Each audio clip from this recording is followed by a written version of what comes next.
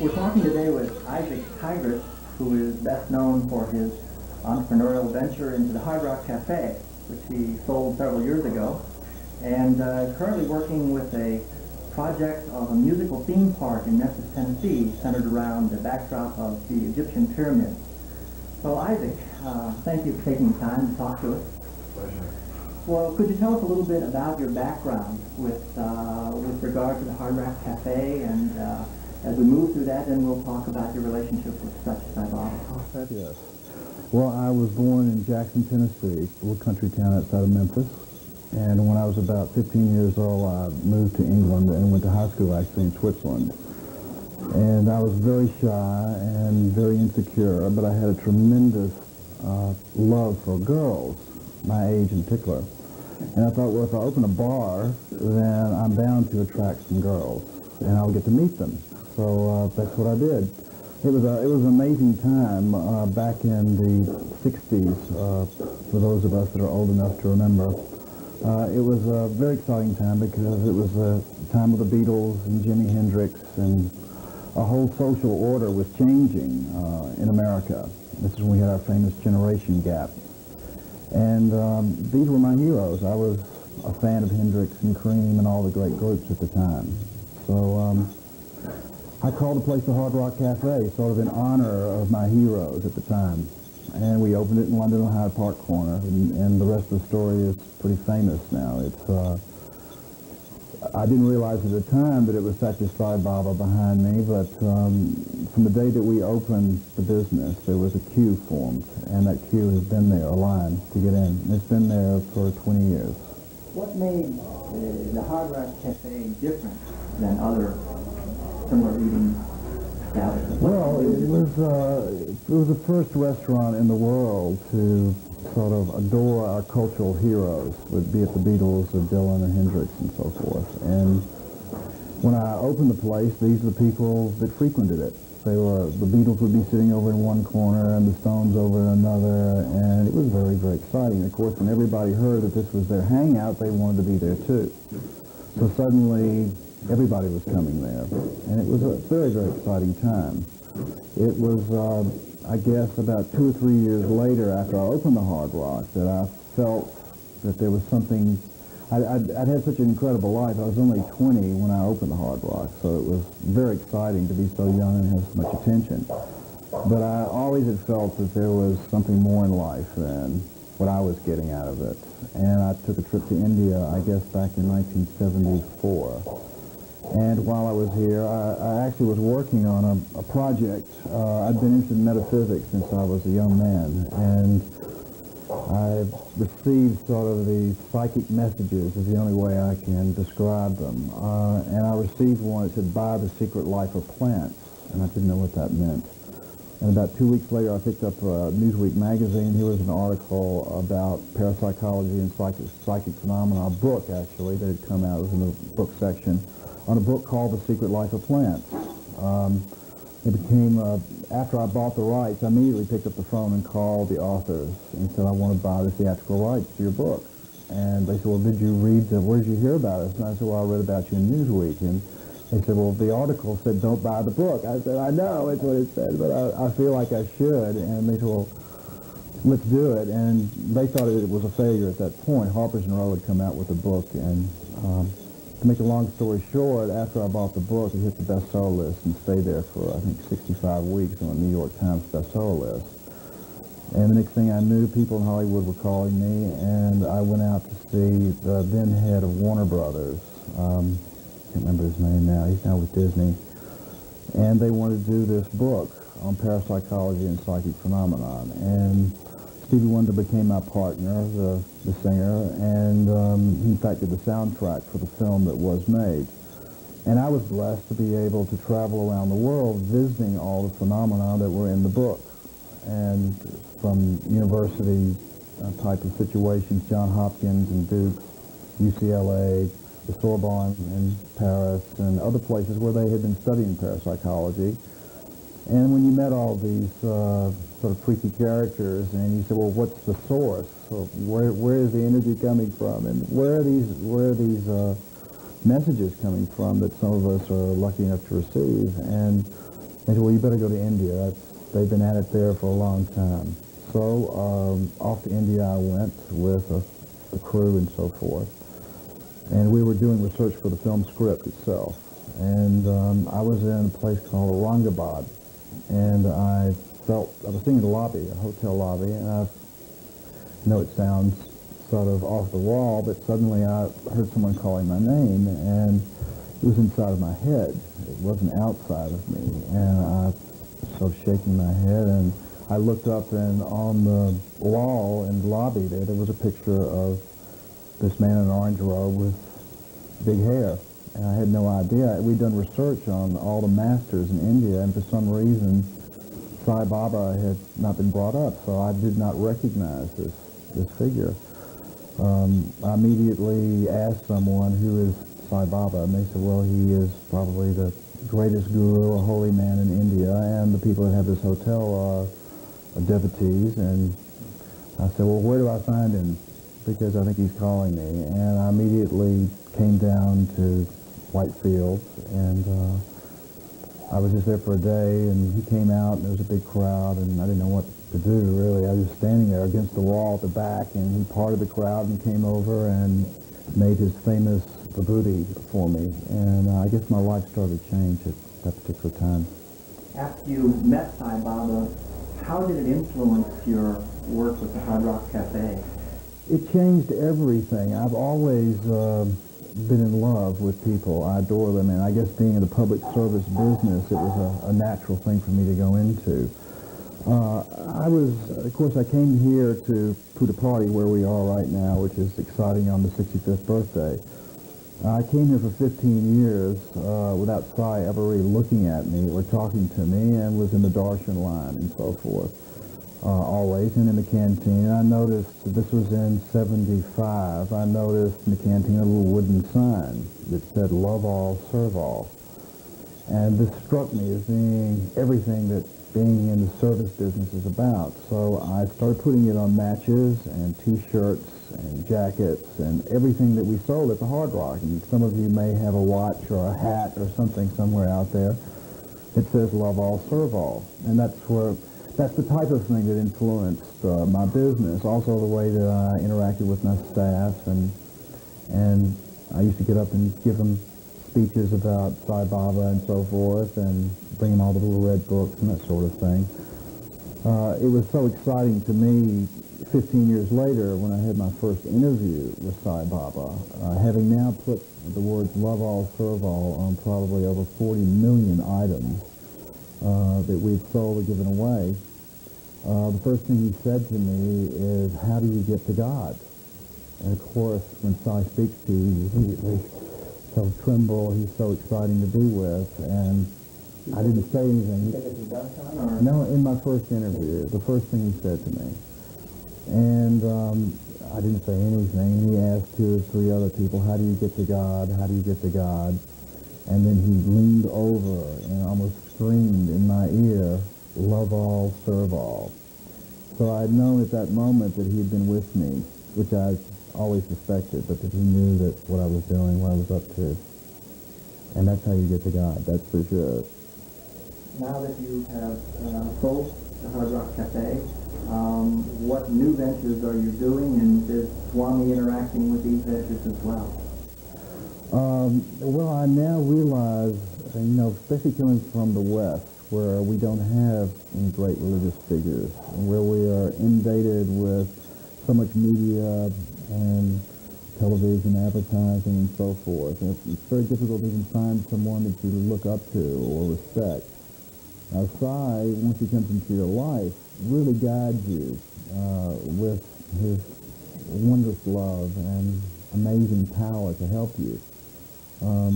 The idea of him being omniscient is, one of the most difficult things to contemplate. We're so limited, and how can this little fellow be part of the universal consciousness everywhere at once? Now, there's a gentleman just in the room a minute ago, Gary Bells, and we had this conversation one night, and he said, I just can't understand how Sai can be omniscient everywhere at once. And I said, well, I can't either. I'm very limited. And we discussed it a little while, and he went to sleep. And about 3 o'clock in the morning, he woke me up, and he said, "You're not going to believe it." He said, "I've just had this amazing dream, and Sai was here, and he told me all about enlightenment, and he put a garland over me, and he had my mother and father sitting over here, and he had my family, my wife and kids sitting over there, and it was just incredible. And I just had to tell you about it." And I said, "Oh, that's great. Going back to sleep." And he did, and we woke up the next morning. We were blessed to be called in for an interview together.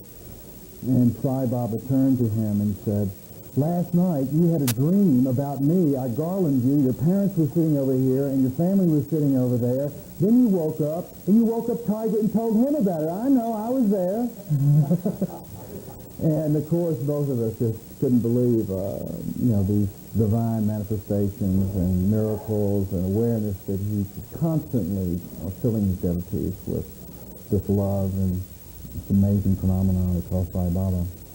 One of the areas that we're interested in exploring with interview with you and other people is the guidance that people feel they receive from Baba. There are a number of ways in which the guidance can come to people, whether it's directly, verbally, or internally, or through dreams and so forth. What are some of your most memorable experiences in that one?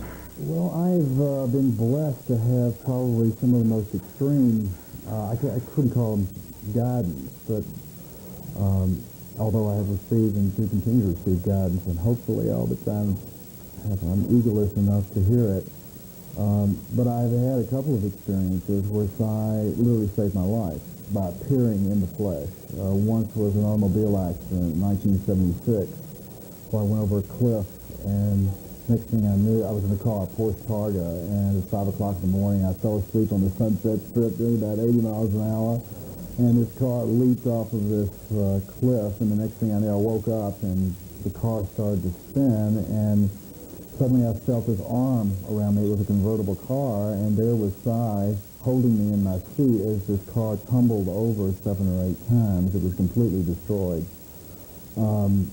I couldn't believe it. I immediately got on a plane to India, and of course sat in the darshan line, and he paid no attention to me whatsoever. About a year or so later, I was being in the trade that I was in. I was exposed to drugs and things like that, and one particular drug I'd been taking caused an epileptic fit in a hotel room in Denver, Colorado, at the airport. And I literally swallowed my tongue, and I went into a fit where I couldn't even move my hand to my mouth to pull my tongue out. And I died.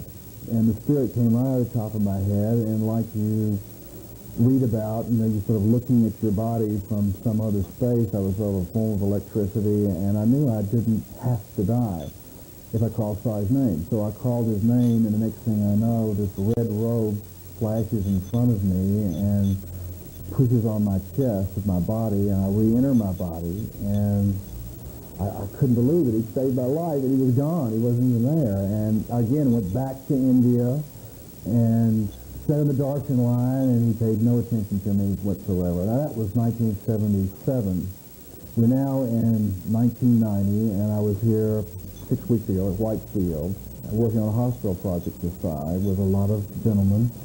And suddenly Sai said, "I saved this man's life twice." This is some 15 years later. And he said, "Right?" I said, "Yes, Swami, yes. And then he leaned over to him and he said, "And many other times too," which I'm also aware of, but of course him not being there. But it's miraculous. It's beyond comprehension. And if you're blessed to have the guidance of one of these divine masters in your life, it is the greatest blessing you can have. How many times have you had the opportunity to come to India and see Baba? This is my about 21st or 22nd visit. I've been coming every year since 1974, sometimes twice a year. One thing that we're interested in is that a number of devotees have experiences where they'll come to see Swami with a particularly strong desire for Swami to fulfill, and find that maybe in some way he ignores them, and that they begin learning through the process of being ignored. Were there ever times that you felt ignored by Swami? 15 years. But at the same time, that's with the form. If you if you get involved with a forum, you certainly expect a lot. Everybody wants an interview. Everybody wants to be healed. Everybody wants something. That's what brings them here. Their curiosity. Of course, Sai is really the man that brings them here. Everybody wants something, but as an old Rolling Stones song, you know, you may not get what you want, but you get what you need. And that's what Sai gives you. I think that part of the whole process, and of course now my dream is maybe someday I can reach another state of consciousness myself, even if it's a tiny one, is that you have to destroy the ego. And that's sort of hard to understand. I mean, Sai made for me on this first interview a beautiful diamond ring, which he's now changed into another ring. But as he's famous for saying, he said, "Diamond?" And I said, "Yes, Swami." He said, "No, diamond." And it's taken me some time to understand what that means. We are all divine beings, which he has taught us. It's the spark that's inside of us. But you have to be very quiet to hear that divine being speaking to you. And if you can still the mind of the ego, then you have an opportunity to get direct guidance from the guru within. What brought you to the 65th birthday?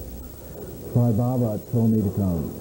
So I am here, just as he told me to move to California and sell my business, and which I did. How did he tell you that? Well, I had an offer for my business, and it was the last thing in the world I wanted to do was sell my business, because I felt that it was his, and I felt that he was behind it and had been behind it. His photographs are in all the hard rocks that I opened. I had an ex-partner who's not a devotee. He opened a couple of hard rocks that don't have the pictures.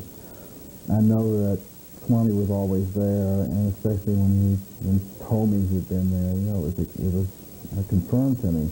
But I meditated literally, is this what I should do? Is this what you want me to do? And the answer came back yes. So I sold it, and it's the best thing I ever did, because now I'm on my next stage in life, and it's...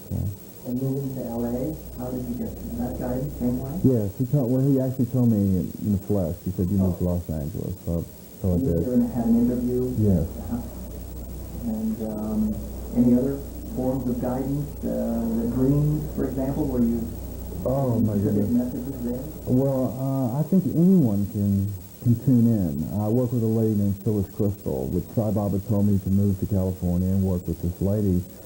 And I thought I was going to be doing some kind of businessman's work. And now this is a very fine devotee who teaches a certain form of meditation. And I've been doing that about 3 days a week for the last year and a half.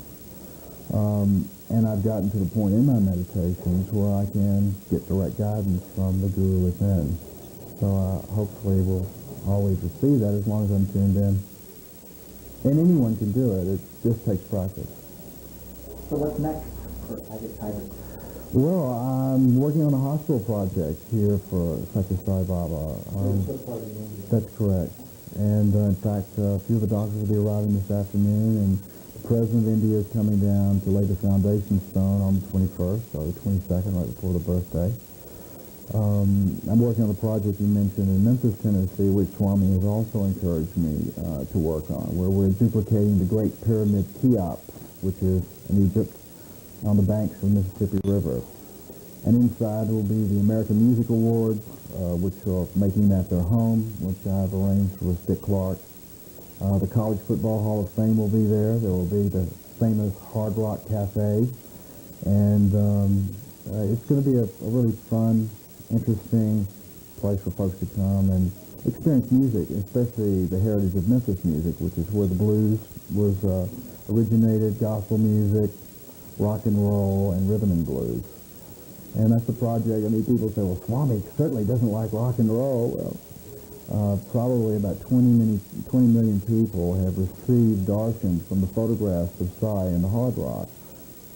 He is everywhere. In fact, I think one of the sweetest things he said to me, he said, "Where is God?" I said, "He's in my heart." He said, "No. Your God is everywhere. It's like a fish swimming through water. The water is above, around, below, and inside. So you are a fish swimming through God." And that is, I guess, was also a turning point in my understanding of the omniscient power as much as one can understand this limited form that we're in mentally. And those words have probably been a guide for me ever since I received them. So, when coming into contact with Swami, each of us, I think, hit certain challenging points when we're working on our own side and our own spiritual growth. Is there anything along these lines you would share with us about your own challenges and what you're working on to improve your spiritual life? Well, you have to define your spiritual life sometime in your life. In many cases, people, and especially in today's sort of irreverent, irreligious age, which is a very dark age of man, really, people don't really receive a lot of religious guidance and so forth. And they never really consider defining their spirituality until they come against death, or they get very old and they realize the mortality is about to happen.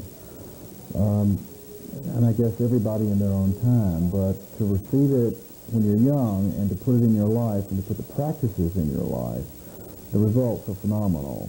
Sai Baba has guided me as he's guided all of us, and again given us just what we need. And as he says himself, follow your own chosen God. He doesn't say that he is the only God, or in fact he told me the first interview as well, so I'm a messenger of God.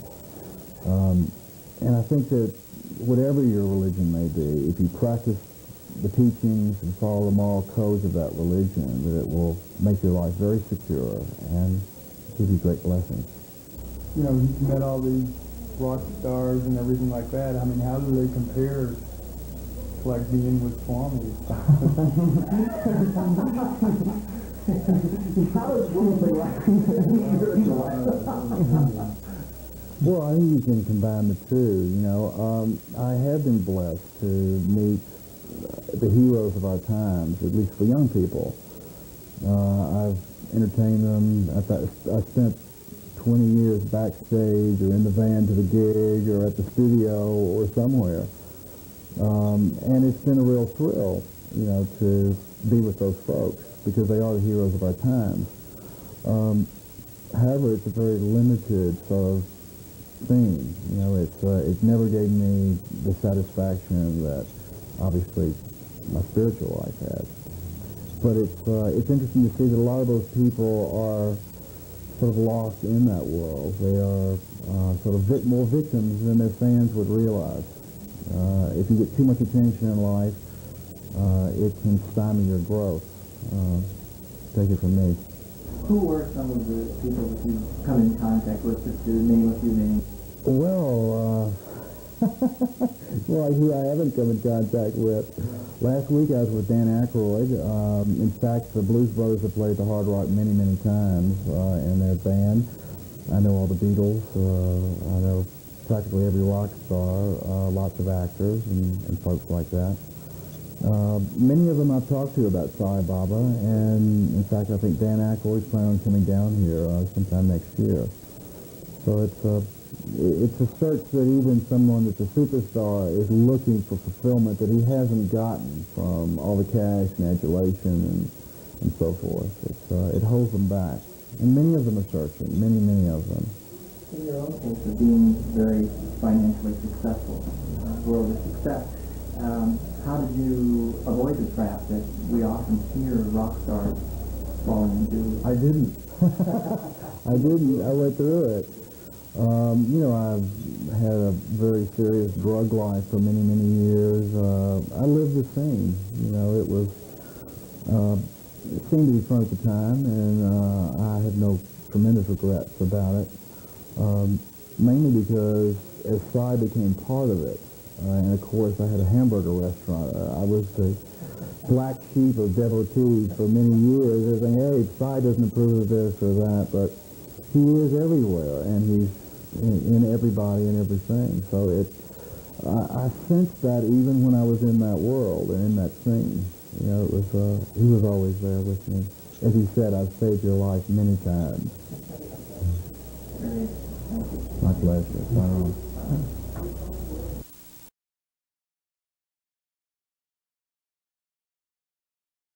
Isaac, we're so glad that you're here today, and we look forward to your talk. Thank you.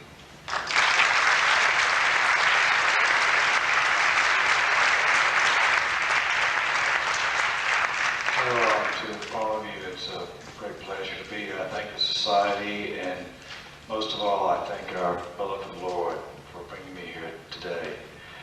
I appreciate those words of Sai. It's the first time I've actually heard them. I was sitting behind him and I didn't hear the translation. And it's the first time I've heard actually what he had to say about me. I wonder if it's all true, but it must be. I feel worthy at times and I worry about it at others. I thought today I would tell you my story. I am from Jackson, Tennessee, a small town outside of Memphis, Tennessee, where I grew up. I had a beautiful childhood until the age of about 13. At that time, I witnessed the death of one of my brothers. My older brother shortly afterwards went insane and eventually took his life. My parents were divorced, not before my father, who sort of ran the town, had the largest industry in the town, destroyed the family name and the business out of guilt. For many, many years I suffered from these tragedies, not unlike tragedies that many people experienced in this room, and was always very confused by it, carrying great pain. But it wasn't until I had the opportunity to ask such as Sai Baba a question, which he allowed me to ask. I said, Swami, why was I born into a family with so much pain, with so much tragedy, insanity, death, destruction? He smiled and said to me, to soften your heart. Suddenly, what I had considered to be a horrible upbringing, I realized was perfect. Because it had it had made me sensitive to everything and everyone in my world.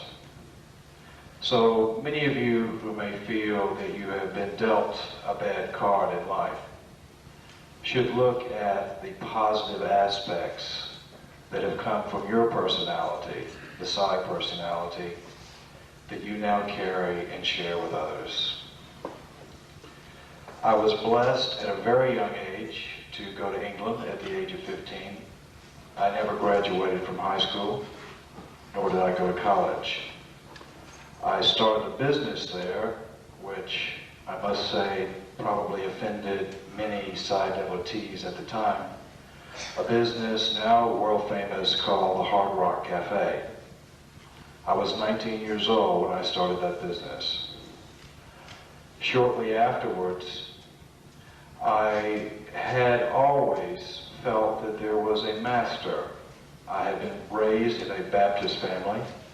I come from a long line of missionaries and ministers, many of which are probably praying for my soul at this very moment if they knew I was here. And I knew that there was a God. I knew that there was a Lord, and I had always been very, very interested in the metaphysical side of our existence in this life. Shortly after starting this business, after a year or two, it was very successful. In fact, Sai Baba arranged for it to be successful from the very first day, despite the fact that I didn't know what I was doing. There were lines around the block of this institution, and still are at this very day. I was ashamed that I had not gone to college. I had not graduated from high school. So I wanted to go back to school, and I went and took some courses, extension courses at Harvard University in 1973. It was there that I read about a book in Time magazine, a book that I had dreamed about some 2 weeks previously. It was called The Secret Life of Plants. It was a book that was published by Harper's and Row in 1973 by very distinguished authors. It was about parapsychology and paranormal events around the world. I immediately picked up the phone, having dreamed about this book some 2 weeks before. I called the authors and I asked them if I could buy the theatrical rights, in other words, the movie rights to this book. The gentleman said, my goodness, Mr. Tigrett, I'm so glad that you called. You've probably read the reviews. The reviewers in all the magazines said, don't buy this book, it's crazy. It's about all kinds of weird stuff and none of it can be proven. And we were at the point really almost of thinking about suicide, my partner and I, because the book has not sold one copy and it's supposed to be a big book for Harper's and Row. I said, I don't care, I feel that it's my duty, I must buy these rights, which I did over the telephone and through some telegrams shortly afterwards. We concluded the deal. 6 weeks after I bought these rights, this book suddenly turned around, hit the New York Times bestseller list, and stayed there for 57 weeks. Only Shogun, I think, by James Clavell, has topped the sale of this book, which still continues to sell today. I was then suddenly called to Hollywood because this book was a bestseller, and the next thing I knew, I'd done a deal with Warner Brothers to distribute a film. Stevie Wonder, the famous artist, called me and we shared the production rights. He did the soundtrack for the film, which is an album by Stevie Wonder called The Secret Life of Plants. And I was blessed to spend the next year of my life traveling around the world in preparation for the screenplay for the film, visiting all the phenomenon on the planet. We went to fabulous institutions like Duke University, which has a parapsychology department and probably the most famous in the United States, started back in the 30s. We went to Johns Hopkins, UCLA, many institutions that were now delving into this unknown nature of man. And everywhere I went, I would meet various individuals, so-called psychics, people who had extraordinary powers of perception, but none could tell me where it came from. They all suggested you must go to the East, because here in the Eastern land, this ancient wisdom is still known and still practiced today. It was on my first trip to the East that I first heard of Sathya Sai Baba. I was in a place called Aurangabad, which is in the northern part of India, and I was sitting in a hotel lobby, and suddenly in my mind, which I've been having lots of strange experiences since I was a child, I heard this voice say, hey, you've come at last, come and see me. I looked around this hotel lobby, and the only thing that caught my attention was a portrait of Sathya Sai Baba, which was hanging in the lobby. Although I'd heard of him, I had never seen his photograph until that moment. When I discovered who it was that was speaking to me, I immediately went down to Bangalore the very next day. My experience began, I was very curious, obviously. We all are on those first visits, and I'm sure if you all think back to your first time, and if those have been blessed enough to go to where you are today, you've all had such a miraculous transition. I stood at the back. It was a festival day. There must have been an unusual number of people at White Field, probably 8,000 people, I don't know, but I came late as I usually do, including today, and I stood at the very back against the wall. Sai Baba came out, parted the crowd, walked right up to me, started making a circular motion with his hand, and out came this gray powder. That began my journey with Sathya Sai Baba. He didn't say anything to me at that time. I ate the vibhuti, which I'd been instructed to do by devotees there, and left there thinking that was an absolutely fantastic experience. It was on my way home that I had my second and most interesting experience of the paranormal. I had immediately, I must say, as all of us probably who've had the Sai experience there, many of you know that it's referred to as doing your dirty laundry. I was very confused. He had brought out all kinds of things in me. And of course, this is the way masters have always taught. They have to bring out the worst in you so that you can get over these things, so you can recognize these things and deal with them.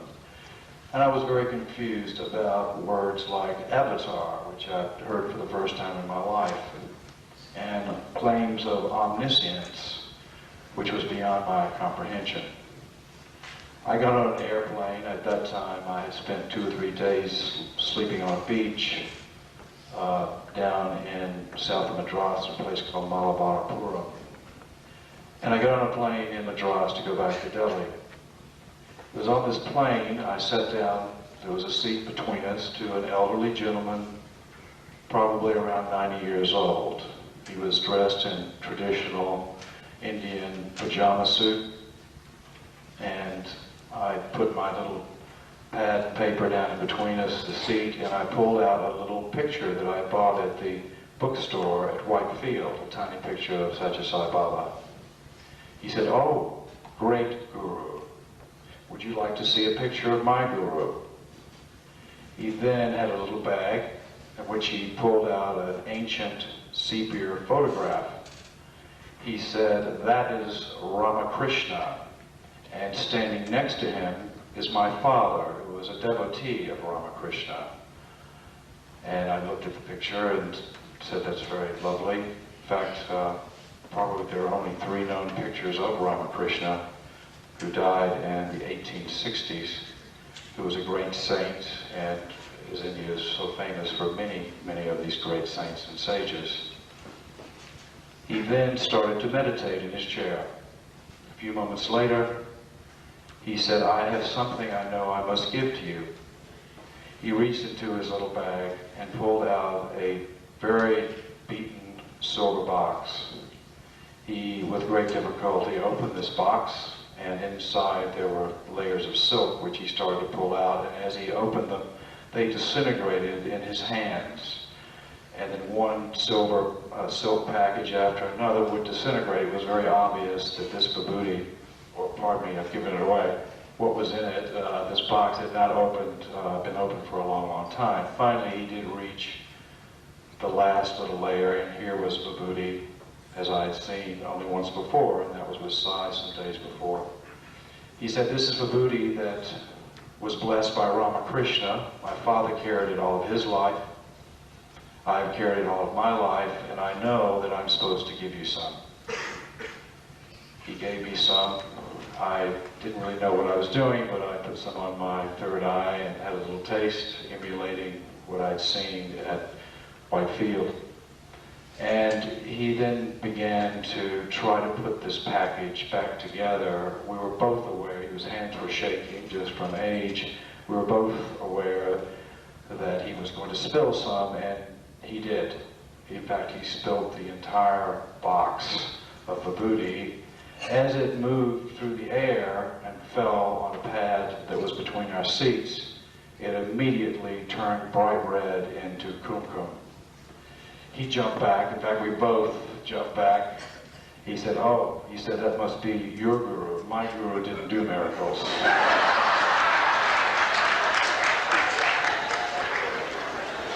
He told me to keep it with me, which I have kept and I have on my puja table. In fact, I feel a great affinity to the soul and spirit of Ramakrishna, which is obviously close with our own Lord. And I go to Ramakrishna missions whenever I have the opportunity, especially in Bangalore. The bhajans are beautiful there. So this began this wonderful journey to the lotus feet for me. It was a long journey. In fact, 15 years between the first visit and the first interview with Sathya Sai Baba.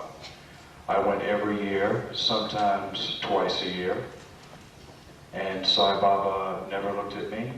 He never mentioned my name. He never spoke in my direction. He never called me for an interview. In fact, everyone was quite certain he was ignoring me very, very well over those 15 years. In fact, I was sort of the joke around the ashram. I finally got a job. You know, I wanted to do something in service.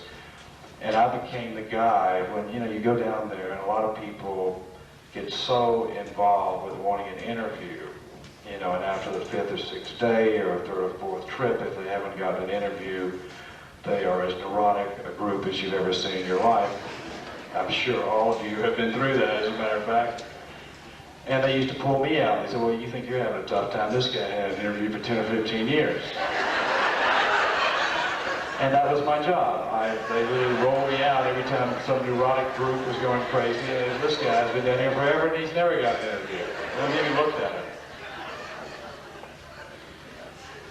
it. It was no trouble at all to go there and not receive an interview. It was just a blessing to be there, just to be near him. I did have a number of experiences, which I will share with you briefly, that aided my road to faith, also confused me as much as it aided me. 1975, some 3 years after I had first gone down there, 2 years, I guess 74, yeah, a year or so after I'd gone down there, I was here in California, and I went to a party somewhere late at night. I'd had a bit too much to drink, so I waited until about 5 o'clock to go home. I was in a friend of mine's brand new Porsche Targa, which I borrowed, and I had a home down in Malibu on the beach. And as I drove home at 5 o'clock in the morning, I fell asleep at the wheel, doing about 85 miles an hour. And this car leapt from the road. As it began to turn in midair, which it did about a dozen times before it stopped down a ravine, I suddenly woke up and looked to my right, and here seemed like a figure sitting next to me in this convertible car. It put its arm around me. The car went over some dozen times and was completely destroyed. There were no doors, there was no windshield, there was nothing left. I had no seatbelt on. And I knew it was Sathya Sai Baba. I left the next day for India to thank him, and of course his thanks or recognition was non-existent. He didn't even look at me, he didn't talk to me, and I went through a lot of confusion, of course, about that. A couple of years later, I was in a hotel room in Denver, Colorado, and I had an epileptic fit. This was brought on by a large dosage of drugs, which I was taking at the time, and I literally lost all motor response. I was hyperventilating, foaming at the mouth. I suddenly fell to the floor. My vision was blurred, and the next thing I knew, I swallowed my tongue. I couldn't even reach my hand up to my mouth to pull my tongue out. It was a state of epilepsy. And the next thing I know, I am dead. And the spirit, like you've read about so many times, came right out of the top of my head. Suddenly I was in the room looking down at myself in a state of peace, I must say. It was pretty nice to be there. And the information came to my head that it was not necessary to die at this time, that all I had to do was call my guru's name and he would save me. I called Sai Baba's name in this formless state, and suddenly he was in the room. He picked me up, put me on a bed, pulled my tongue out of my mouth, and pressed on my chest. When he did this, my spirit went back into my body, and as I was looking up, it was all blur, but all I could see was a red outfit with 3 little gold buttons. I again, the next day, left for India to thank him, and was ignored entirely the whole trip. These are very extreme experiences. Many of you have had the same experience in a more subtle form. It is just his presence. It's just that I was such a bad boy, he had to really work hard to keep me alive. But many of you experience these this feeling of Sai being with you, which he is, almost on a daily basis. In fact, it's so strange. As I was sitting here today, I really realized for the first time that I believe, for the first time in my career of trying to be a devotee, today I really do consider myself a devotee of Sathya Sai Baba. I have given him my heart, my actions, everything that I have. It was a long road. It is a long road for all of us. So I'm very grateful for this experience, because I will come away today for the first time feeling that indeed I am a devotee of Sathya Sai Baba. 15 years of sand time, that's what I call those 15 years. In fact, in the early days, the mandir, in front of the mandir, was sand. Now it's concrete. They've made it a little bit easier for the water to run through and so forth. The sale of the hard rock sort of culminated in the 15th year of my business. Sai Baba arranged for someone to come along and offer me too much money for my business, and it was an opportunity for me to fulfill a promise that I made to him after I met him for the first time.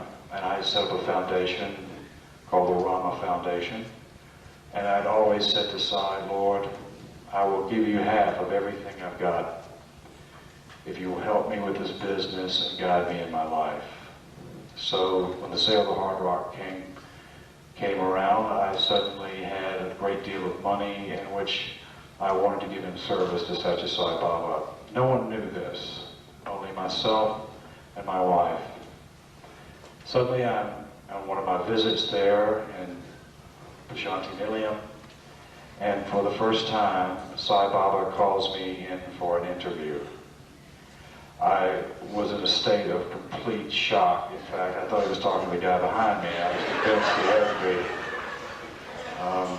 I went in for my first interview with our Lord, and he said, as those of you who've been blessed to have an interview, it's a small room. There were another of other people from around the world that were there. And he said to me, I guess he'd been waiting to really pick on me good in person. So he put all the heat on me. He said, the first thing he said is, where is God? I said, God is in my heart. He said, no. God is everywhere.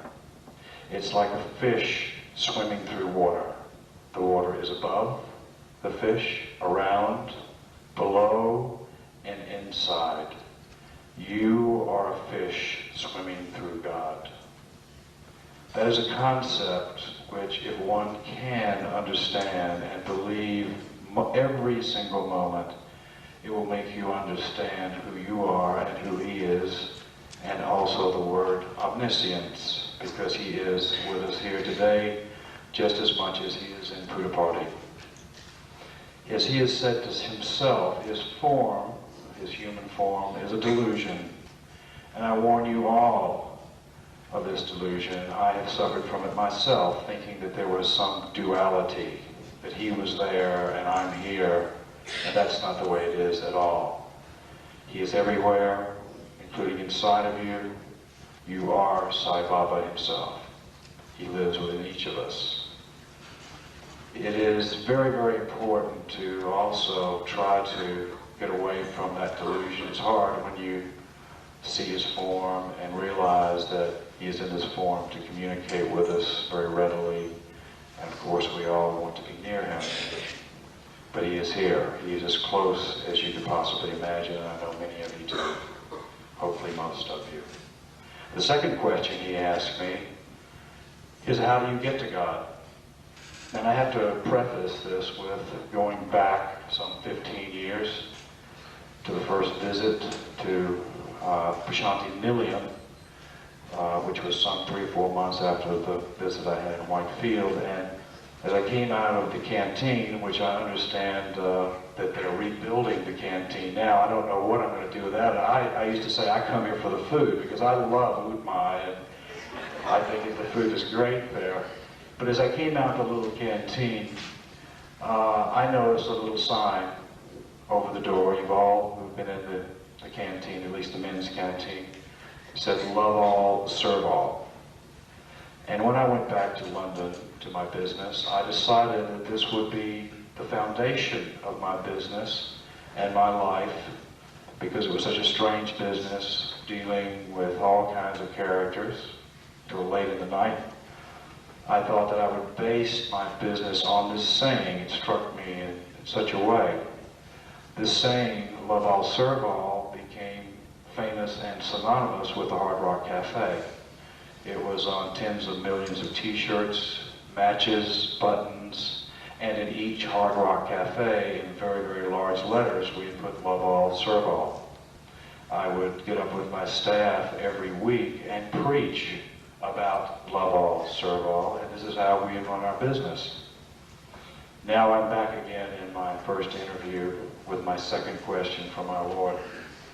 And he says to me, "How do you get to God?" Having missed the first question, I did not answer. He asked someone else, "How do you get to God?" He then turned to me, looked me directly in the eye, and said, "Love all, serve all." I knew then, as I had hoped and prayed, that he had been with me each and every step on my journey in my business and in my life, and of course burst into tears. He told me, as he took me back into the inner sanctums there for when he really lays you on the heavy stuff, and said, in fact it was very sweet, he took his little hand like this, and he said, a new chapter is beginning, a new page is turning. He said, "I want you to work with me." I said, "Swami, it is my honor and my duty to work with you in any way that I can." And I told him that I had set up a foundation called the Rama Foundation, and that it had a great deal of money, and that I would like to use it in service in some way. He said, "Yes, I know. So we will use it to build a hospital here in Prasanthi, Nilayam." And there my journey with the hospital began.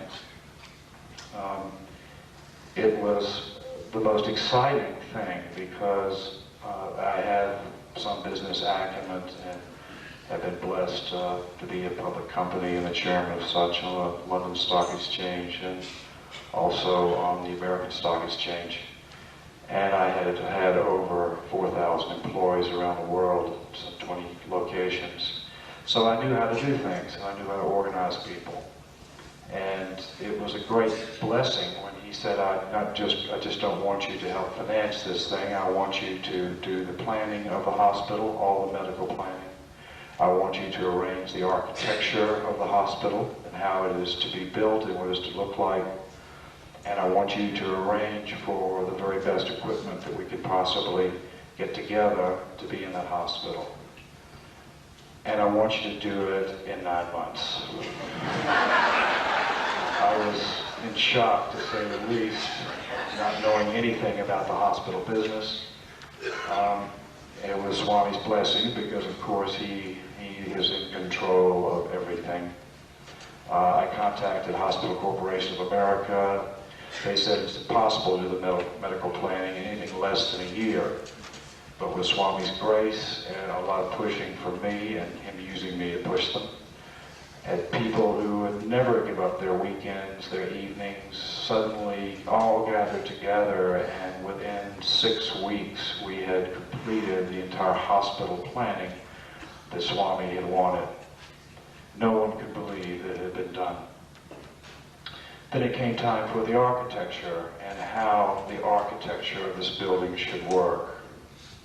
And this, indeed, was one of the great blessings, meeting a wonderful man whose name is Professor Keith Critchlow. He is the world's only teacher of sacred architecture. He knows all of the ancient geometry. He understands all of the etheric forms that were used in the beginning of architecture that has been lost in time. He knows the importance of these forms on a spiritual basis and how it connects us with our own etheric body and with God himself. I contacted Professor Critchlow, who is not a Sai devotee, but had heard of Sai Baba many times, and wanted to go there. We went down to meet with Sai Baba, and he blessed Critchlow and said, yes, you know how to do this, only you. I will work through you. It's really fascinating because the first gesture for the hospital was actually sanctifying the land. There's a certain mandala, which is, if you know what a mandala is, in fact the famous rings that he gives, which are 9 by 9, that's a mandala. It's an ancient symbol. It is just like a mantra. It is a very powerful, powerful thing. And we asked Swami, Professor Critchlow said, Swami, shall we use this in particular mandala, which is, no one even knows its beginning, but sometime 10,000 years ago, or the very beginning of time. Swami said yes. So we went out to the land that Swami had purchased, and as we're going out, Professor Critchlow told me, you know, I did this for some Tibetan lamas in building a monastery some years ago. That's how I knew, in fact, about this mandala and how important it was, but it doesn't work unless there is an eagle flying overhead of the property or near the property at the time. When we got out to the land, there were 5 eagles waiting for us. 5. All sitting right on the spot, the center of the property where this mandala had to be drawn. As we approached, they didn't even get up. They just sort of scooted aside, and we drew the mandala on the ground. We also chanted sacred mantras, and the land at the beginning was sanctified, at least as much as human beings can do it in the small spark that they have within them. Shortly afterwards, Sai Baba came out, and of course, we had a puja, and we broke coconuts, and we knew that it was sanctified completely then. Professor Critchlow designed this hospital with a fabulous team of architects in London who worked, literally 100 draftsmen worked day and night to actually do the building drawings themselves. We were told once again that to actually, because this is a massive hospital, it's 280,000 square feet in that building, we were told that it would be impossible to produce these building drawings in anything less than 8 to 9 months. Through the grace of Sri Sathya Sai Baba and his will, those plans were completed in 6 weeks, with 100 draftsmen working day and night. They were approved by Sathya Sai Baba. It then became time to start the actual building. We were down to about 8 months. Swami had, of course, at his birthday that year, announced that in 1 year's time, the model for healthcare in India, indeed the world, would be opening at Prasanthi, Nilayam. It's very interesting to note, too, I must say, that when Swami began the university system and the school system, he said at that time that the school system that he was going to create, a free educational system, would become the model in India for its educational system. The President of India, or rather the Prime Minister of India, who came and spoke the day the hospital was to be dedicated, in his speech he said the educational system that Sai Baba has created over these past 20 years is now going to be the model for the Indian educational system. Indeed, Sathya Sai Baba also said that this hospital would become the model in the future for free hospital care. And really, it's just, the thing that's fascinating about it, it's based on service, it's based on love. It's putting back the education of human values into service that all of us can participate in. And I have no doubt, as I'm sure you do not either, that this will indeed become the model for healthcare in India.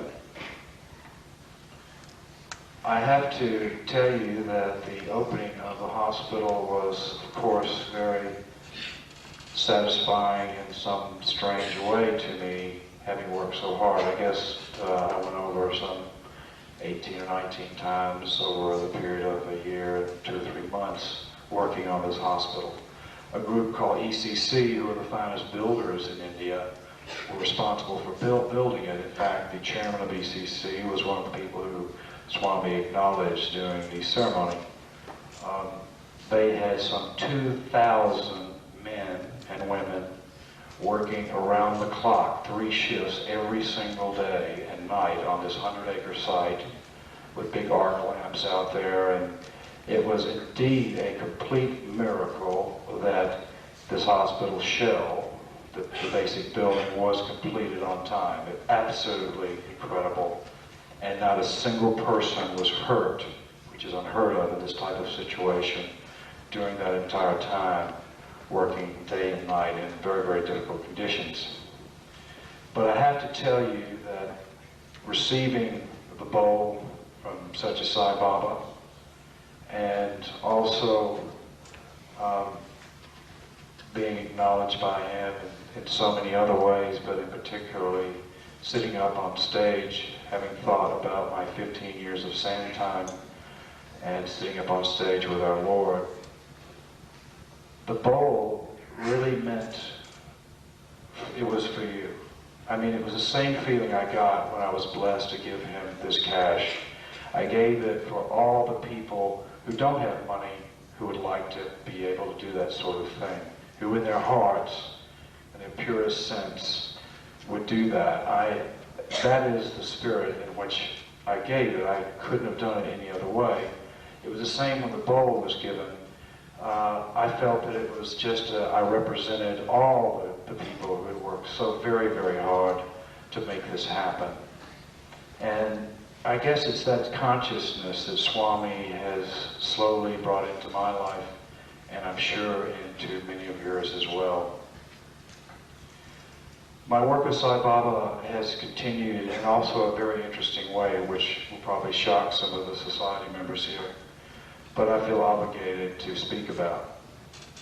Sathya Sai Baba also, at that same time, when I had my first interview, told me to move to California from London, which I lived for some 25 years. He told me that I should work with a lady named Phyllis Crystal, which I had no idea what that meant. In between the work for the hospital while I'm here in California, Swami got me a house literally around the corner from this lady. She's a very famous devotee of Sai Baba. She has great mystical vision. She has created many meditation techniques which come directly from Sathya Sai Baba. I have been with the two of them many, many times together, and he completely directs this work. I have been blessed to be taken. We get together, I guess, for 2 or 3 hours in the morning, 2 or 3 hours in the afternoon, in a form of meditation which Sai Baba has taught us. By the way, he has directed her to write a book on this, which is, I don't think, even available, or maybe it probably shouldn't be, in the side Tustin Book Center. But it's called Cutting the Ties That Bind, and Cutting the Ties That Bind Part 2. I can only tell you that this experience of understanding what these books are about is the greatest experience of my life. I want to share them with you only for one particular reason, and to let you know where that Sai is really working on many, many levels and dimensions. We travel, and I can only say that over the past 2 years, I guess I have experienced some 400 or 500 hours of travel where Sai Baba has taken us to other dimensions. He has taken us into the past. He has showed us the fabric of the universe. He has explained to us many, many of the ancient secrets that have been lost in time. But most of all, he has shown us his incredible omniscience and work that he is doing on many, many dimensions, as well as this one. It is the most incredible experience of my life. It is a fantastic knowledge to have. By the way, and I even wondered, why in heck is he, this fellow from the Hard Rock, why is he got me doing these metaphysical things? He took me back to a past life where he showed me that I had been a priest. This is some several thousand years ago, with great metaphysical knowledge and power. My ego had gotten in the way, and I had harmed many, many people by using this power for my own benefit. He's explained to me that this life is an opportunity in which to rectify the harm that I've done in the past. And it is this work which is really the work that I feel so blessed to be doing for Sathya Sai Baba. I know it may sound all very strange to you, but I felt like I must share it with you because it is absolutely phenomenal to see our Lord at work in many, many areas which we are totally unfamiliar with. I will only tell you of one incident, and I feel that it's okay, although he hasn't given me permission to even talk about this. I thought about it a lot on the way down here, whether I should mention it to you or not. But about 2 years ago when I started this work, he took us to this, let's call it this etheric dimension. And he showed us this thought form, because what happens when you think, and this is why all of you must be so terribly careful with your thoughts, they are as powerful as you can possibly imagine. Lust, greed, anger, hatred, cruelty, all of these things are human energy. They're just like the laws of physics. They may change, they may go somewhere, in most cases, into another dimension, but they do not die. And over the ages, this energy has collected on this etheric level. He took us to Russia. He, in this etheric level, showed us the entire Russian country. And over the country was this massive black cloud. He said, this is the oppressive energy which has oppressed these people for over 1,000 years, long before communism. He said, this powerful energy form is made up of fear of extreme punishment. And it's like a living beast, and it was absolutely controlling. I must tell you that in any of the ancient texts, you will continuously find in every religion, as above, so below. There's a distinctive balance between this dimension and others, a reflective balance. All I can tell you is that Sai Baba was there. He called forward these angels, is the only thing I can call them. He brought forward these beautiful golden needles. We then went around this cloud, and he said this thing is so powerful it would destroy you if we disturb it. But we could put little holes in it. And we took these needles and we went specifically at various points in this cloud and pierced this cloud. He said in time, all the energy will seep out of this thought form which is controlling this great country and these people. That was 2 years ago, and the rest is history. It is so fabulous to know that he is working to change this world. Many of you may be feeling great anxiety these days. I know I am, because a new world is coming. Sai Baba has told me several times that, and it's written, in fact, that this is the beginning of the golden age, the last yuga of man. So we all must prepare ourselves for this. It's time to put away any petty thoughts and really follow Sai's words if we can. He is with us as he is here today, and I am blessed to have imparted this knowledge to you, as strange as it may sound. Know that he is the one, and he is here with his righteousness to change the path of mankind, and is doing so on many levels.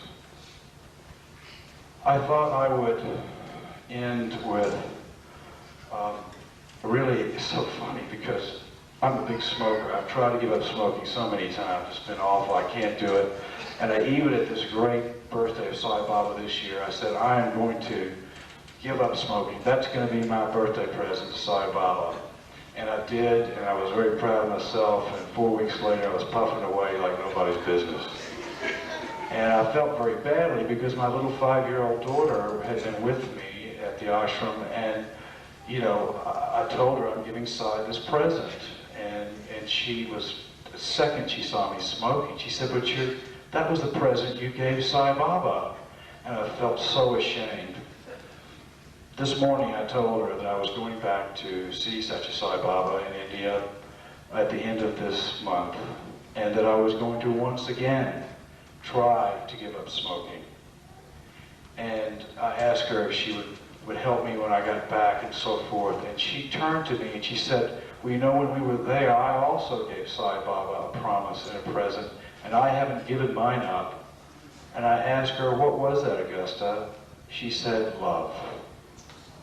That is all he wants from all of us. That is the gift that is, in fact, his very fabric of what he is and what God is and what we're all swimming through at this very, very moment. I hate to do this to you, but Sai Baba told me I had to sing. So one thing I can't do is I sing off key, but I'm going to try. I tried it once before at a site thing completely off key, but I'm going to give it a shot. This is a song that I sang all the way down the car coming here today, and it is also a song that I first heard at the ashram in India some 15 years ago. So bear with me.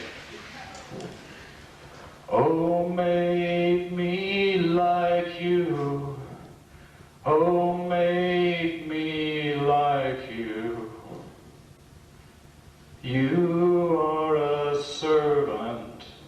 Make me one too. Oh, Lord, I am willing. Please do what you must do. Just make me like you, Lord. Make me like you. Sayonara.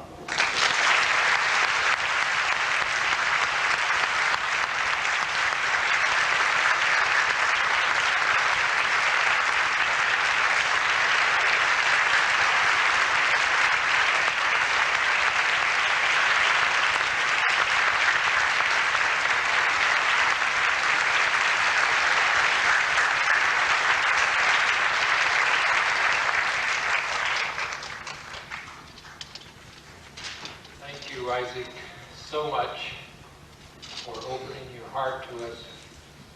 I know all of us here especially thank Swami for sending you here today to share with us beautiful experiences, going deep inside to open our hearts.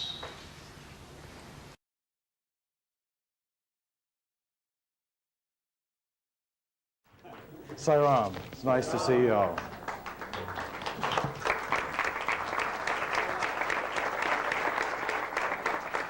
I really don't know what I'm going to say today. I just wrote a few things down here on my way out here. I must thank the Sai organization for being so kind to ask me to come and speak with you, and of course for Sai Baba allowing me to speak to you. It's a great thrill for me. I'm a little nervous. I'm not a public speaker. Sai Baba's been making me one, however.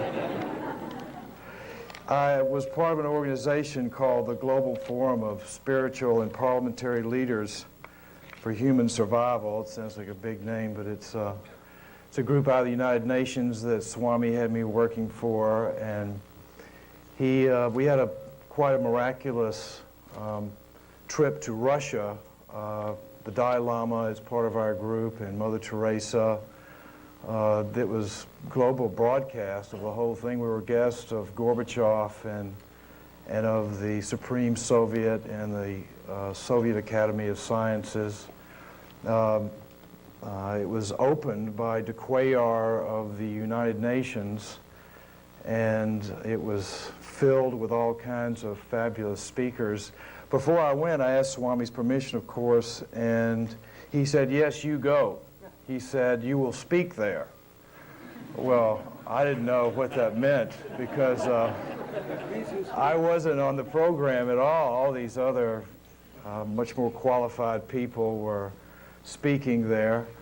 It was a fabulous conference. It went on for about a week. There were 2,000 delegates from around the world. These are all the spiritual leaders from around the world. All of the parliamentarians from around the world. Senator Albert Gore spoke there, the Prime Minister of Norway, the all kinds of wonderful, wonderful speakers. And Sai Baba, in fact, told me, he said, now I don't want you running around doing what you usually do, trying to organize everybody. He said, I want you to stay in your room and be ready to speak. Well, the only way I could interpret this is that I would probably meet someone there at the conference. And this is very important because I think this is the way Sai wants us to speak to everyone, to wait and look and be available to let him speak through you to someone. So I went to my room and I was just sort of meditated, and I didn't go out and scurry about like I usually do. The conference went on for a week. It was dynamic, some of the greatest speakers in the world. And at the closing ceremonies, the head of the organization came up to me and said, we want you to speak, Isaac. So I was terrified, sort of like I am now. And I like now, except for a few little notes, I just stood up in front of this massive group with a global audience. It was being transmitted by satellite, and asked Swami to speak through me. And he gave a miraculous speech all about love.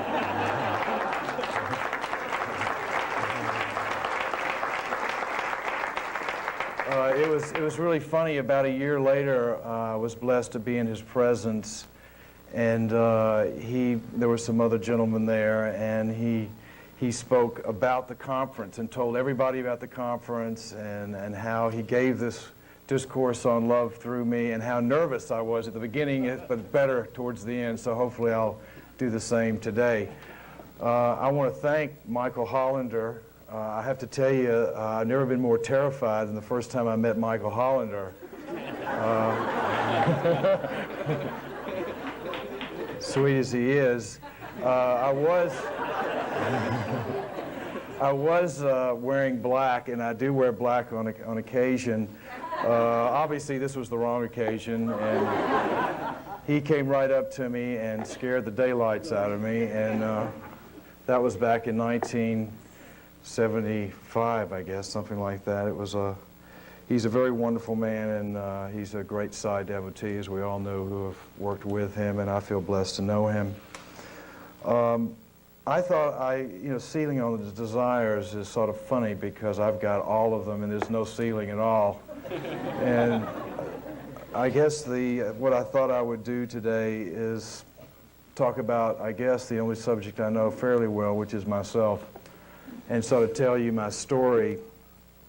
I'm from Jackson, Tennessee, which is a small country town between Nashville and Memphis, Tennessee. I was raised there until about the age of 15, and then I went to England. My mother and father were separated, and he went to England, had businesses there, and I was blessed to go there.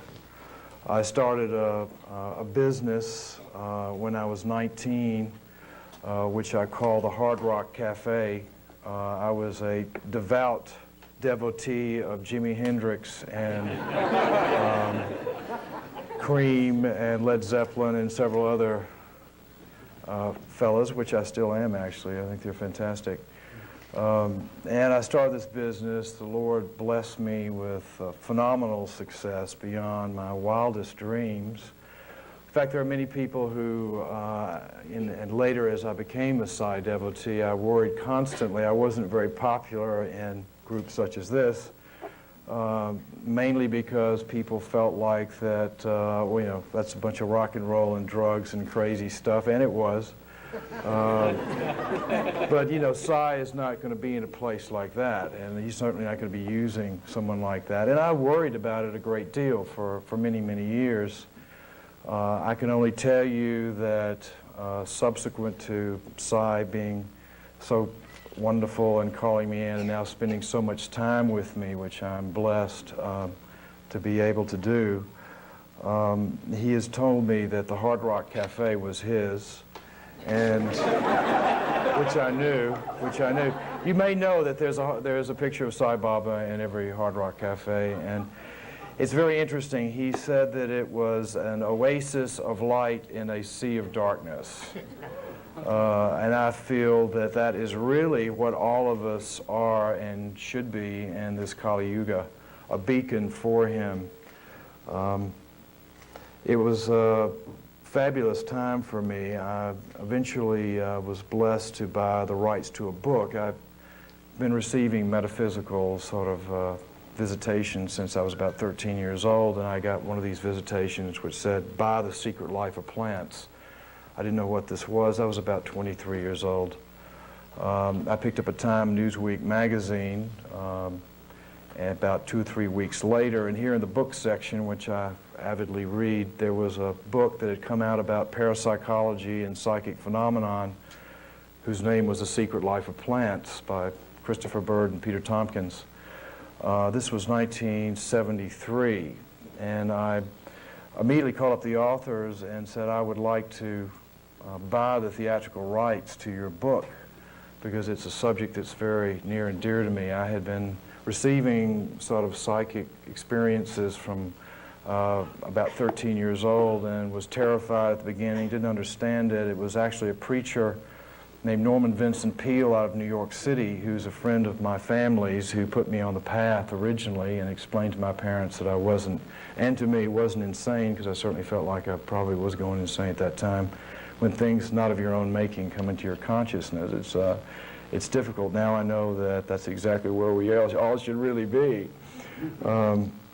It was very interesting in that I bought the rights to this book. I called these authors, and the guy said, "Oh, Mr. Tigrett, I can't believe that you want this. It's a complete failure, this book." Harper's and Row had published it. It had been their big Christmas book, and it had been received very poorly. In fact, the article I had read was very down on the whole subject of phenomenon. And I said, "I don't care. I know I'm supposed to buy that theatrical right from you," and I did for practically no money whatsoever over the telephone. 6 weeks later, it hit the New York Times bestseller list. It stayed there for 57 weeks. And the next thing I knew, I was one of the most popular guys in Hollywood for a very short period of time. And it was really quite fantastic. It took me to California, and Warner Brothers I made a distribution deal with, and was blessed to then go out with Stevie Wonder became my partner in production of it. And he's a very spiritual gentleman, and was very blessed. He did the soundtrack to the film, which is an album, relatively unknown album that he did called The Secret Life of Plants. And we went on a journey around the world for about 8 or 9 months as we were writing the screenplay to research all the phenomenon on the planet, which this book had been written about. We went to places like the Casey Institute in Virginia Beach. We went to the University of California in Southern California, where they had a parapsychology department. John Hopkins, Duke. I remember going down to Mexico. They had a gentleman there. He actually was an indigent street gentleman who could take Polaroid film and put it up on his forehead and make any type of photograph appear. If you wanted a picture of the New York City skyline with JFK silhouetted over the top, he would do it for you. In fact, he would do it primarily for alcohol, and I remember distinctly that later on during the day, the buildings would start to slam a little bit, things like that. It was pretty exciting. But this journey eventually took me to the mothership of phenomenon, our beloved India, the most fantastic land on this planet. I mean, it is rich with everything to do with spiritualism. It is a people who have kept the spiritual train running. It is wondrous that this fabulous land, which many of us have been blessed to go to, is still there in the midst of this Kali Yuga to protect and proclaim that God is everything and everywhere. And it was on this trip that I was, in fact, in a hotel in a place called Aurangabad, which is in the north. And something started coming into my consciousness. It said, "I've been waiting for you, you've come." I'm looking around this hotel lobby. I happen to be in a hotel lobby there. And there was no one there except people scurrying about. I heard this voice again. I realized that it was my inner voice speaking to me quite loudly, and I looked up and there was a photograph of Sri Sathya Sai Baba. I asked someone who this was. He had not even been on my list of masters to visit in India, of course. And they told me that this was their national treasure. I knew that that was the master that I had been searching for many, many years, or suspected it, and got on a plane and went down to Whitefield, actually. It was a Sunday. There were probably the usual 1,000 or so people there, and I sat at the back on the wall. In fact, I didn't sit, I stood, dressed in black, of course, and Sai Baba came out and he parted the crowd and walked right up to the wall where I was standing, and I had seen him move his hand for a few people, and they had put their hands out, so I thought that's what I was supposed to do, and he made vibhuti for me, and that began my association with Sathya Sai Baba. That was 1973. In fact, he said to me at the time, he said, "Eat it, very good." So I did, and I didn't speak to him again from 1973, although I went there every year. I would spend a couple of weeks, sometimes a month, sometimes longer. Between 1973 and 1989.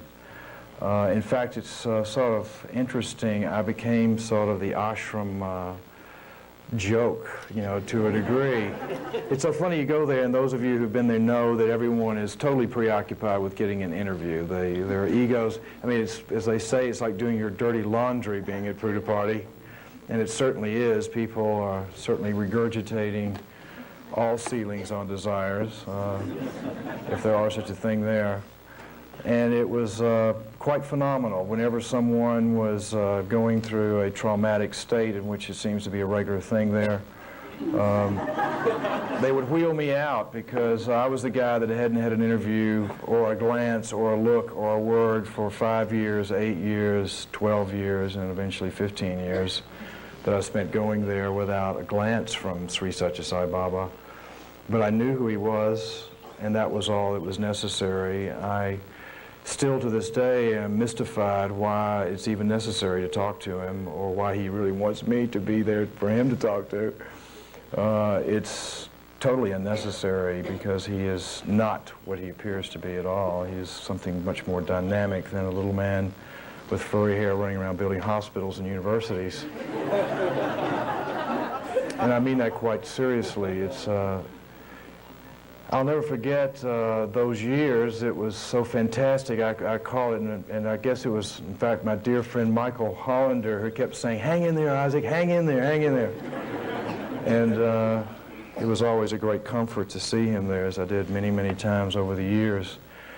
I was really sort of in a state of shock when he did call me. I think the reason being is that I had a number of fabulous experiences over that 15-year period where I guess he was forced to reassure me who he was.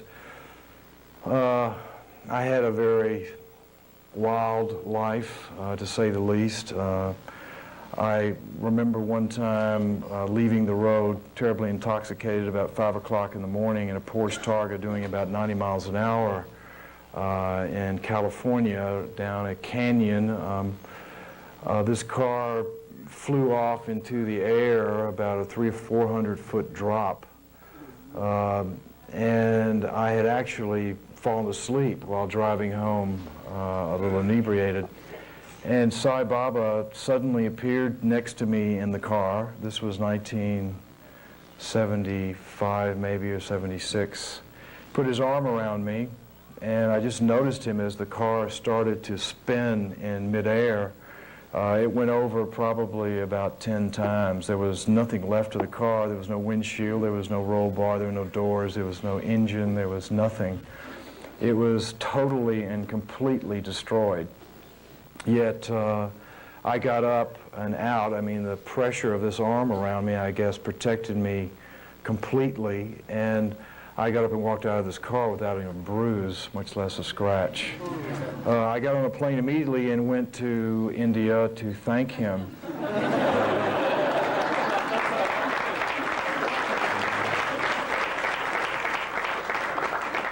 And of course, he ignored me the whole time I was there. Again, in 1977, I had an epileptic fit due to an intense drug overdose in a hotel room in Denver, Colorado, about 1 o'clock in the morning.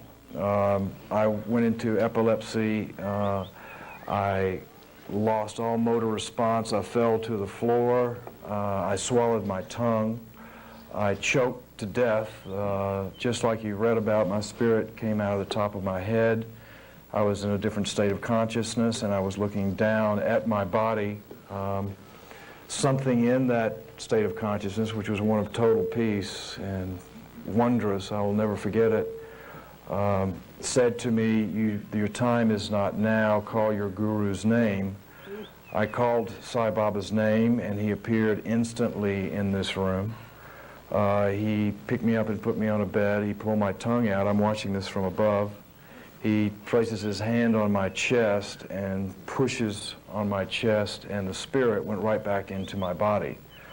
I was back into the state of epilepsy at that point in time, and I don't know how much time passed, surely a number of minutes. And shortly afterwards, I was released from the hospital because it was drug-related, not an actual mental malady. I left for India the next day to thank Sai Baba, and he ignored me for several months on that occasion as well. I have to tell you that 15 years later, while we were working on the hospital, and he's so wonderful, timing, of course, is everything with him, it was quite wonderful that while we were, I've been blessed to be with him for a number of hours with a number of distinguished surgeons who had been gathered together at Whitefield in his home there to discuss the hospital. And he got everyone's attention several hours into this meeting, and I was sitting next to him, and he said, I saved this man's life 2 times, didn't I? And this is 15 years later.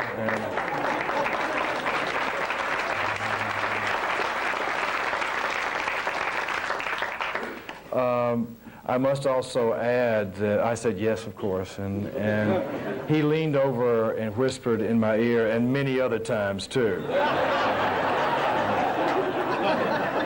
As you all know, Sai Baba is hilarious, absolutely. He is, he's quite a miracle to us all, but his humor is really something else. I have to tell you a little bit about something that's important to me. I told some folks about this, and they seemed to think it was important to them, so I thought I would repeat it today. I had a very unusual childhood, and that not unlike many other people who have suffered greatly in this life, probably due to things in a past life. But I really had a wonderful childhood until I was about 13 years old. At that time, I was playing with a little brother, and we got into a fight, and part of this bank collapsed, and he was suffocated. I dug him out, and he died in my arms. My parents blamed me for this death, and they also blamed each other at the same time. My parents never spoke again. My older brother, who had an extreme IQ, was affected by this. I blamed myself for this actually at the time, and the next thing I knew, he had become mentally ill. He had flipped out completely, and I spent a number of years in mental institutions with him. He wouldn't talk to anyone else but me. These were torturous years for me because I was in locked wards with many other people. He eventually took his own life. My mother and father never spoke again, and again I blame myself for this, as well as my second brother's death. My father sort of committed social and business suicide in that he allowed his business, which employed everyone in our town of Jackson, Tennessee to fail on purpose to punish himself. I also believe that this was my fault. He eventually left Jackson, Tennessee, and left my mother and ran off with a young lady to England. It took me many, many years to deal with this extreme sadness. It went on for so long. It was so painful. Not anything different than many of you have experienced, I'm sure. And I was preoccupied with all of these tragedies for many, many years and thought, oh, what a terrible life I have surely had. And on one occasion not long ago with Sai Baba, and I must say that this occasion changed my life, I asked him, or rather doing a situation together, he turned to me and said, Tigrett, do you have any questions about anything that you'd like to know about? I will answer any question. And I said, yes, I would like to know why I was born into a family with so much tragedy and death and insanity and violence and all these things. And it went on for so many years and went on and on and on. Why was I born into a family like this? And he smiled and looked at me and he said, to soften your heart. And I can tell you now that suddenly I realized that I had been blessed to be born into that family and to have experienced those experiences. Because what little I am today, it has made me. And God knows I have a massive ego, and if I hadn't had those experiences, no telling what I'd be doing. But it's important, I think, for each of us to realize that the cards that we're dealt are given with great love and compassion.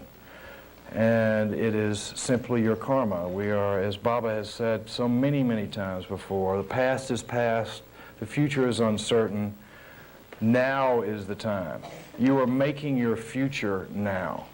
Whatever you put out comes back to you. It's a very simple formula in the spiritual world, just as it is in the laws of physics. I have to tell you about my first interview with Sathya Sai Baba because it was quite fantastic. I think it was in 1974, the first time I went to Puttaparthi, that on leaving the canteen, and by the way, I think the food there is fantastic, despite rumors that it's not so good, I noticed a little sign over the door, a little wooden sign. In fact, that sign is still there. It says, love all, serve all. So I thought, well, he's got me in this amazing, crazy world, in this crazy business, and it struck me so strongly that I said, this surely is the only thing that's important in life, and I'm going to put this into my business. So I went back. This one little message changed my whole life. I went back and I started preaching to my staff. It was in my heart anyway. I'd always felt it. That love all, serve all was it was why we're born. It's why we're here. There is no other thing to think about. And I adopted this expression for my business. In fact, in every Hard Rock Cafe throughout the world, you will find a sign that says love all, serve all. In fact, we put it on millions of T-shirts, 20 million matches and buttons and this and that and everything else. And I would give a speech about it to my staff once a month at some Hard Rock in the world. And this is how I ran my business. I knew that I had to bring in my spiritual life into my business, that it was the only way to really survive successfully in creating what he wants, because that's what he does want. He wants us all to be puppets for him, if we can say the word puppet. It's sort of hard to deal with for the egos a little bit, but that's really what it's all about. He wants us to be instruments. And I tried to become this instrument for him. I'm still obviously trying very hard. I have to say that love all, serve all became the motto of my staff and of all the people who admired what we were doing.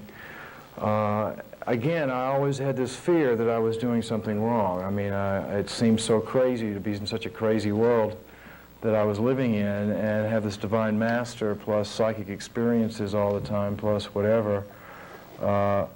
It wasn't until my first interview that I really understood or got confirmation from him that he was behind the Hard Rock.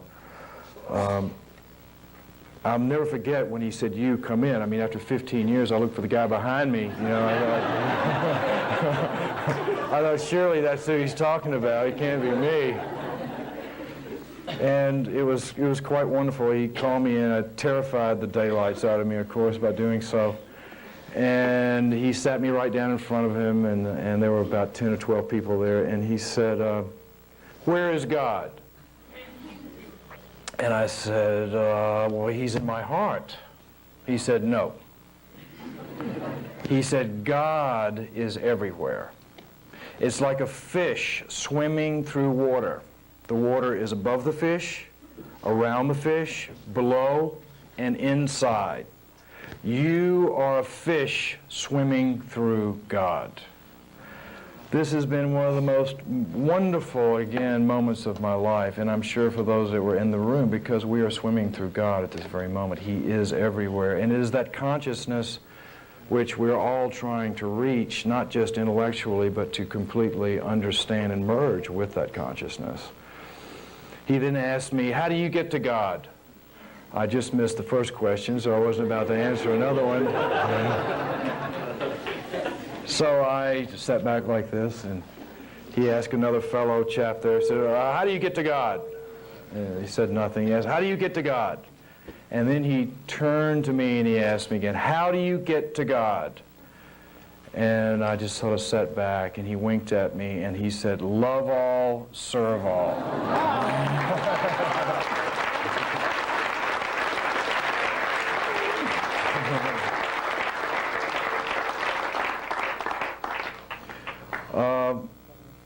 It really is what it's all about. There's no doubt about it. I really want to tell you also about the hospital a little bit. I was very blessed that Sai Baba brought me forward, and I had told my staff and my folks, my brothers and sisters at the Hard Rock, of which there were some 3,000 or 4,000 of us all together around the world, that from the day that I actually started it, back in 1971, that this was going to serve mankind in some way. And one day, no one ever believed me. I don't think I believed myself. One day, something that this incredible success that we had had would somehow serve mankind. I used to say this on a monthly basis for many, many years. Swami brought someone just in the nick of time, because I was near death and exhaustion from expanding my business all over the world, who offered me too much money for it, and I considered this to be a sign from God, and sold the Hard Rock Cafes. It was a public company. It was on the London Stock Exchange and also the American Stock Exchange. And after, it was quite difficult to let it go, but after a lot of meditation, I kept getting signs that, yes, indeed, this is what I want you to do. I had already set up a foundation called the Rama Foundation many years before, and had put half of my stock into that foundation. That foundation received the benefits from half of the sale of the Hard Rock Café, which sold for a miraculous $108 million, I might say. Oh, goodness. In fact, I'll never forget, it just reminds me of something else. Swami, there was a big chubby lady that came in one day, and he was giving her a lecture about how to cook, and he gave her a whole lesson on how to cook. We sat there, how to boil the water, how to do the rice, how to do everything. He went on and on and on and on and on. And then, I don't know if you know this, he turned and he said, Sai Baba weighs a perfect 108 pounds.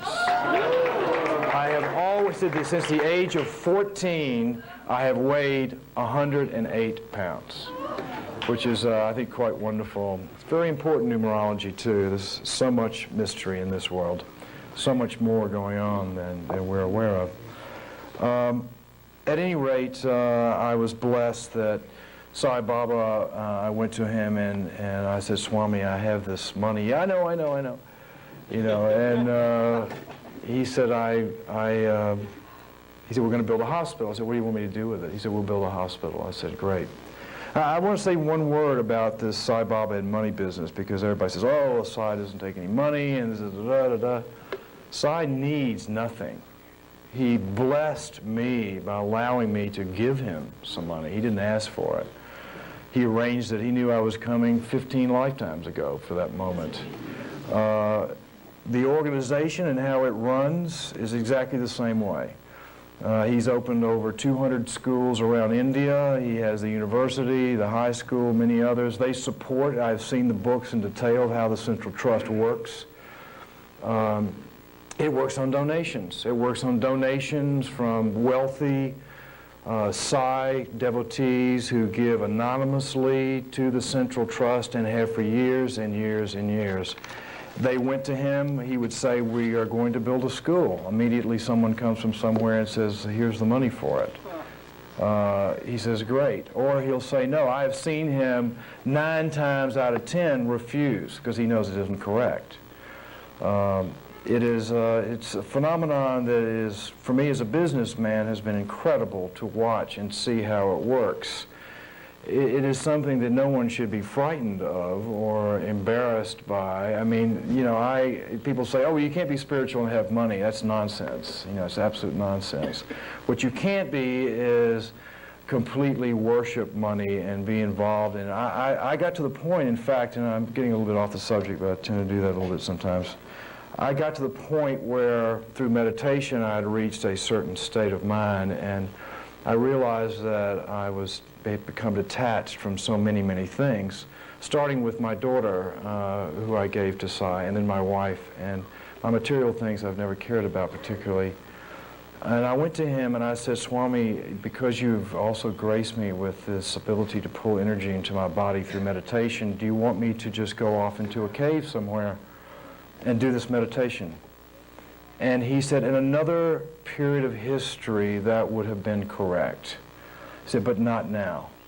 He said, I want you in the world. I want you with these things, but I don't want you to be attached to them. I want you to stand next to them, but not be victimized by them. I want beacons of light in the world. The world must be purified in this age, this wonderful age that we're all blessed to have been born into, because the new age is upon us. And I'll speak more a little bit about what Sai has told me about that shortly. The hospital was a blessing to me in many, many, many different ways. He asked me to organize, the Rama Foundation, to organize the architecture of the hospital. I was blessed to meet a Professor Keith Critchlow, who teaches at the Royal College of Art in London. And Professor Critchlow is the world's leading sacred architect. He knows all the ancient geometry. He's written many books, which I can't understand a single one of them, but he is an absolute amazing, amazing man. And Sai Baba put us together. I brought Keith down to see Sai Baba. And Sai Baba said, yes, this is the man who will do this hospital. It was based on ancient geometry. It was unique to watch the process of the hospital being built. The first thing that happened is Keith said, we must cleanse the land before Swami comes out to do his puja and so forth. And we asked Swami, Keith did, should we draw on the land itself this ancient mandala? And Sai Baba said, yes, you draw that mandala on the land. And Keith and I got into a car and went out to the land, and Keith, as we're driving, said, you know, I've only done this for some Tibetan lamas up in Sikkim, who asked me to build a monastery up there, and a mandala doesn't work unless there's an eagle on the property or flying around overhead or something like that, because you have to do intonements and so forth as well. When we got out to the land, there were 5 eagles sitting on the ground right in the spot where we were to draw the mandala. We drew this mandala very carefully on the land. The eagles literally they didn't even get up. They just sort of stepped aside. It was quite a miraculous thing. Critchlow is a wonderful man and a great devotee of Sathya Sai Baba. The hospital was built before the medical planning was even done. It was a matter of form. It had to accept the human spirit. Swami wanted it this way. It was based on ancient numerology. It's quite fantastic. There were 108 played a primary degree in the setting of the land and the building and the dome. 33 played a great deal into the geometry, and because it's the 33 years that Christ was on the planet. the whole thing was formed first, and then we had to put whatever we wanted to inside. It's done in a totally different way. It is a sacred temple of healing, and now having been there so many, many times, it's quite miraculous. The feeling you get when you walk into the building is one of extreme divinity. Quite fantastic place. I was also blessed. I asked me to do the medical planning. We got Hospital Corporation of America, which is the leading hospital corporation in the world. They've built thousands of hospitals around the world. They did the medical planning for us. He brought in some of the brightest minds in India and other countries also to take what the hospital corporation had done and tear it all to bits and start over again. And he made many, many changes himself. As he told me, he said, this is a prototype. This is an absolute prototype. And I thought, well, gosh, what does that mean? I haven't got a clue. He sent me shortly afterwards to the World Health Organization in Geneva. I went there and I met with a group of about 12 of their leading doctors there. When I put the plans out for them, they were outraged at the entire idea of this hospital.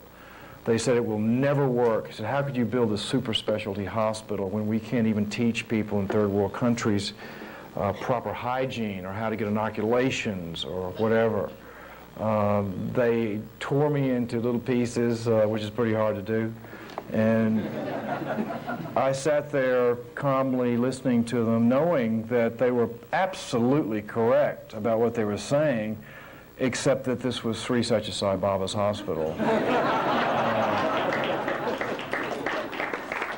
There was a Dr. Singh who was late to the meeting of these 10 gentlemen. One was from Japan, one was from Ghana, one was from here and there. Dr. Singh came just as they were taking the last bit of skin off of my body, and Dr. Singh just took one look and said, oh, this Indian gentleman said, oh, Sai Baba is doing this? If anyone can make it happen, it'll be Sai Baba. In fact, it is incredible because Sai Baba does not give you faith. I'm sure we have all been through this many, many times before. It is earned. It is something that's part of the whole destruction of the ego process. Our ego wants to deny the existence of God, period. But I was amazed, even with my own doubts, to now watch and see exactly how he has performed the hospital. I say performed because it has been a performance and a half.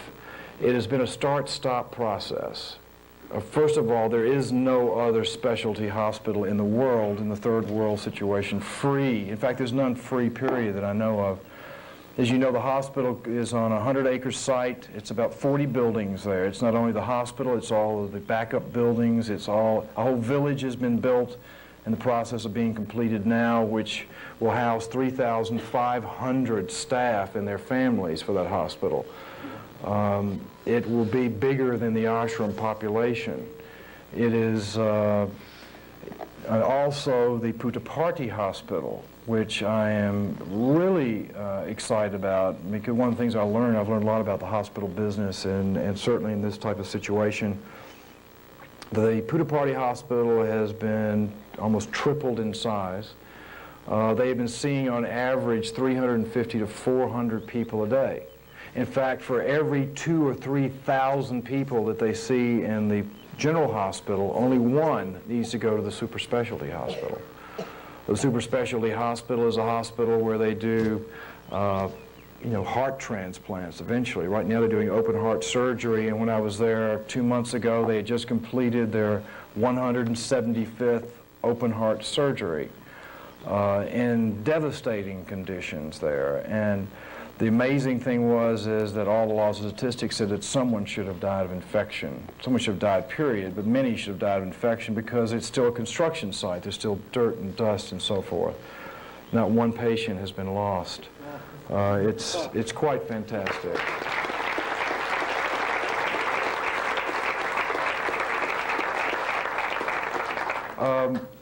The hospital is in It's in 4 stages. On his birthday this year, they're going to open up the next wing of the hospital. Right at the moment, the heart wing, and he wanted to start with the heart, which is apropos of our Lord. The next will be the, I think, the urology department, and that will be followed by the other two departments, over the next 2 years. In fact, they want, as a birthday gift to Swami, to have their urology department going. It will be headed by Dr. Bhatt, who is the father of urology in India. If you ever get a chance to speak to him, he is a wonderful, amazing doctor who Swami has called there. Many people have said, well, what's the story? Can we work there? Can we do this? I think yes. The answer is in time that will happen. He has given it to the Indian community to start off, and I think it's absolutely the way it should be done as well. The way that he has done it, because the people at the World Health Organization said you'll be overrun, it'll be crazy there, is that they will operate for 2 or 3 weeks and then they stop. He stops them. And this gives them a chance to go back and see what they're not doing right, to get all their administration together. It's a brilliant plan. And then he'll start up again. And they'll operate for a number of weeks, and then he will stop them. The wards are packed. I'd say 25% are children that have been operated on, who have holes in their hearts or whatever. It is truly a prototype, as Sathya Sai Baba has said that it is. And he told me it was a 1,000-year project, so that's very exciting. It is a wonderful thing, and I'm sure in time those who are qualified, and I'm sure there are some among us here who are doctors, will be given an opportunity. I know that he's just taken a gentleman from Chicago, is going to now be head of the blood bank, and an Italian gentleman has been chosen to help as the anesthesiologist there, so it's only a matter of time and karma, I'm sure, when all of us can play a role there. And when I say play a role, I think one of the great experiences I had with Michael Hollander is the year 1976, it must have been, when we built the stupa that was there, and there were about 40 of us there with the concrete. I mean, it's really the energy that's the most important thing that you do, not, the importance in our minds. And that brings me to a subject that I am, you'll find very curious. Sai Baba told me to move to California. He said, you study with Phyllis Crystal. I knew Mrs. Crystal. I knew that she had written several fabulous books. I knew that she was a great yogini and had been developing various spiritual techniques of meditation. I questioned Sai on this. He said, you go work with Mrs. Crystal. I have no great talent other than these messages that I receive on occasion and insights. So I thought, well, I'll be doing something. I'll help her with her books, or I'll make a tape, or something like that will happen. As it turned out, Sai Baba had us in meditation together, and we go into sort of a trance state for 4 or 5 hours every day. It has been the most miraculous 4 years of my life, because Sai Baba has shown me really who he is. And I asked him before I came here on this last visit, I said, should I talk about this? And he said, yes, you talk. He said, not many will understand, but you talk. So I am going to talk about it, and I don't know how the Sai society will feel about it, but I have been given my marching orders. Sai Baba is not that little furry-haired creature that we all adore and love. That is a delusion. He has said that many, many times before. To be preoccupied with that form, you're deluding yourself. To know him in his true form is to know him as everything, everywhere, everyone. One of the things I practiced for many, many years in my life, in my business, and it has been, the payoff is fantastic, is I don't see personalities, I see God in every face. And I practice that, just like you practice meditation, you practice any of the spiritual exercises that can be given to you. It is essential that you get out of the ego conscious state. It is important for you to realize who you really are. You are not the mind, you are not the body, you're all divine beings. There is no self-realization that's given to you. You already have it. It's just a matter of removing the veil, the ego. It is there for the taking. It is available to you. I say this with conviction because over the last several years, Sai Baba has he's shown me the other dimensions on a daily basis. He has taken me into every level and plane, I assume, that one can go into. I'm sure there's a few more he's going to show me too. It may sound bizarre and strange to you, but you must become aware of the other dynamics that are happening, what Sai is really doing. And it's all a matter of your thoughts. You talk about ceilings on desires, I will give you a ceiling that you must be aware of. And that is your thoughts. The most powerful thing that you can do in this dimension is think. Every single thought is pure energy. That energy, like the laws of physics, that energy does not die. It collects on something that Sai Baba has given us the name of the astral plane. This is where all the trash is. This is where all the thoughts are. This is where all the thought forms are. This is where the Toltecs, the Aztecs, the other great civilizations, and when their priest class understood the powers, the ancient wisdom, and they created slave spirits. They're still there. The elementals are there. Things that there's a dimension that we interact with. And our thoughts are also on that dimension. There are negative thoughts and positive thoughts. The negative thoughts, lust, greed, anger, hatred, have collected on these other dimensions. It is the same as the positive thoughts, your worship, your love of God, and His many aspects, all the gods. That is collected into positive thought forms on the etheric dimension, as Sai Baba has asked us to call it.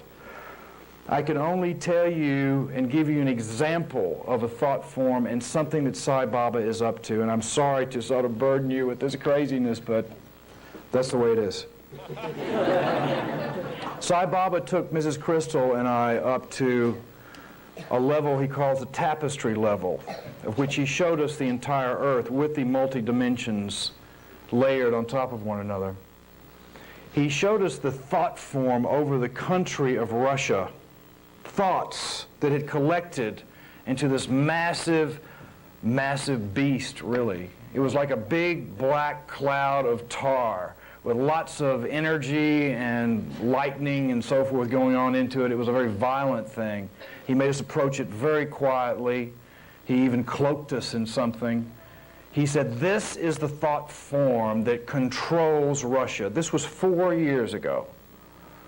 He said, this thought form is made up of human thought, of the fear of extreme punishment, that these people have been suppressed with this fear for 1,000 years, long before the czars. He said, this thought form must be destroyed. He said, only human beings can destroy these things because human beings created them with their thoughts. He then calls these divine beings, and I can only tell you it's a blessing that he has shown me and this amazing heavenly host on a number of occasions. One came forward, brought some kind of sacred needles, is the only thing I can tell you about it. He said, this thing cannot be destroyed instantaneously. I'm going to show you what to do. He takes us around this thing, which covers the entire country of Russia, and we poke holes in it. He says, right there, and we push a hole into this thing. Then he takes us to another spot right there. This took about 6 hours of meditation in time, although there is no time on these other dimensions. We then went around this whole thing. I guess we put 150, 200 holes in it. Sai Baba said, now the energy will leak out of this thought form. And as it does, the people will be freed. That was 4 years ago.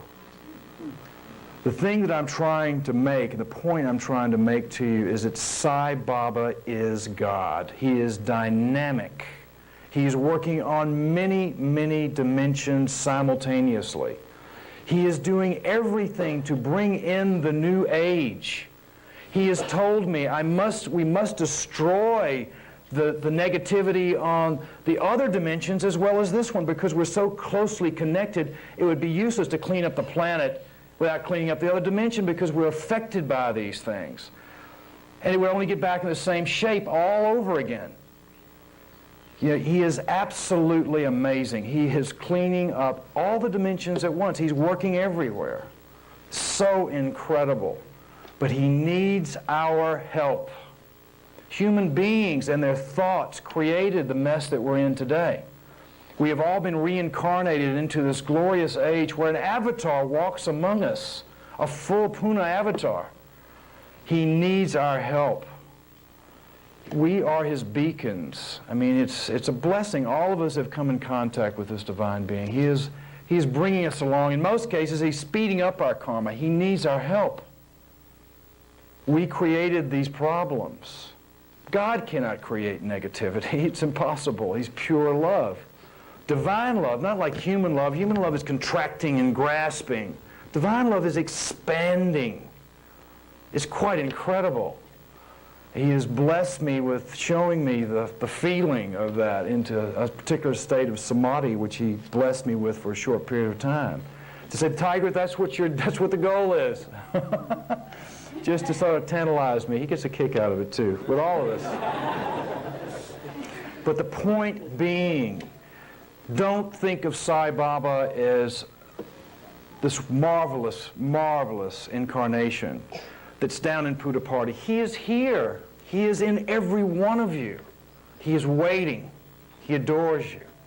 It's so very, very important. Again, I don't want to confuse anybody with the metaphysical aspects which Sai Baba has blessed me with, knowing, and just to maybe clear that up when you say, why this guy? You know, because I've been saying that myself for a long time. He's taken me back to a past life. He has shown me that I was a shaman master in an ancient culture and had the ancient wisdom.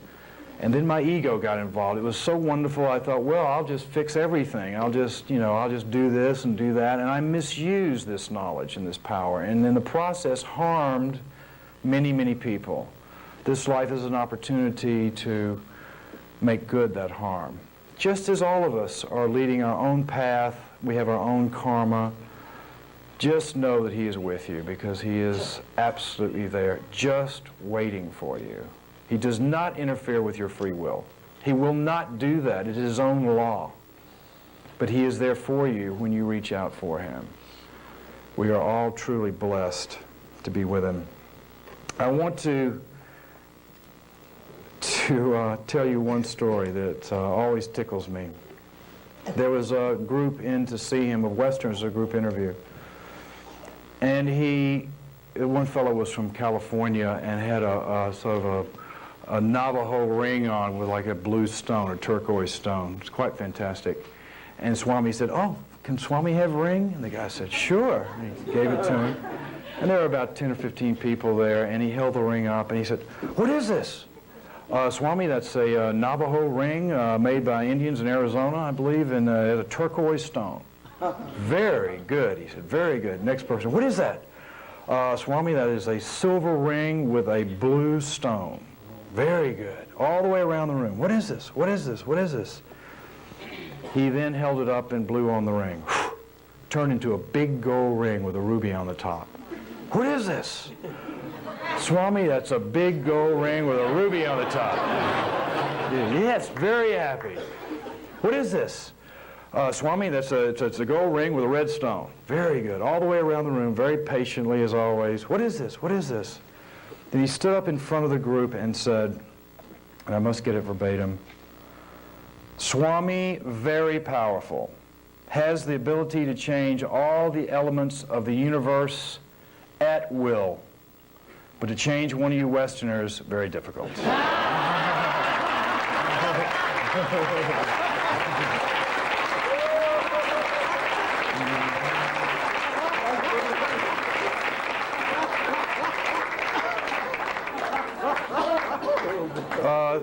Now I'm going to do something I really hate. Swami asked me to sing, and I don't know how to sing. In fact, I sing off key, but I'm going to try. This is a little song that is very dear to me. One of my roommates sang it to me in Puttaparthi in 1974, and it's been going in my head ever since. And so I'll try. Forgive me, I don't know how to sing. Oh, make me like you. Please make me like you. You are a servant. Make me one too. Oh Lord, I am willing. Please do what you must do to make me like you, Lord. Make me like you. Sairam.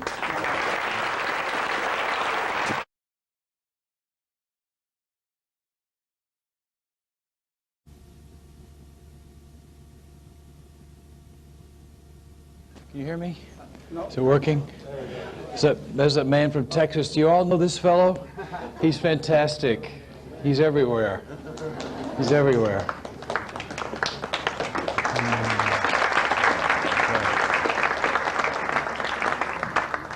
I just want to first again thank all of you, and most of all Swami, for inviting me to come and be here with you this afternoon. It's been an awful lot. So many people said so many sweet things to me after the chat. I really, the only reason that I want to be here is to serve him, and if he speaks through me to some of you, you've made my whole year. So thank you all for having me. However, someone said to me, "You're really special." This upsets me a great deal because of a lesson that Swami has given me over and over again. It is really the problem that mankind has suffered from the beginning, and that is the feeling of being special.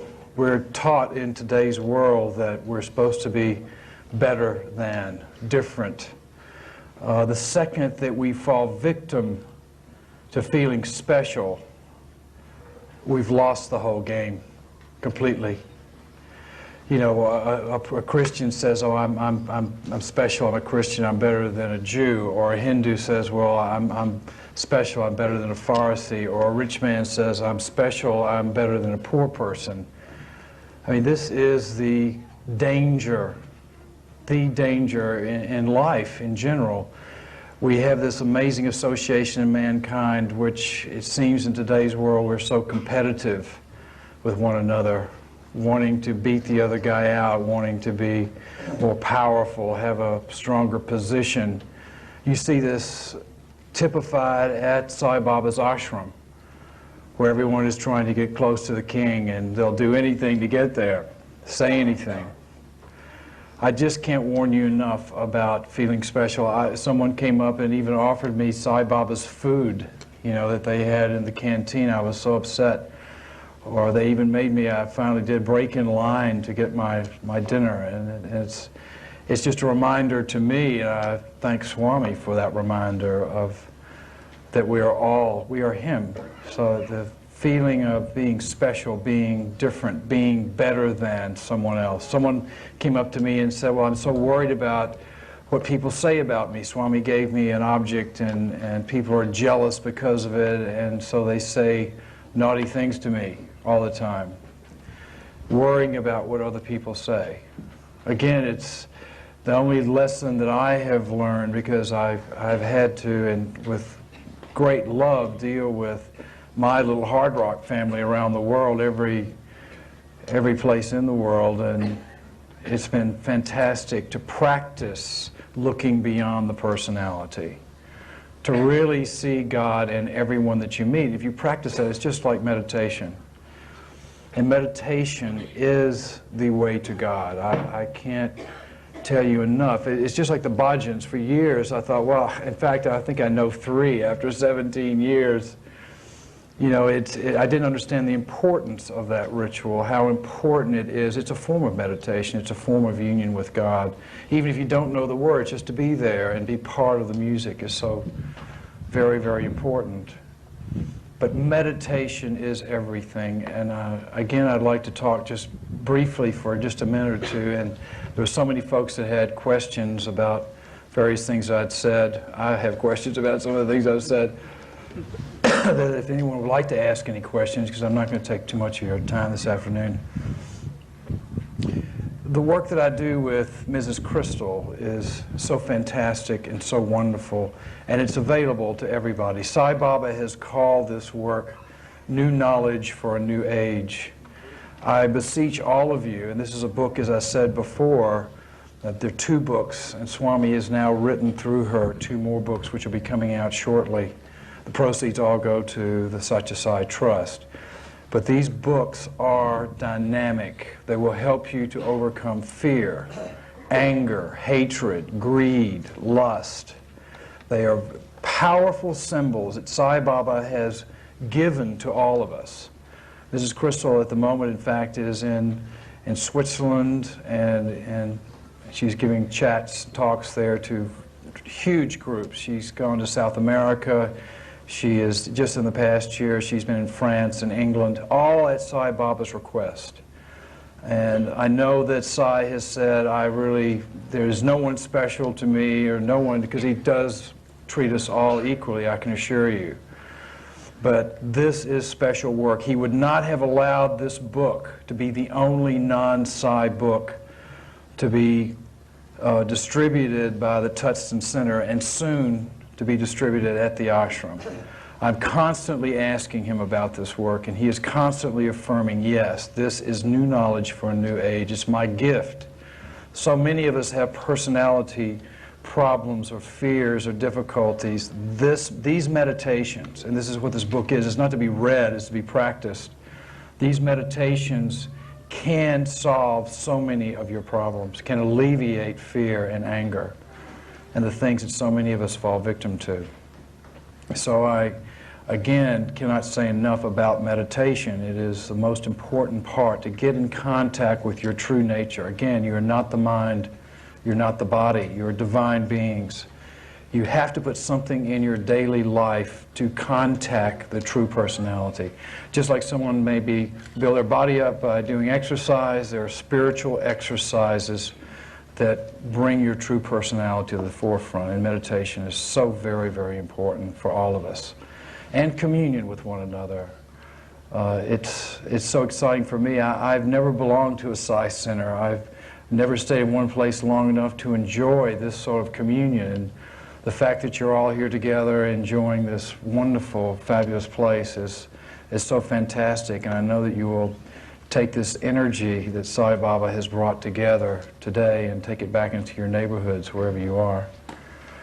I'd like to talk just for a second about attitude, and it is an attitude that is important to understand. I was blessed to have money, and people have been asking me about money this afternoon. Blessed to have money that I wanted to give to Sai Baba, and I didn't know how to do it. It was such a strange thing, the idea of giving Sai Baba something, wanting to give, being attached to the giving. And then finally I realized that this money that I was giving could not be accepted until it was given for all who maybe don't have the cash, but would, if they had it, like to have given. It's when I adopted this attitude that I approached him. This gift that he blessed in me in receiving was given in the spirit that it was given for all of us. It was the same as the symbol of this bowl which he gave me at the birthday. I was shocked. They came and woke me up about 5 o'clock in the morning and said, Sai Baba wants you to sit up on the podium there with him, and I did so at his command. I was very embarrassed to be sitting up there. And then suddenly he brought out this magnificent bowl, a huge thing, and presented it to me, and I realized as I was sitting there that it was just a symbol. It represented his grace for the 2,000 workers who worked on this project 24 hours a day.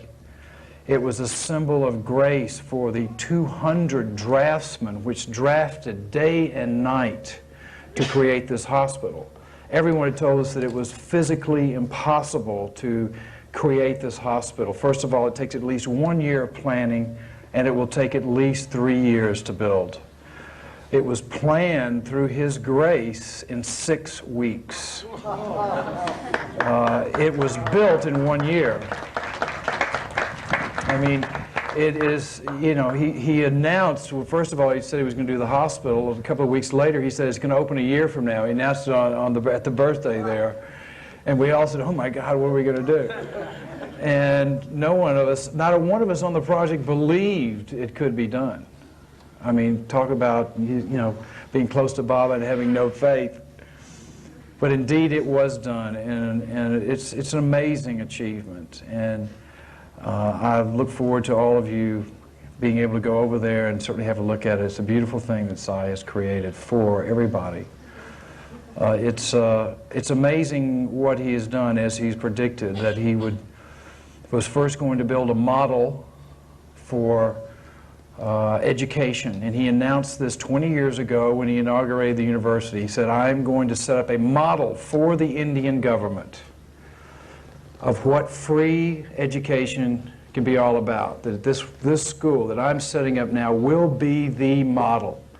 Well, at the opening of the hospital, the Prime Minister, Mr. Rao, came, and he gave a speech. And in that speech, he said, we are now accepting the university as the model for the Indian government of how education, free education, can be given to the masses. And I've met several of the teams that he has sent down subsequently to study what service and education can be. Now, Sai has announced that this hospital will be a model to the world on how a hospital can run in a third world environment. As we all know what Andhra Pradesh is, with 55 million people just in the state of Andhra Pradesh alone, that this hospital will be a model of what free education to the free medical care to the masses can be. Well, I believe that that's what we are. People say, well, why doesn't everybody a Sai Baba devotee? Well, I don't know what karma we have come through to receive this blessing, this small Sai family on the earth. Of course, Sai has many, many other names and many other cultures. But I believe that we are models. Models we must be as well to the rest of the world. And it's so important that we get over our failings as quickly and fast as we can to become beacons for him. Now, I'd like to, if anyone has any questions, I'd love to answer if I can. Yes, ma'am. When Baba asked you to get started on the hospital, did he give a sense of direction, or did he just say, go start the hospital? The question was, when Sai Baba said we'd start the hospital, to give a sense of direction. I think about 40 of us ran off in every different direction that there could possibly be, not knowing which direction to go in. It became obvious real quickly that only with his grace would we be able to come together and make it happen. It was I'm a very strong, hard-headed character, and Sai Baba sort of put me in front of the entire Indian culture and tried to bulldoze my way through. And it's very interesting because I learned a great lesson from it. He allowed me to go full steam, like a little steam engine, right up the middle, as they say in football. And then one day he said, Tigrett, I don't want you to talk anymore. I said, okay. Later he explained to me, he said, look, it was very interesting. He said, from your background, the way you were raised, there was no harmony in your family. There was no family unit. You realized that the only way you were going to get anything done in life was to go out and do it yourself. And you never had the teaching of what a family unit is all about. He said, this hospital experience for you personally is a learning experience of how to work as a team. Everybody has their part to play. So indeed, we all ran off in different directions, but absolutely, we would have meetings for hours, and he'd say, no, a little bit to the left. No, I want that there. That should be green. This should be red. This should be 12 feet tall. This should be 6 feet wide. He knew exactly what every room and every specification was going to be. And he was actively involved with every aspect of the building of that hospital, just as he's actively involved with the running of the hospital as well. I mean, the fact that nobody has died there defies medicine in general, because it's a construction site and you cannot have an operating room with even the speck of dust, because when you open the body, if a speck of dust or dirt gets in, you will have internal infection and you will die. I think the fact that he comes over there a couple of times a week while these operations are going on, he visits the wards, he goes into the operating rooms, obviously his vibration is cleansing. So it's a divine hospital, that's for sure, with him over there all the time. Yes, sir.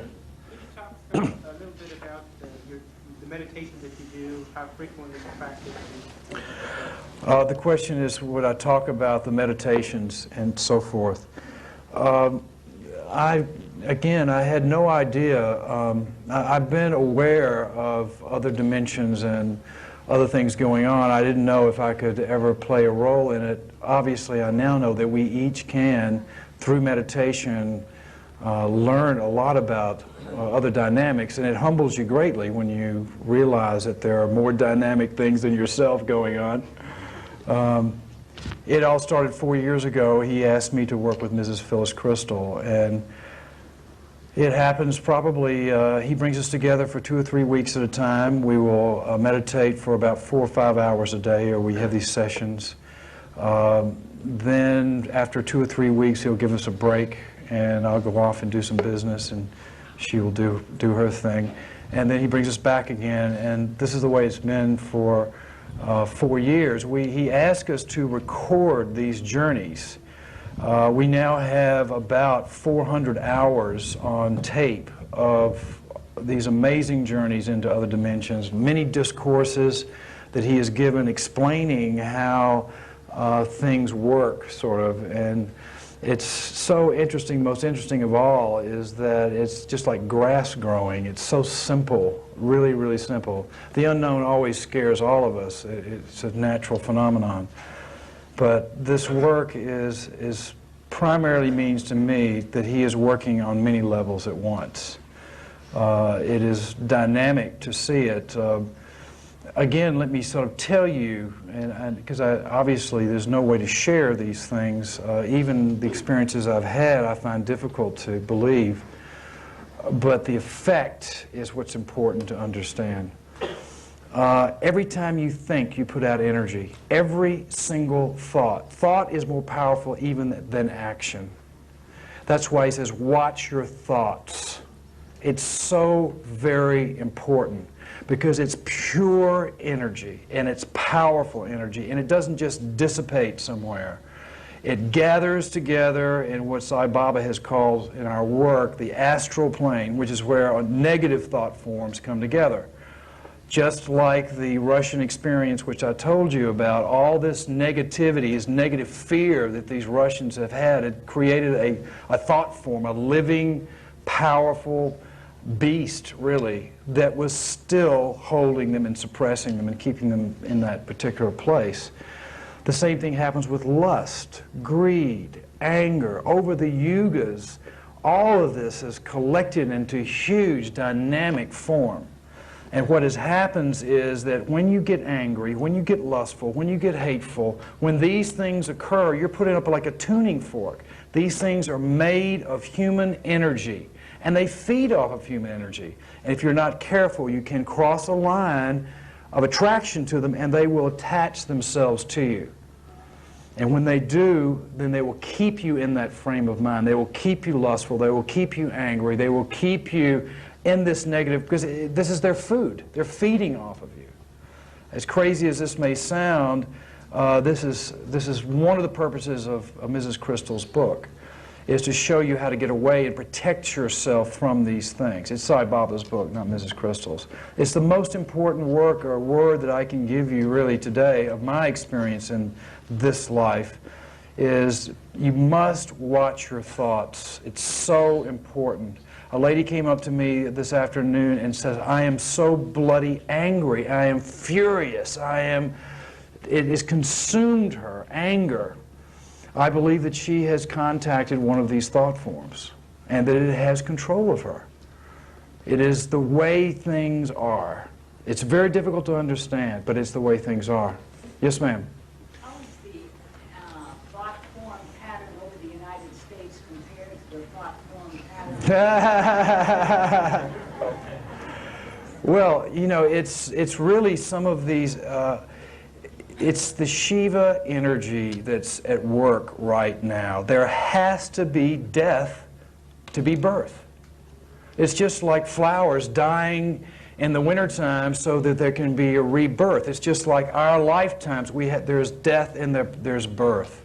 It's part of the wheel. It's part of the whole process. For a new age to begin, an old age has to be swept aside. Look what's happening to the planet right now. The planet itself is being destroyed by mankind. The biosphere is in danger of collapsing, totally collapsing. This awareness is slowly seeping into not just America or one country, but the whole world is becoming aware that we have fouled our own nest. And by being so, they're connecting themselves to nature because they realize that nature and ourselves are one and the same. We're part of nature. Nature is God. God's everything. So suddenly we are being really in this, what seems like a total disaster, we're all tuning in to our higher nature through this awareness that the biosphere is collapsing around our heads. I worked with the environmental groups, in fact started an environmental group in the UK called ARC, and got very much into it after I sold my business and became very concerned. I spent a lot of time with NASA and several other organizations and saw, in fact, part of the global forum, the scientific community was the leading scientists around the world. It was headed up by Carl Sagan, a famous scientist. And at the Moscow conference, all they could say was that we're doomed. And I got so concerned, I went to Sai Baba and I asked him, I said, what's going to happen to the biosphere? And he said to me, God is allowing mankind to destroy the earth. Only when man is brought to his knees will he turn toward God. It's the same thing that's happening with all the oppressed nations that have been around the world. Look what's happened. Who would have believed that he would have broken up Russia and Eastern Europe and some of the South American governments and some of these oppressive countries, in a short period of time. Look what he's done to the world economy. We're all marching in the wrong direction. We think materialism is going to bring happiness, so let's just stomp out materialism around the world. And he has brought the economy of the world almost to its knees. There has to be death to be birth. There is a new age upon us, a new age of consciousness, and I think we're all blessed to be here. Yes, sir. We know so little about life after death. Now, you said that Baba saved you when you swallowed your tongue. Yes. Could you expand on that? What exactly did it feel and what did you experience? Life after death. You mean life after delusion, don't you? I can only tell you that as far as my personal experience was concerned, it's really twofold. I had this experience. It was yes, he wanted to know what life after death was like, or what's going on. Not that I'm an expert, but I had a small glimpse, and I've had others through meditation. It was a state of total bliss. There are no five senses. So you're not bound to anything. I was in a state of pure, it was like to be described as just electricity.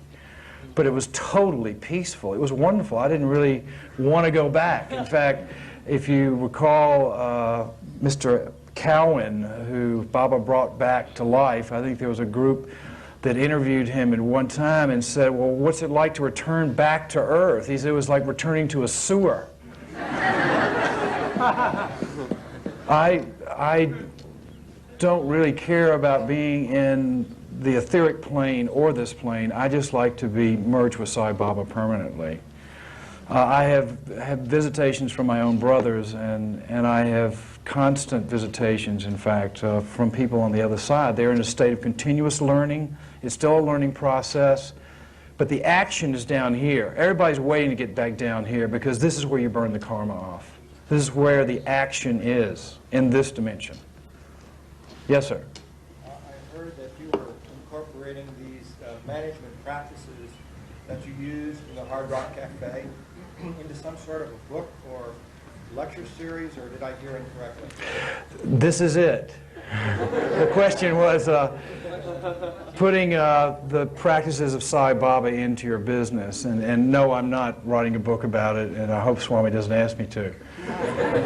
But what I am doing is practicing. And I think any person who has a business, it doesn't make any difference what it is. People say, hey, that guy's not a Sai devotee, he runs a bar.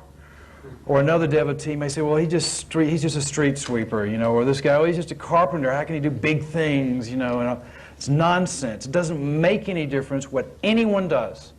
It's how you do it. Work is worship, as long as you do it dharmically, right thinking, right acting. I thought I had retired from a business that just about ran me into the ground. Sai Baba now has me doing it again. And he's just blessed a project, and I'm opening something called the House of Blues, which is a series of the rhythm and blues places, which will be 3 of them open very shortly before the end of this year. And I can't believe that he has me doing it again. I mean, enough is enough, you know. But he has told me it must be done dharmically. The Hard Rock was a high school. You passed, just barely, Tigrett, he said.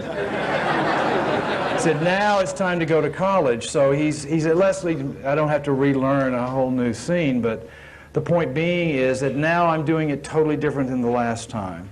The last time it was done with the heart and probably less mind. It's so very important, and there's a meditation, in fact there's 2 meditations I'd like to give you today, because he's told me just recently that he is everything. He is all action. He is the Kundalini power.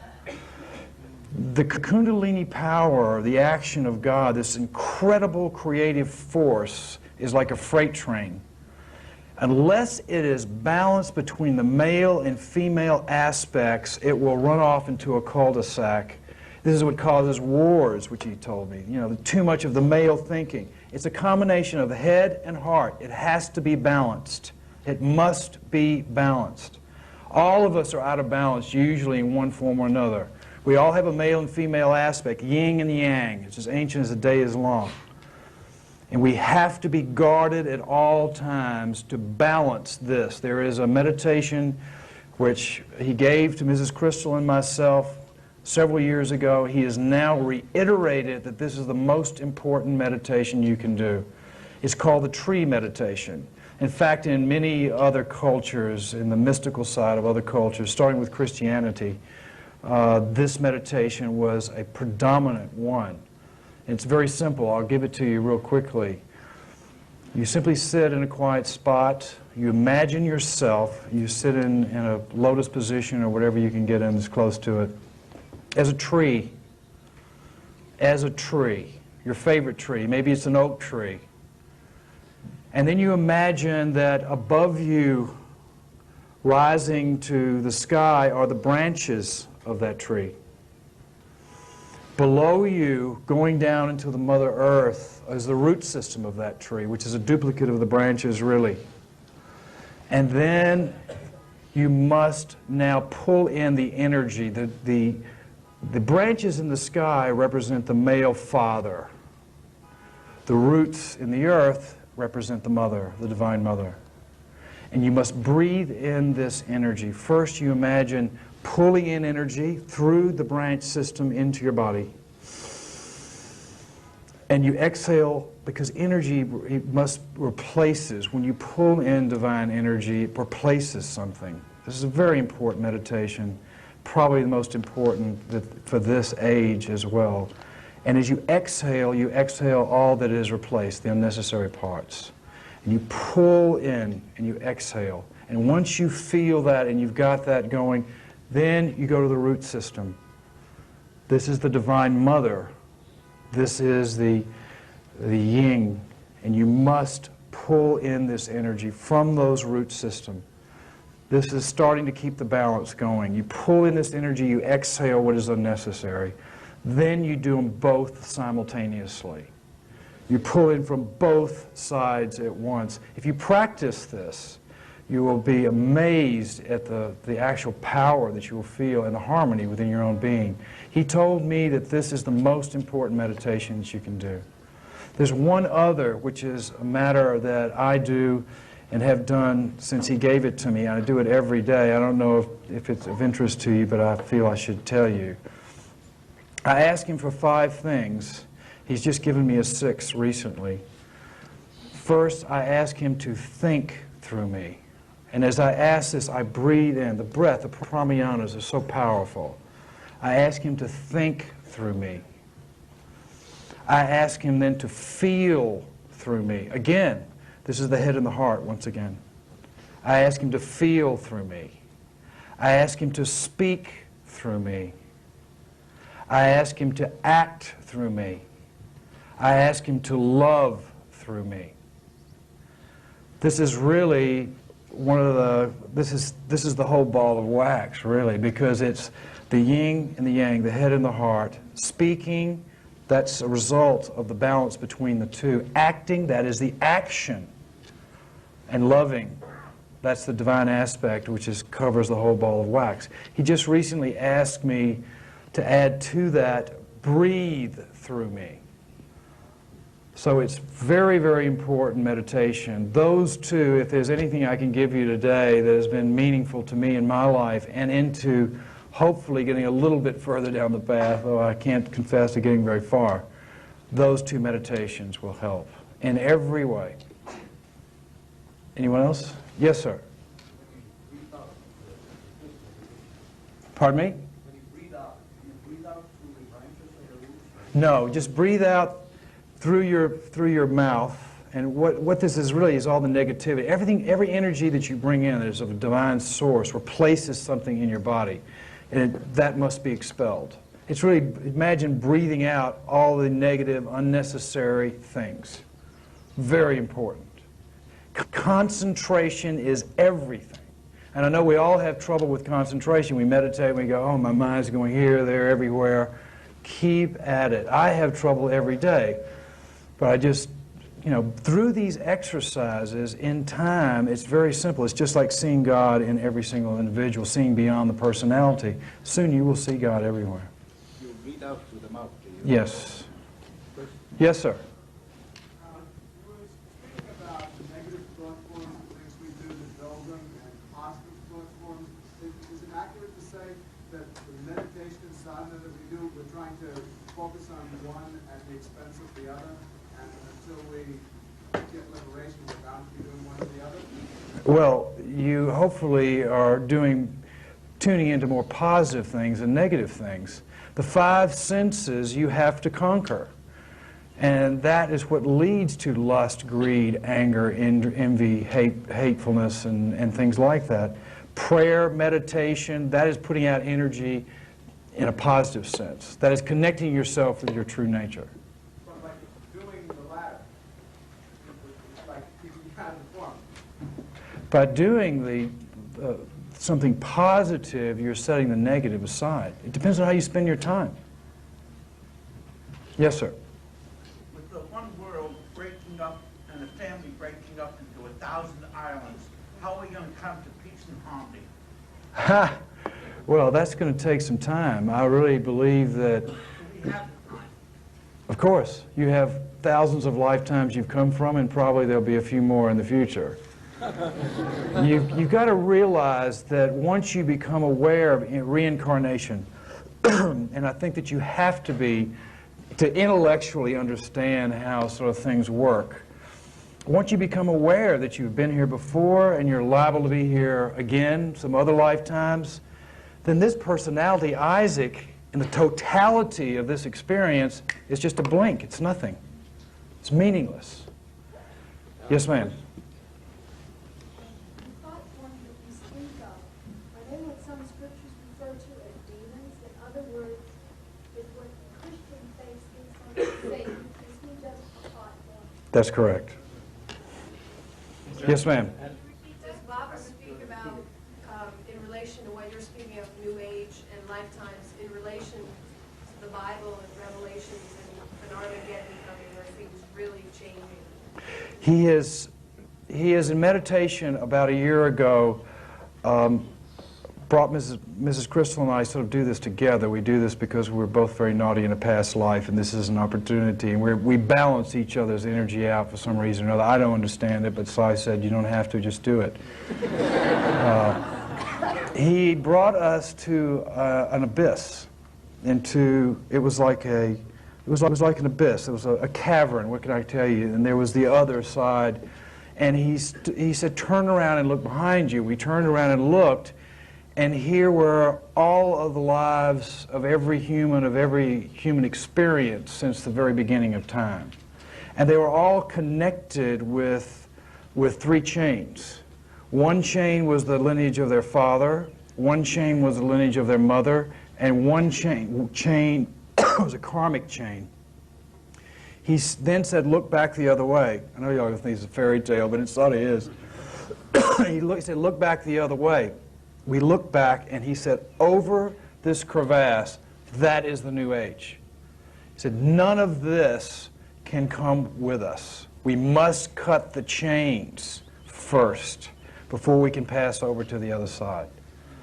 Now, it's a process that I think he is doing with all his devotees. I think we are blessed and will be blessed to help others over. And I think that that is one of the reasons that he has created the Sai family. Yes, ma'am? I'd like to know at what point do we merge with the Lord? Well, I can't answer that, for myself or for anyone else, but certainly when you have reached a state of consciousness, I've seen, when you merge with the Lord, there have been many, many souls that have, and there are many souls that he has said, this is your last life. I don't understand the true dynamics of everything. I know that that is my goal.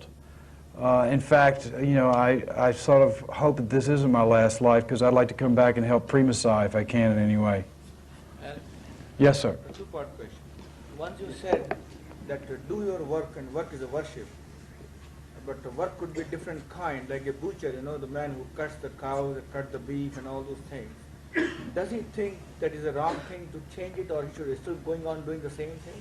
It doesn't make any difference what you do. The question was, does it make any difference if you're cutting weeds, or if you're doing this or doing that, or should you change your job, or should you do something better or something more important?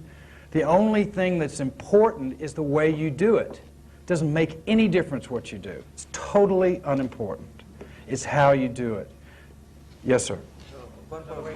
Second part. It's the motive, why you're doing something, what's driving you behind it. Well, you should do things for him. You should give up your work to him. Work is worship. You simply deliver the action to him. It's like I have slowly come to understand through 17 years of contemplation and meditation that it's not important how the outcome, what the outcome of my action is. Think about two guys doing battle. Think about the Bhagavad Gita and what that was all about. Let's say that two people worship the Lord and they must do battle. They must fight each other to the death. Well, one of them's going to die. Does that make him the victor or the loser? Or the whole point is that it doesn't make any difference what happens. It's how you do it. As Sai Baba has said, the past is past. The future is uncertain. Now is the time. The present. What you're doing now is creating your future karma. One more question. When the Baba, you say Baba everywhere, but when the Baba is helping you here in America, and what is happening in Portugal, or what's happening in Russia, or India, or Japan, or China, how much, what do you think? Did you ever ask him? You are everywhere? Well, I think the question is Baba really everywhere? I think there are devotees all over the world who've had simultaneous experiences. All I can tell you is that I certainly, from my experiences, have no doubt in my mind now, although it's hard to comprehend this. Let me give you an example, a little story. A friend of mine named Gary Bells. Okay, this is a chap, and I know we've all had friends that we try to take down to see Sai Baba. We tell about Sai Baba, and I went through that one 17 years ago and realized that only Baba asked people to come down there. As he said, no one sees an inch of my robe unless it is my will. Anyway, this chap called me out of the blue, a friend of mine who I knew was spiritual, but I never really pushed it off on him. We went down to Puttaparthi. We spent 2 weeks there together, and after 2 weeks, one night, this guy's pacing up and down and up and down. He's worrying. I said, what's wrong with you, man? He says, well, look, I know he's a divine being. I know he has immense power. I understand that, but this omniscience business, my mind cannot comprehend being everywhere all the time. It just doesn't compute. Okay, so I said, well, look, I told him about my 2 experiences of death experiences where Baba just appeared and saved me. And I said, I have had these experiences, and my mind still cannot comprehend omniscience, the possibility of omniscience. Well, this guy was so worried, he finally went to sleep. About 3 o'clock in the morning, he wakes me up. Isaac, you're not going to believe this. He said, I've just had this dream, but it wasn't a dream. It was like reality. He said, Sai Baba came. He had my mother and father sitting in a chair here. He had my wife and 2 children over here. He materialized a lathe and put it over me. He gave me this whole lecture on enlightenment. He said, it was incredible. It was amazing. I just had to tell you, I said, Gary, go back to sleep. That's great, man. That's great. The very next morning we get up. We're in Darshan. Sai Baba comes and says, you two, come in. We go inside. We sit at his feet. He turns to Gary Bells, my friend. He said, last night you had a dream about me. Your mother and father were sitting on this side. Your children and wife were sitting on this side. I materialized the lathe. I gave you a lecture on enlightenment. You got so excited you woke up. Then you woke up Tigrett and told him, I know I was there.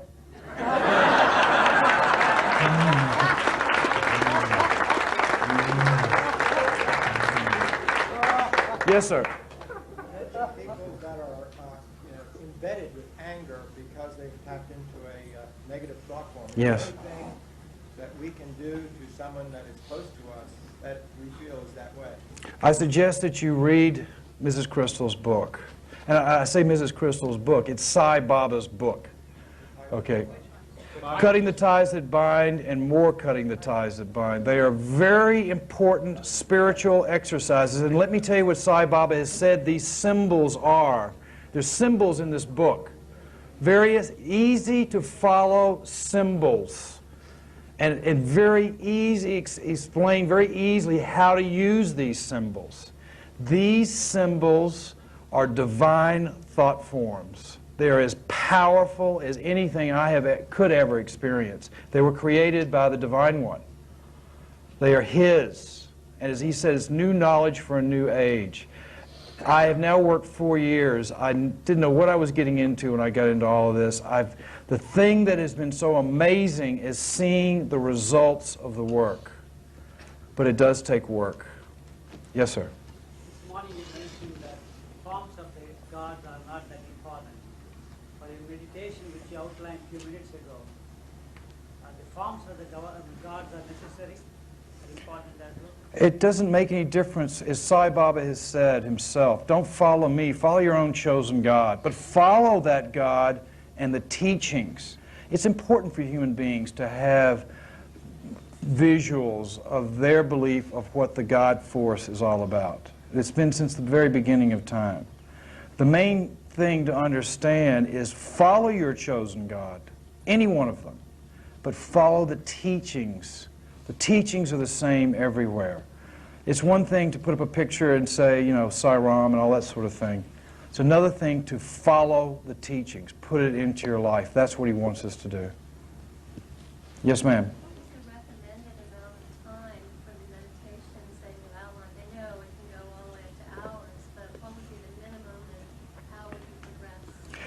I've had the worst, she wants to know about meditation and how you do it, and I'm sure that one of the things the Sai family should do is teach meditation or have a class where people that want to learn. It's taken me 17 years and I'm maybe one rung up the ladder. It is very, very important to have I think, a system. I mean, Sai Baba has told all of us over and over again in his discourses about So-Hum. As you breathe, and he's voiced it, you should voice it in your head. So-Hum. So-Hum. Your breath is a mantra. Many of the mystics believe that we are born on this planet with a karmic clock, a certain number of breaths. And when you breathe that last breath, you go on. Now, you've got to understand that your breathing is a mantra. It's meditation itself, but you've got to focus in on it. That's easy to do in your spare time when you're walking down the street, when you're doing anything. Tree meditation takes about 2 or 3 minutes. It's very, very simple. Very important, though. So very, very important. Can I have a follow-up question? Yes, sir. With the ecology going the way it is, we're attacking this earth in so many different ways. Are we not reaching a critical mass where we can make this earth uninhabitable in this lifetime, never mind the lifetimes following, is the time short for action to take place, and can we take action, since we are now forming and disintegrating into many different actions and islands? Well, did everyone hear that? Okay.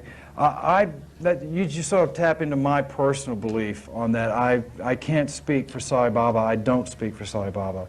But what I can say is that I am not frightened by what's going on. I'm encouraged by it, because it is turning people to their true nature, as opposed to ignoring it completely, which is the way things have been going in the past.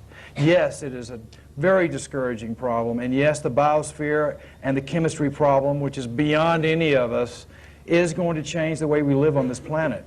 And I believe that it will be a better way of living, because it'll be more of a conscious way of living. As Sai Baba said to me, God is allowing mankind to destroy the planet. Only when mankind is brought to his knees will he turn towards God, and that's why we're birthed. Yes, ma'am. I'd like to know who we're supposed to vote for. All right. Yes, leader. Isaac Tigrett, there you go. Well, vote for change. I'm voting for Perot, and I've never voted for anybody. Just because he's not a politician. Yes, sir. The tree meditation? Yes, indeed. It's a very simple meditation. Put yourself in a nice, quiet place. I get up at 6 o'clock every morning and do this meditation. Put yourself in a nice, quiet place. Imagine yourself as a tree, your favorite tree trunk. You're the trunk of the tree itself. Can we do it now? Yes, you can do it now if you wish. Would everyone like to do that meditation? Yes. Oh, Swami, help me. All right, if everybody would get comfortable then, as best as you can.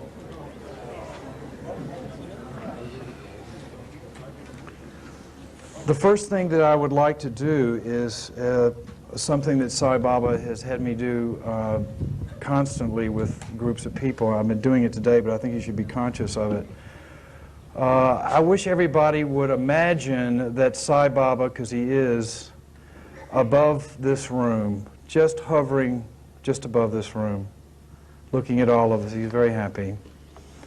Imagine that there is a colored ribbon. Pick your favorite color of ribbon, and imagine that as you're holding it in your hand and it leads up to Sai Baba. In his right hand, he is holding all the ribbons. This is your connection to him. Now ask him, each one of you personally, to send down your ribbon what you need, because he knows what each and every one of you need. And if you will actually breathe in this energy, which is now coming down these ribbons to each one of you.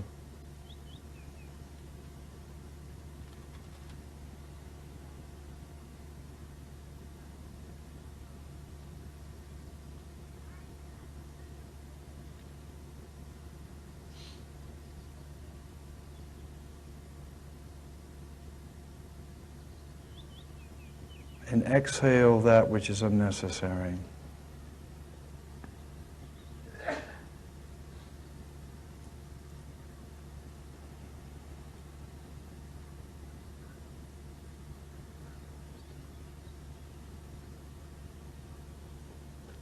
Now we should each thank him, because he has given us each individually what it is we need. This is a meditation which you can do anywhere where you are. He is waiting for your call. Now if we can all relax for just a second, and if you can now imagine yourself as this fabulous, incredible tree. Maybe you saw this tree in your childhood. Maybe it was something you used to play in this tree. It was your favorite spot. You and your friends would go there. Imagine that tree, that beautiful tree. This is an ancient symbol and a familiar one to all of us. Now imagine that you were leaning up against that tree, just sitting on the ground with your back up against the tree, sort of running up your spine. And just sort of imagine that you float into the tree itself, and the trunk of your body becomes the trunk of this tree. Now imagine the branches above your head, all leading up to the Divine Father, to the Son, this whole branch system above your head, connected to the trunk of the tree which you've now become.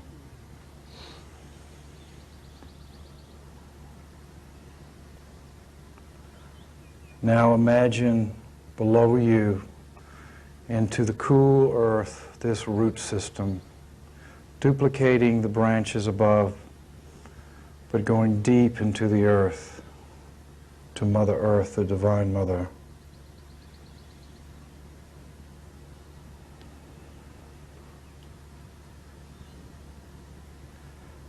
Now let's start with that Divine Mother, and let's breathe in the energy which she is sending you through this root system. Take a deep breath, pulling in, feel the energy being pulled from below into your being. And as you exhale, just exhale through your mouth, outside, all the negativity, all the unnecessary things that this divine energy has replaced. And let's just get in contact for a moment with that exercise.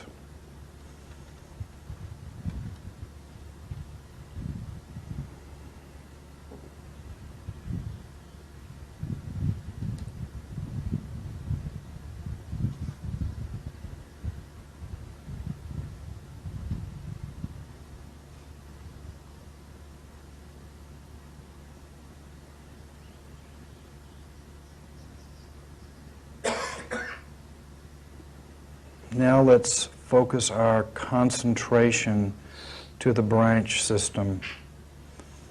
And we ask the Divine Father to send down those branches His energy.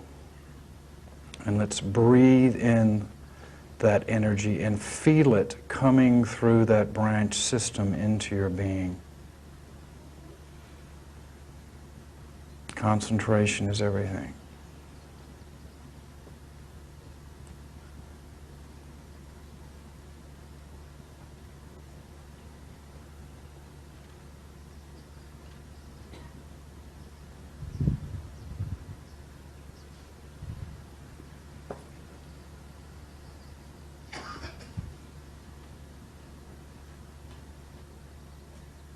Now let us alternate, first with the Divine Father and the branches, breathing in that energy. Now, through the root system, pulling that energy up.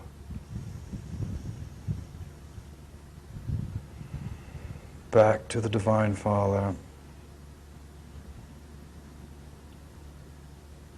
Concentrate. And let's alternate one to the other.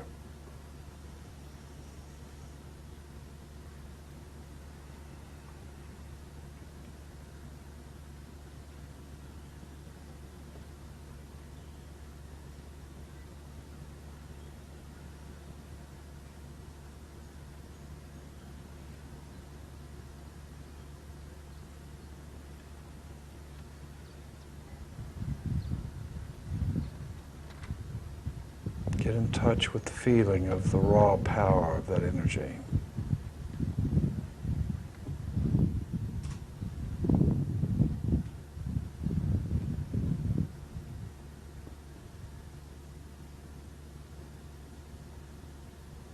Now concentrate very hard and let's pull from both sources at the same time.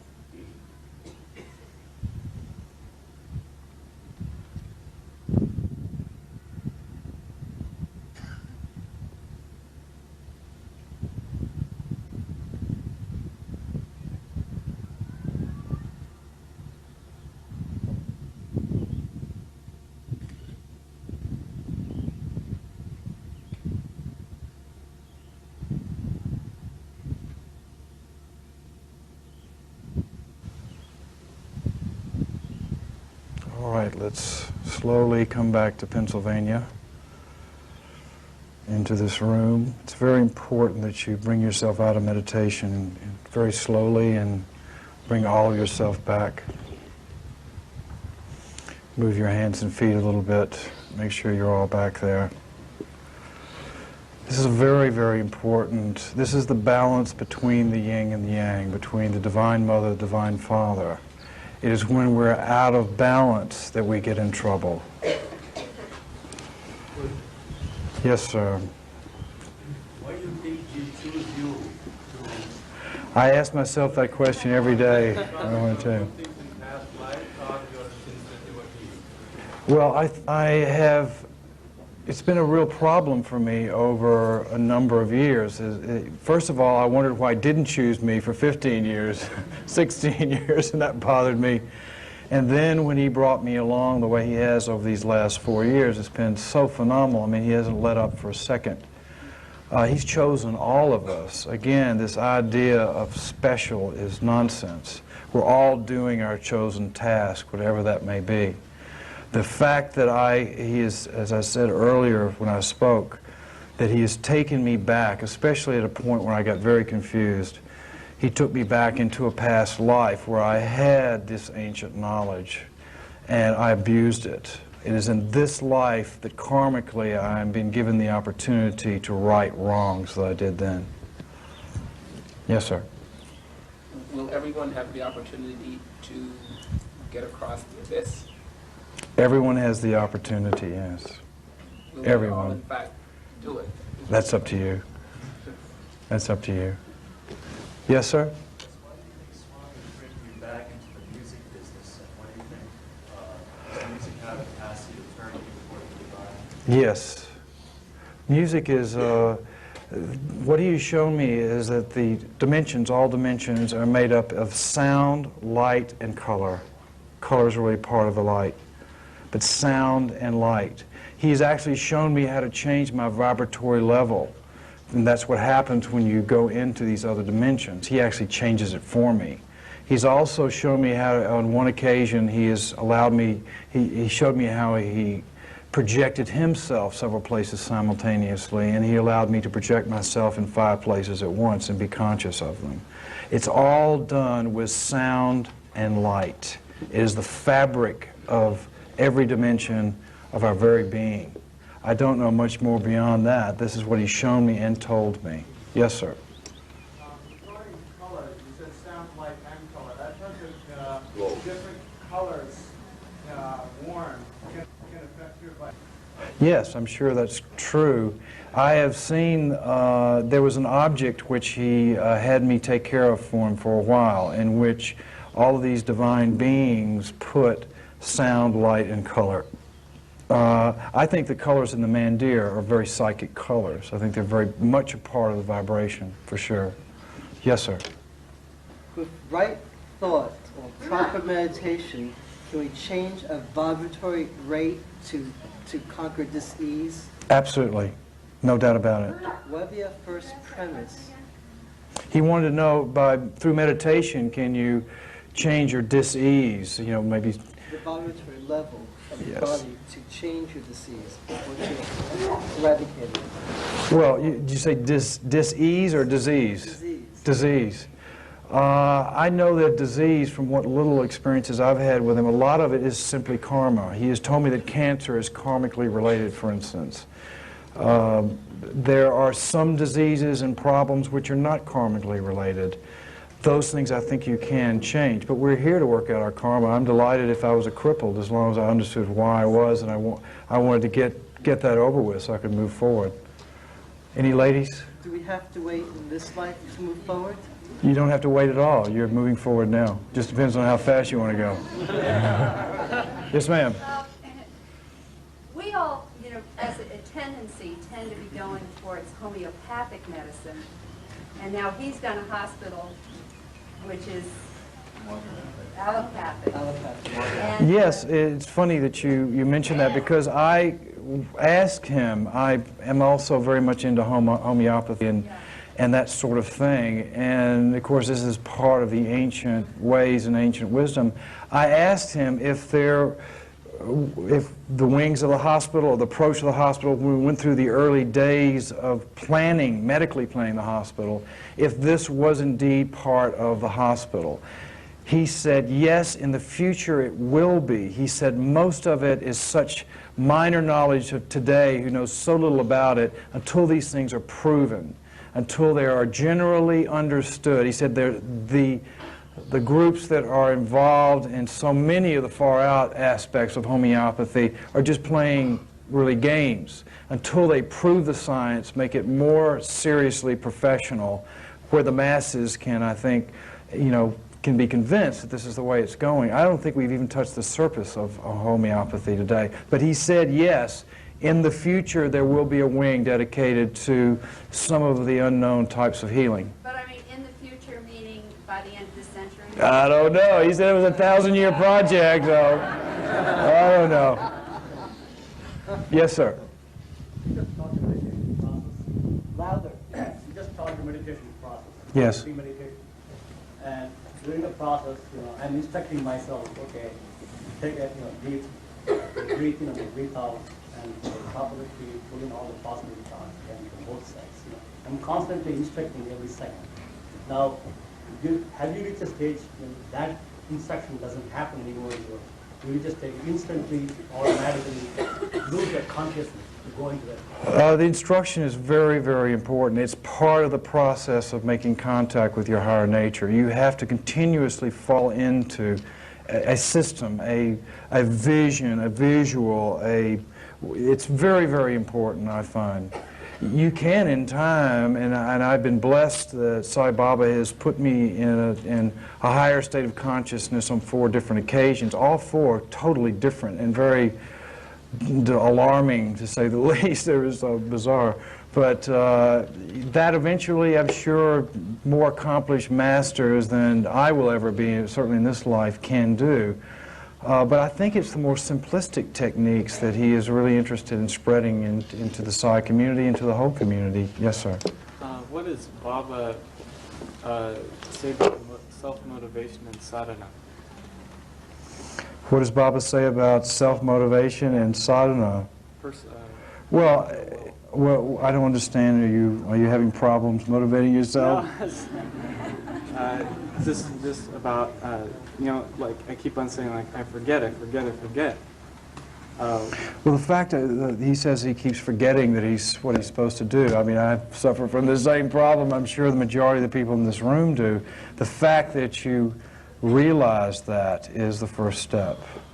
It's hard to put something into your life every day. That's why it's important. Time is very important. If you set aside a time to do something. The ego, it wants to deny the existence of God. When you know you should go out and be doing something for somebody, the ego says, oh, that's okay, somebody else will do it. When you know you shouldn't be eating something because you've had plenty to eat and you're well nourished, it says, have some more, have some more. I mean, you have to be careful all the time, but being aware, just as you are now. I mean, it's taken me years, believe me, because I have the hardest head that God ever put on a pair of shoulders. It's taken me years to break some of my habits and to put good ones into my life. Just keep at it, man. Yes, sir. What is your gut feeling as far as a meditative technique to melt a fibroid tumor? I have no idea. Yes, sir. Is there any use in trying to interfere? Is there any use in trying to interfere with somebody who is on their way to be brought to their knees? To try to interfere with someone he wants to know if there's something you can do. For example, you can talk about the earth, okay? Yes, it's a given fact. Nobody turns to God until it's the bottom of the pit, okay? It could be a person, it could be a relative, it could be anybody. It could be a friend. Is there any use or any value in trying to tell? Well, we all have loved ones that we adore. Well, we all have loved ones and friends that we adore, and we all see people suffering. We all want to help. We all get very attached into helping as part of Sai's teachings to help those that we can. A lot of people can't be helped. I was one of those people at one time. Are we helping them by conveying the time to for them to come to their knees, or can you just let them? It's one thing giving people a stepping stone. It's another thing to give them a pillow to lay down on and not move forward at all. I think you have to be very, very careful in that. I used to do it with money. I was very ashamed of having money, and I used to give it to people, give it to all kinds of people. I harmed many, many people by doing that. Sai Baba has told me over and over again, you must be a good steward of the things that he does give you. And that includes helping others. You know, you have to think carefully. The fact that you tune into somebody and you give them love, you're pollinating them, as it be, with God's love, that's more important than the help that you can give them, I think. As Baba has said, forget giving people food, give them spiritual food. That's the real help you can give somebody. Yes, ma'am. We're all trying to do, think, and act in the right way. Me too. And we're all failing, but that's beside the point. I disagree. What's the ultimate gain? What's the ultimate goal? You said to submerge in Baba. I don't understand. Well, it's... Baba's already with us, in us. Well, I'd like to be able to think about Sai Baba every waking moment and nothing else. I'd like to realize the Baba within, that I am not Isaac, that I am him. I mean, it's an ancient premise from the beginning of the most mystical times when this planet started. It's not important to understand until you feel like it's something that you can reach for. What is important is that you adore everyone around you. Yes, ma'am. I'm curious with your response in the business aspect and how, like when you have a business, obviously what you're doing, your new venture, a business mind is to make money, to make it grow, to be successful. Now I understand if you dedicate that, the energy you put into it, but I don't understand a business where you find that happy medium of dedicating it, being successful, but not living in the world and keeping a ceiling on those desires, and yet have your business be successful at the same time. How do you do that? It goes back, I think, to the fruits of your labor. If you dedicate your action, the now, to him, the fruits belong to him. Everything belongs to him. I mean, it's sort of hard, and it's taking me several years to really understand it. It came naturally at first because I believe that money is a byproduct of doing something you enjoy very well. It's further down the line for me. For other people, it's the first thing. You know, I was just blessed that I want to do something great and bring pleasure to people. I love the public service business, and money was just something that trickled out of the bottom of the machine. You know, the fruits are not important. It is the action, how you do it. Sai Baba has told me, oh, Tigrett, I want you to do this. He's blessed these plans. I went, oh my God, why did I even show them to him? Because I didn't want to do it, really. But he says, go out and do it, but do it dharmically. Do it with right action, right thinking. That's what's important, because you're a beacon for him. In this world, you affect all these people's lives. I realized that the Hard Rock was nothing more than a stepping stone for most kids. They were going to go into other jobs and do other things, and I wanted to give them a work ethic. I wanted to give them, you know, a belief in themselves. I wanted to uplift their spirits. I wanted to take these habits with them because they would. That became the most important thing to me in my business, because I affected so many young people. Was I've got to give them something to take with them. That was the responsibility of my work. All the rest of it belonged to Sai Baba. Yes, ma'am. Has Baba spoken about the ever-growing epidemic of AIDS? No. He's not said anything to me about it. The question was, has Baba spoken about AIDS? You know, and I've not heard him say anything about it. Yes, ma'am. Tell us how a young person who walks into Hard Rock Cafe walks out with value system? Well, I was an employer. Doesn't make any difference if it was a Hard Rock Cafe or if you had a hardware store or whatever the business may be. I had 250 employees, young people that worked for me in every single Hard Rock, and there were dozens of them around the world. I started when I was very, very young. I was blessed to have very moral parents who brought me up in a way which I realized there was a responsibility to that morality, or I wouldn't have carried it with me. And I, first of all, hired people at the very beginning of my business that came from other restaurants. And they were bringing these bad habits with them. Maybe the boss was a mean son of a you-know-what, and they thought it was okay to steal from him. So they would take things. And I'd see them, young people, 18, 19 years old, coming in and telling their other compatriots, oh, it's okay, you can steal, that's cool, it's all right. I learned all about that. And suddenly I realized that my responsibility was to teach them here, usually most of them in their first job, to teach them some sort of moral behavior, that there was no point in having this whole thing together unless it was teaching something. I mean, I know that there are many people who say, how can the Hard Rock Cafe be a teaching spot? Well, any place can. Sai Baba is everywhere. He doesn't exclude any place. Yes, ma'am.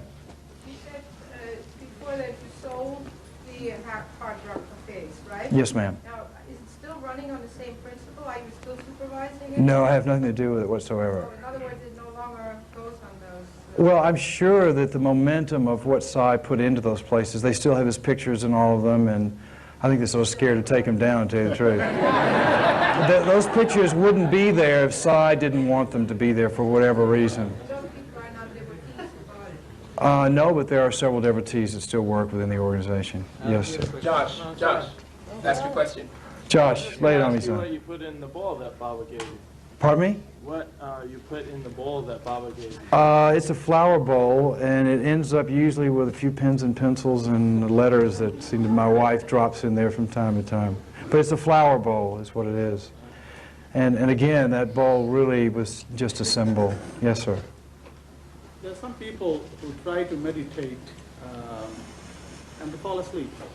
They have tried. I'm one of them.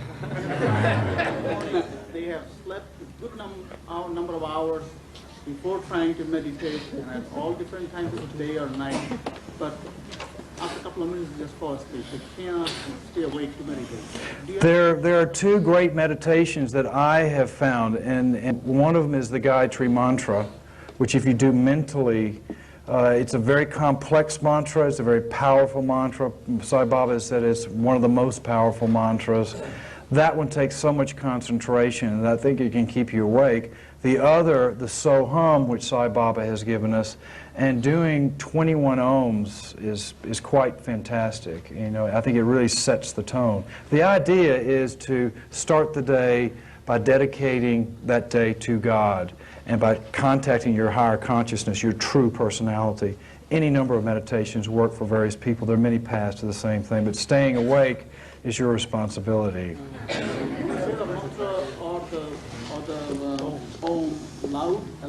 Yes, as we do at Omkar when we're at Puta Party, as you know, there's Omkar. I found Omkar to be the most fantastic part of the ceremonies that go on there, and also the Westerner's meditation, which is immediately after darshan there, for those of us who have been blessed to go. I've had some after bhajans, excuse me. I've had some fantastic meditations there, and Omkar is just exhilarating. Yes, sir. Oh, well, Baba has actually, I'm sure many people here, I'm no master. Om starts from the back of the mouth, in the throat, actually. It then moves forward, and you concentrate on the back of the mouth. It goes forward to the front, and then it ends in, if you just imagine like a jet plane or a plane moving over, it's like this.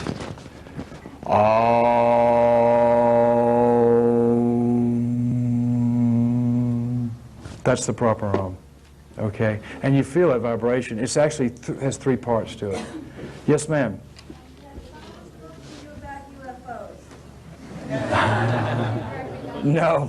No, he hasn't. I personally believe that UFOs are thought forms, and it's part of the elementals and the other choir of little nasties that are on the astral plane. Anyone else?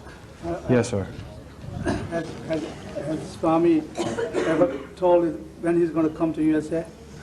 I've asked him several times. He said, well, he always says he's going to come, and because he always does. He's here now. I mean, yes. Who knows what his plans are? Only he knows what's going to happen. Since he's every year, why should come here, right? Exactly.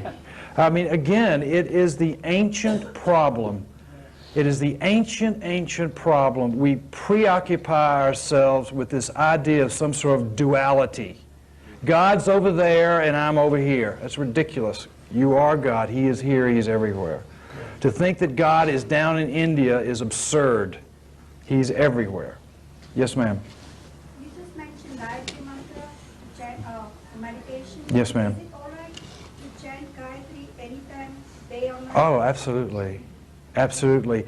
Baba has said, and there are many complex things to do with geometry and timing, a lot of things you really shouldn't know, because once you know them, then you have to adhere to them. It's very important the time of day to meditate from 4 in the morning till 8 in the morning, and from 4 in the afternoon to 8 in the afternoon. But the breath itself is a mantra, and if you can imagine So Hum, it's so easy to learn, and it keeps you in tune, keeps you in check. They want me to run off somewhere, so I'll just answer one or two more. I've been waiting for 20 minutes back here. Oh, sorry, I didn't see you.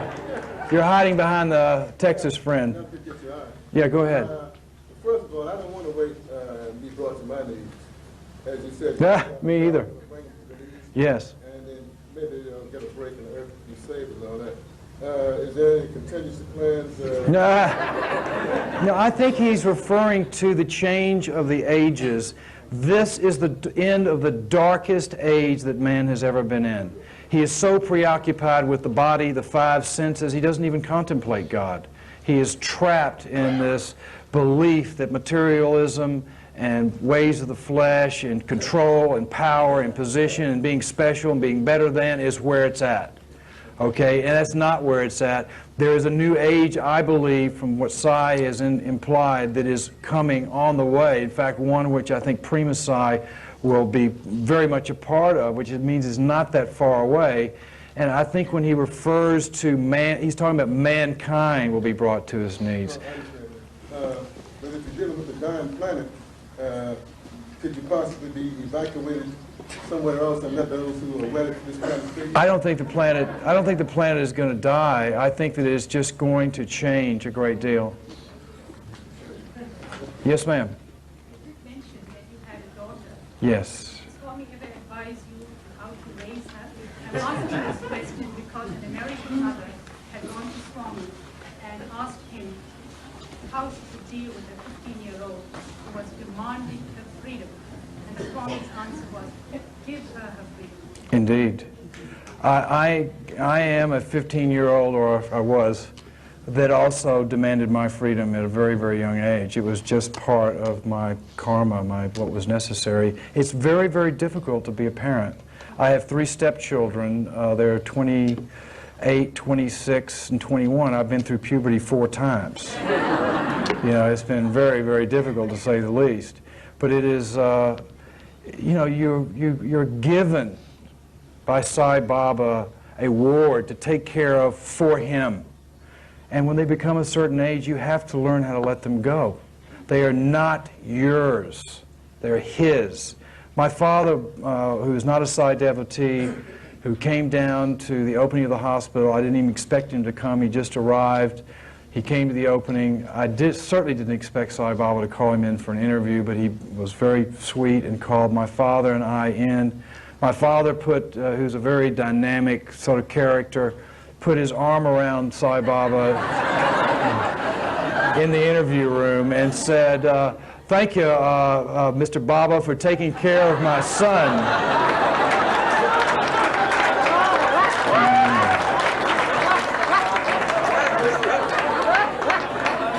I mean, I was going, Dad, that's not the way you do it. But literally put his arm around Sai Baba and said, thank you for taking care of my son. And Sai Baba looked at him and said, not your son, my son.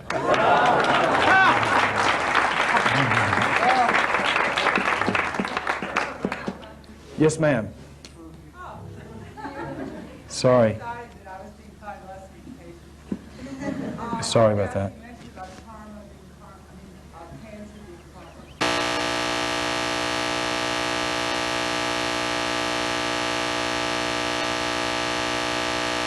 All within is the important experience. Yes, sir. know how negative thought of other people affects somebody else? You can definitely you can definitely harm people with your thoughts. Most definitely. You can bring all kinds of anguish and upset. Those who practice magic and other things know how to even go to a more extreme version of that, to physically have them harmed. But you have to be very careful with your thoughts. How do you protect yourself from other people? I can give you an exercise now that does protect you from people, which Sai Baba gave me. It's a very, very simple one. If you can imagine, especially when you think you're under psychic attack from someone else, I have to put this up whenever I get around my mother, for instance. Literally, because she's so powerful, and she doesn't realize that what she's doing, but she has a great deal of energy. If you can imagine yourself in a ball, like a beach ball made of rubber, a thick rubber ball, about this thick, and it's different colors, okay? You've seen a ball like that you played with, Imagine this ball around you completely, protecting you. It's flexible. What it does to psychic energy is that when it's focused at you, it will bounce off and go back to the recipient. And that will it won't harm them, but it'll make them think twice before they continue on with it. Very, very important, that is. And Sai Baba's had me use that and other protecting things, especially when I've been space traveling. Yes, sir. Baba's presence a great deal. Yes, sir, I have. And you have been privy to his thoughts, as most of us have not, and maybe never shall. I'd like to know to what extent you feel that those facts alone have been the sine qua non of your progress in your life.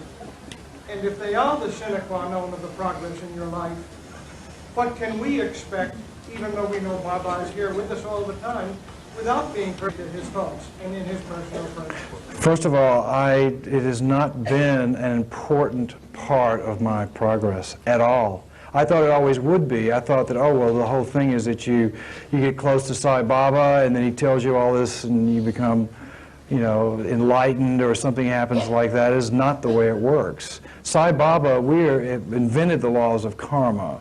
We all have to play them out. He can help you through them, he can give you some guidance, but it's really from within that I have gotten all my guidance. Sai Baba's thoughts, I don't have a clue. I mean, everything that he says can mean something now, later. He's a mystery. He's beyond contemplation, totally beyond contemplation. What I have learned now that I have been blessed to be near him a lot and speak with him is that it's not important, quite frankly, as strange as that may sound. After you've sort of asked all the questions you can think of, and then you go, well, why am I wasting his time? He has so much other work to do. He certainly doesn't need having me hang around. That has been the only good thing that has come out of the association that he's blessed me with his grace. In being near him is that I realize I don't have to be near him anymore. And I hope that you all have that experience too, because that's where it's at. Yes, sir.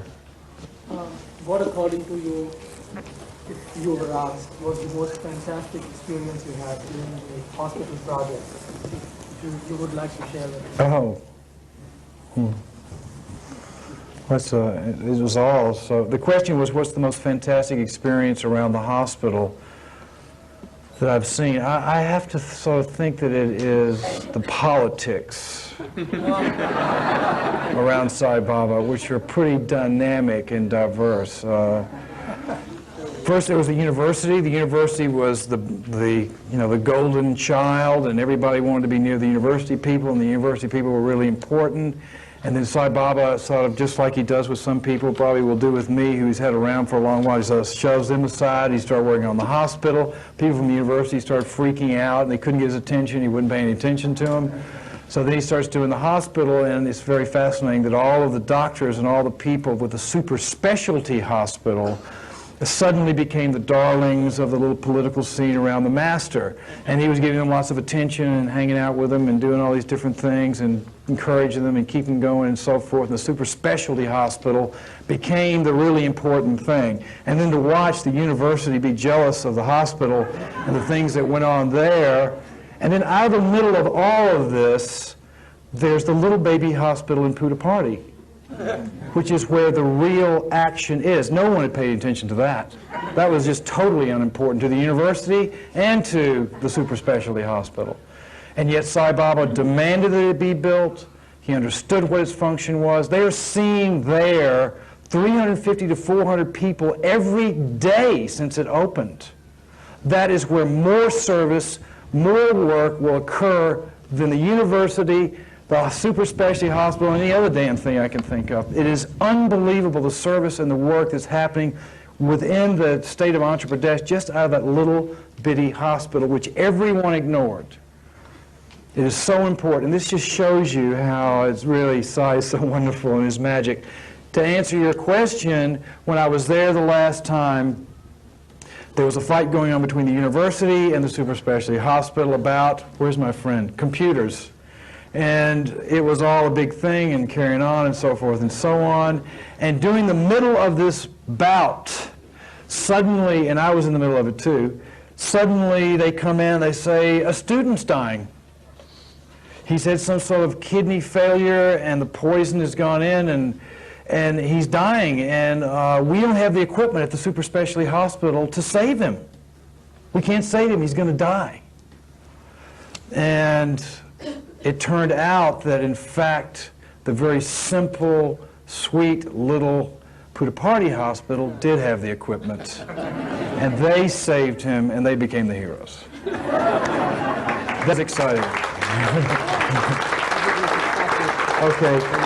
I've been told, and my mother tells me this, I talk too much. Thank you very much. It's been a pleasure. Saram.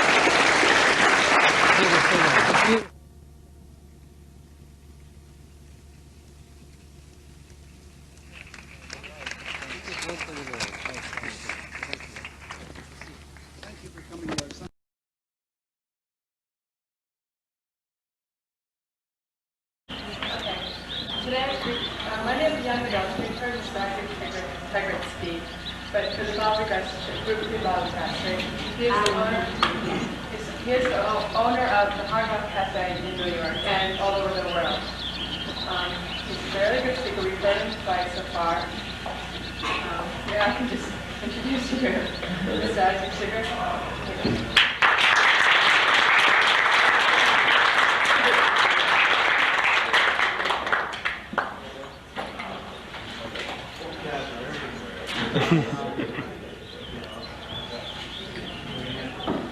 You all know the jungle of Texas? Everywhere. Everywhere you go. Every side of it is there. Well, I appreciate y'all let me come and chat, you know, about, I don't know really what to talk about, to tell you the truth. If y'all have anyone here ever been to a Hard Rock Cafe? All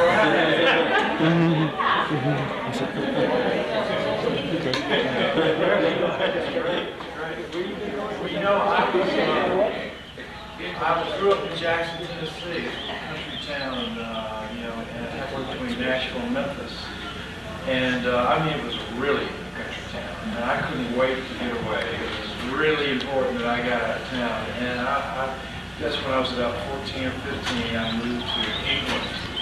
And my dad and mother were divorced, and my dad went over there to live, so I went over there and started hanging out in England. And it was really an exciting time. This was the late 60s, and there was lots of things happening. It was a little different from now, because all the young people then, it was a revolutionary period of time. It seems like today so much is based on fashion, as opposed to the political revolution that was going on at that particular time. But it was part of that revolution was music, and it's really these days the advent of the Beatles and the Rolling Stones and all those type of groups. So became the platform, you know, for protest and what was happening. It's different today. You know, rock and roll to a certain degree is not as cool as it was. It's rock and roll was the thing. It was cutting edge, it was alternative lifestyle, it was protest. I guess it was the mid-'80s when suddenly advertisers, started jumping on advertising their products, and rock and roll sort of went mainstream. It became not as cool as it was. In fact, protest music really belongs to rap music today, because that's a real thing that's happening. There's 40 million people living in the inner cities in America, who are living in sort of a social hell.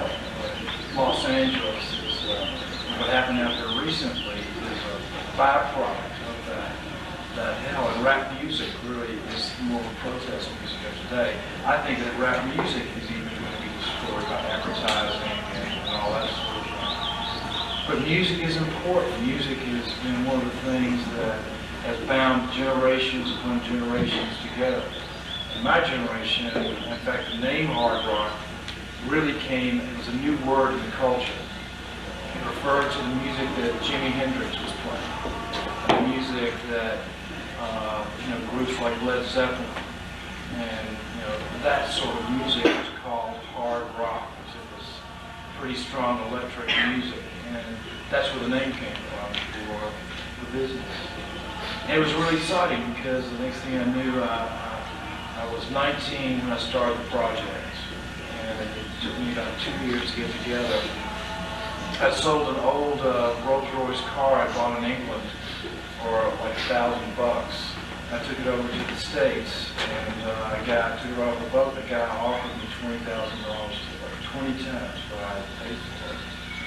And it was really mind-blowing. I had worked in these factories in England, these Victorian factories. I never graduated from high school. I was rebellious type of character. In fact, that was about 75 pounds ago. My hair was about down to here. It was really amazing actually to work in these factories in the north of England. People were getting paid. I think I made 17 pounds a week, 17 English pounds. It was about $2 a pound at the time.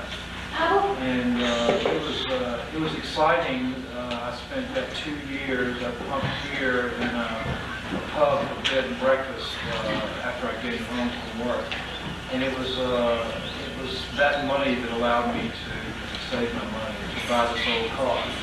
Anyway, I took it over and sold it, and I went and got that 2 or 3 more. I discovered a little window in the market. I discovered how to make money, which I never dreamed I'd ever make, especially after working 2 years in these factories in the north of England. Women were being paid half of what men were being paid for the same job at that particular time. This is 1966, 67, something like that. Times have changed a little bit, things have gotten a bit better for women. So, in those days, it was really, really interesting what was going on. It was, I guess, took me about 18 months to bring those cars over, and I made enough money to start the harvest. First, I financed all my friends because they didn't have any money. And they were all my age, and I was so embarrassed to have the money because the main thing it did for me is it made me free of my parents. One of the most exciting aspects of it. Parents are, they're always worrying about you, carrying your job, but eventually it gets a little difficult. Anyway, the story of the hard rock is wild. I opened this business on June 14th, 1971 on Hyde Park Corner in London. I was motivated by some pretty strange revolutionary thoughts. I had come from Tennessee, and we had just gone through this whole civil rights thing. And I was, in several civil rights marches. I was, especially coming from Tennessee, we had lots of riots and things that went down. And the social injustice was so obvious, and it really flamed me. And that's one of the reasons that my parents were happy that I went to England, as well as that good young town. And when I went to England, I discovered something equally as bizarre. I lived in a place called Mayfair. It was right in the middle of sort of the high rent district. And in Mayfair, England is divided into class systems, which it's sort of like the caste system in India. It's really bizarre. If you were from the east end of London, you weren't allowed to walk in Mayfair. You couldn't shop there. You couldn't hang out there. I couldn't believe it when I saw Bobby telling a guy from the East End, "Hey mate, what are you doing in this part of town? Move off." It outraged me once again. It was so strange that here I just come from the South, where they'd gone through this whole civil rights thing, and suddenly I discovered something called the class system in England. And what motivated me was hard rock. Those days, a baker and a banker weren't allowed in the same restaurant together. It just wasn't done. Everybody had their section of town. Everybody had their pubs they went into. It was so bizarre that that's what was going down. And the idea of doing the hard rock in those revolutionary times was I wanted to open the first classless restaurant in England, a place where a baker and a banker could hang out. The thing that made it actually work, and the thing I did accomplish, it was doing that. First I had to get a site that was really sort of thumb in the eye of the establishment, so I decided to cross from Buckingham Palace right in the middle of Mayfair was the perfect place to be. And that's when we opened on Hyde Park Corner. And the scene was so powerful because as soon as we opened the place, the Beatles were hanging out in there, and the Rolling Stones, and Hendrix, and everybody. And of course, everybody wanted to come and be with them because they were cool, they were what was happening. And the next thing you know, you had a baker, a banker, a little Lord so-and-so, and all of them standing in line to get into the Hard Rock Cafe. And that, to me, if I created anything, it was that, because this whole idea of being special, of being different from somebody else, is all wrong. The second that you start feeling that you want to be better than someone else, that you're special, you've lost the game, in my opinion. I mean, a Christian says he's cooler than a Jew. An Indian says I'm better than a Pakistani. A rich guy says I'm better than a poor guy. I mean, that's crazy. I mean, we know from studying about Sai Baba, and we know in our hearts anyway, that all is one. In fact, that's one of the things that we put up in the Hard Rock, is that message. We put on thousands of T-shirts, and jackets, and buttons, and matches, and everything else, because if the Hard Rock was going to become famous, and people were going to go for it, then I wanted to give them a message, to take back with them, because it was important. You had to give back as much as you get in life. And if you're going to be, termed in other people as something special, you have to guard yourself all the time. The second that you feel like being richer than someone, being, more powerful, having a different position, you're really devaluing, you're going backwards. And so it was really important. I realized when I started my business that, something cool had to be put in there. And something ended up coming from Sai Baba. I had been born to a Christian family, and Southern Baptist, as a matter of fact.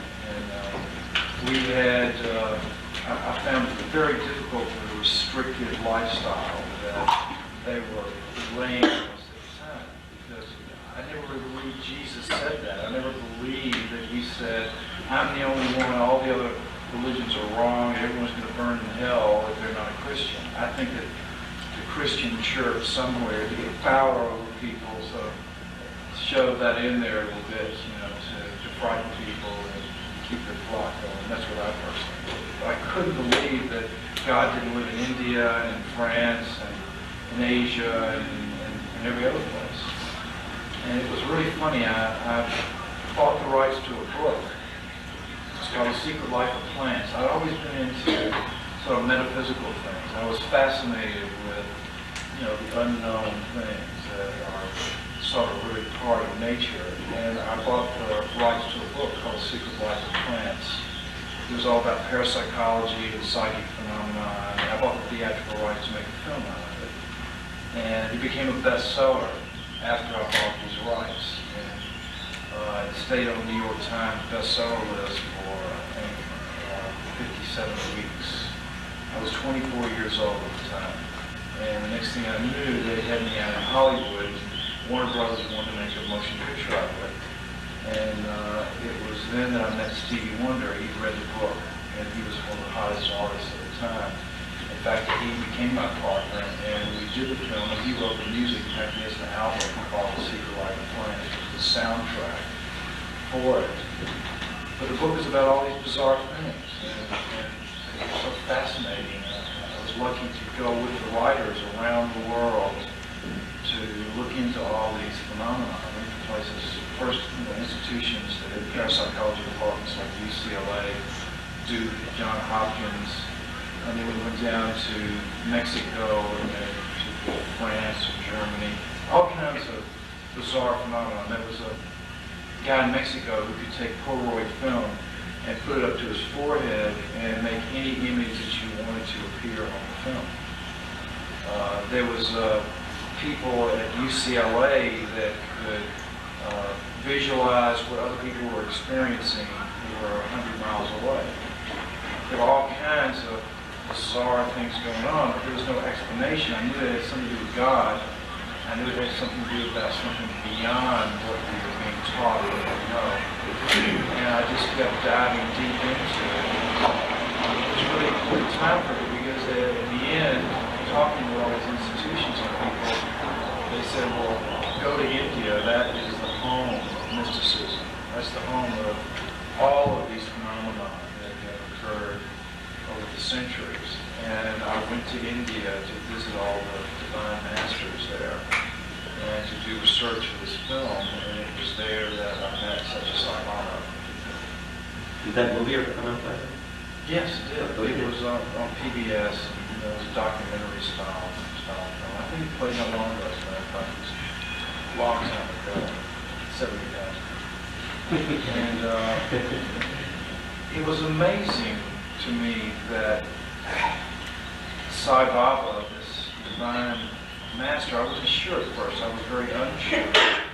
I met other people that said, oh, this is a divine master. I said, well, what's that? I said, well, it's a realized being. He's a man of higher consciousness who is like a walking God-man. He's human. He has all these miraculous powers and can do things. So I went down to see him, and it was at White Fields, a place in Bangalore, that he came. I was sitting at the back of the walls, and I didn't even sit down. I was standing there against the wall. On the side of the part of the crowd, he came right up to me. I'd been there about 5 minutes, and I saw him moving his hand before as he walked up to certain people, and they put their hands out, and he materialized this vibhuti, this holy ash. He told me to eat it. That was 1974, I guess. It was the start of my journey. I guess all of you have started a journey in terms of being in contact with it through your parents, through camps, through going down to the various meetings and so forth. It's really hard to fathom. It's taken me many, many years. In fact, I really didn't consider myself a Sai Baba devotee until 6 months ago, quite frankly. It's taken me that long to really believe and understand that this being is a divine being and that he is everywhere all the time. It's so hard a concept to understand. It's such a difficult thing to believe in. It only comes through time and experience, and the experiences I had that helped me on the way were two really dynamic experiences. Sai Baba I met, he didn't say anything to me except made this vibhuti in 1974. He didn't speak to me again. I went there every year until 1989. About 15 years before he ever spoke to me. It was funny, I was a sort of joke around the ashram. Everybody goes there and they want to have an interview. Sai Baba's the most important thing in the whole world. And they would, when people were really freaked out and going crazy, they wheel me out. They said, well, here's a guy that's been here for 10 years and he's never even looked at him. It was really funny. Well, what kept you going? That would be interesting for the young people to hear. What was the inner drive that kept you? I knew that there was something more divine going on than myself.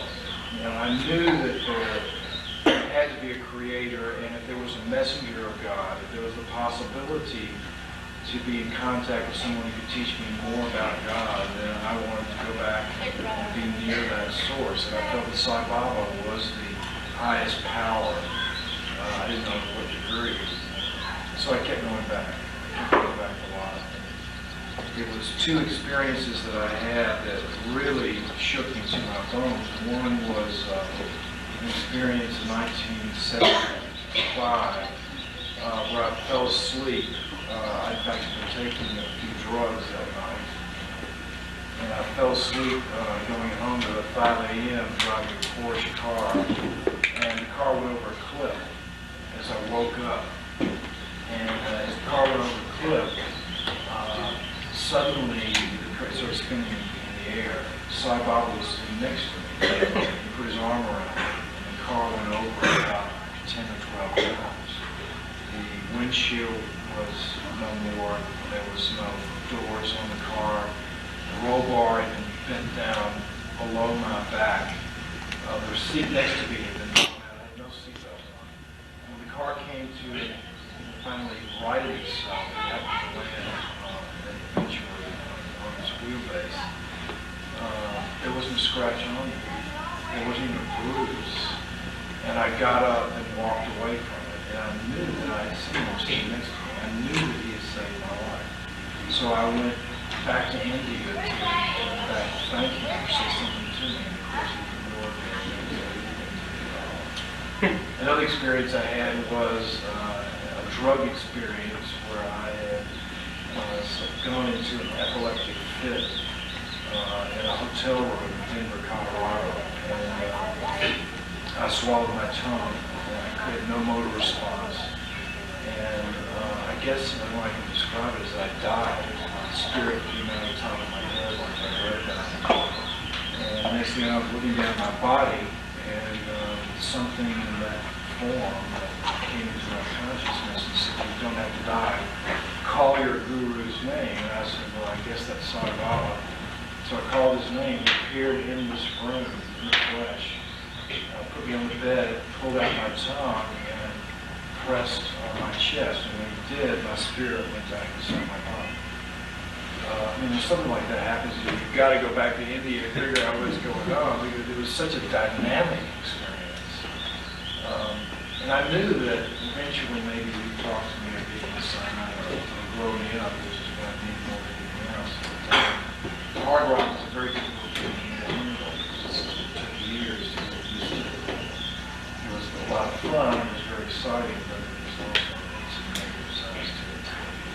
Isaac, you talk for a minute about why you have to go through the drug period in order to be at the point where you're at now, against some people who don't have to go through the drug period and can fortify themselves at the beginning and reach a Well, you know, I was a wild child. It was a company that I was keeping. It was part of the scene. It was a cool thing to do, and it was very easy for me to get into drinking and taking drugs and things like that. I did it for years. A lot of people around me didn't. It was that important. It's hard to make that decision. You know, I'm not advocating taking drugs at all, but I mean, I think it's part of the experience you go through today. I mean, everybody has drugs. I mean, your parents, I'm sure, would be shocked. All of you, most of you, have probably seen drugs at your school or something like that. It's all part of the scene. It really robs you, I think, now, while you're taking it now, it robs you of time, it robs you of a connection to your higher self. And it's just part of growing up. But you have to be very careful because they're so powerful that you think that you're using them. In the end, I found anyway that they control you, can't control you. And we all know this. Some friends get harmed by the things they can do. It's a very, very powerful experience. It's not something I recommend, but if you're going through that experience, you must be very, very careful. It's powerful. Anyway, I was blessed that 3 years ago, Sai Baba called me in and saw interesting. He said two things to me. One of the things I've done, I've gone out to the ashram one day, there's a tiny sign that said, love all, serve all. And I thought that this would fit what I believed about everybody. And it was part of my nature. I just had to use it in my business, so I put it on matches and buttons and all the hard rocks and so forth and so on. And 15 years later, Sai Baba calls me in for an interview, and the first thing he asked me was, where's God? Now, if you haven't had an interview for 15 years and Sai Baba calls you in, it's a very frightening experience because he's so amazing. And so I thought about it for a minute, and I said, well, he's in my heart. And he said, no. He said, God is everywhere. He said, it's like a fish swimming through water. The water is above the fish, around the fish, below the fish, inside the fish. He said, you are a fish swimming through God. And it's something that alone really makes no sense to me because he is everywhere. It's hard because there's this whole thing that man has always sort of really gotten off the path on, I think, and that's this feeling of duality. That God's over there and I'm over here. Or he's some cat with a big chair with a long white beard. Or that he is in India and walks around with his full body and opens hospitals and schools and stuff like that. God is everywhere. I mean, one of the great examples of this was a family that I had a group party once. His name was Gary Bells. And Gary had been there for about 2 weeks. It was his first visit there. And he said, look, there's no doubt about it, Isaac. Sai Baba is a divine being. He has amazing powers. But I just don't understand this omniscience business. How can he be everywhere at once? How is that possible? And I relate to him these two stories I just told you. I said, look, I've had these two experiences, death experiences, where he's literally arrived at the nick of time, somehow knowing that I was in danger and pulled me back from death. So even though I've had those experiences, I can't comprehend the omniscient experience. I don't understand it. It's beyond my comprehension. And he said, well, I just can't. I said, well, don't worry about it. Go on to bed. And he went to bed that night. About 3 o'clock in the morning, this guy's waking me up, and he says, oh, Isaac, you're not going to believe it. I just had this amazing dream. It was more like a visitation. That Sai Baba was here. He had my mother and father sitting in chairs on one side. He had my wife and children sitting on this side. And he materialized his lathe, and then he put it on my head. He gave me this whole lecture on enlightenment. I said, it was incredible. It was like he was really here.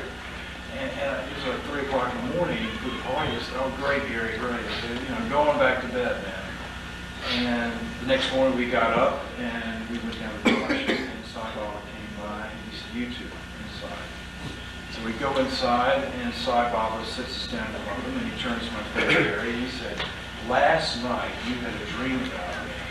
I had your mother and father sitting on this side. I had your children sitting on this side. I materialized a lathe and put it on around your neck. I gave you a lecture on enlightenment. And you got so excited you woke up. And you woke up Tigrett and told him all about it. I know, I was there. And when you have this amazing experience, once again, that he is not only, he's in your dreams, he's in reality, he's in many dimensions, really. It sort of brings home the fact that he is watching, he's here all the time. And I guess that's how he was able to save me from my own death, and has saved many, many, many other people time to time. He's truly, truly dynamic. And I believe that he has been the secret of the success of not only my life, but my business, the Hard Lodge. Without a doubt, the Hard Lodge is this. Yes, sir. How did you get the money in the first place to open the Hard Rock? I worked in some factories in the north of England. I didn't even graduate from high school. I did that for about a year and a half. I saved up 400 English pounds. That's all it cost you to open a restaurant? No, you still missed the story. I told it just a little bit earlier. I bought an old English car. I went to buy it with my mother. I took it back to the States, and the guy offered me 10 times what it was worth. I sold it to him. I discovered a window in a market. I went back and I bought 5 more, then I bought 8 more on the last trip. I bought about 15. I was about 19 at the time. I ended up with about $200,000. Wow. That's how it all started. Sai Baba told me something very interesting. He said that the hard rock was an oasis of light in the sea of darkness. Now, I can only say that, you know, there's some very negative sides to rock and roll, and I have certainly experienced all of them. And I always wondered whether I was doing the right thing, you know, whether it was a good thing that it was really serving him. But the hard rock brought so much pleasure to people, and I think it really was a beacon of light. I don't think it makes a difference what you do, as long as you're doing it dharmically, as they say, righteously, purely. Just make it what you do. Yes, ma'am. I have a question that during maybe the first years that you were running hard rock and you maybe had a wilder lifestyle, were you a Baba devotee? And if you were, how did you balance being the lifestyle that you were leading the rock and roll? It was with great difficulty. You know, I think Baba was just the fact that he was there. It's hard to think about him all the time. It's hard to think about doing the right thing. Life is so exciting, things are happening, you know. But no matter what I did, I always came back to thinking about him. And when I thought about him, then I thought, well, maybe I should change a little this, a little that. Maybe I'd go too far here or there. But it is a balance. It's a balance completely. I think that's why it comes into our lives, to help balance out the deep end. Without doubt, this man. I know when we get into college, we switch, you know, the music on and our parents, like, you know, they don't like the music on in the car. And they just turn the music you know, we like. Bob say anything about? Well, you know, every generation has its music, its lifestyle, and all these things. What's happened is being pretty dramatic. 30s, 40s, 50s generations were all pretty much the same. Even before that, in the 20s, the turn of the century, there's very little change. Everything stayed the same. Suddenly, we're in this amazing time where things are changing dynamically all the time. And what happens is that parents are terrified. You know, if you're not, they were brought up to be like their parents.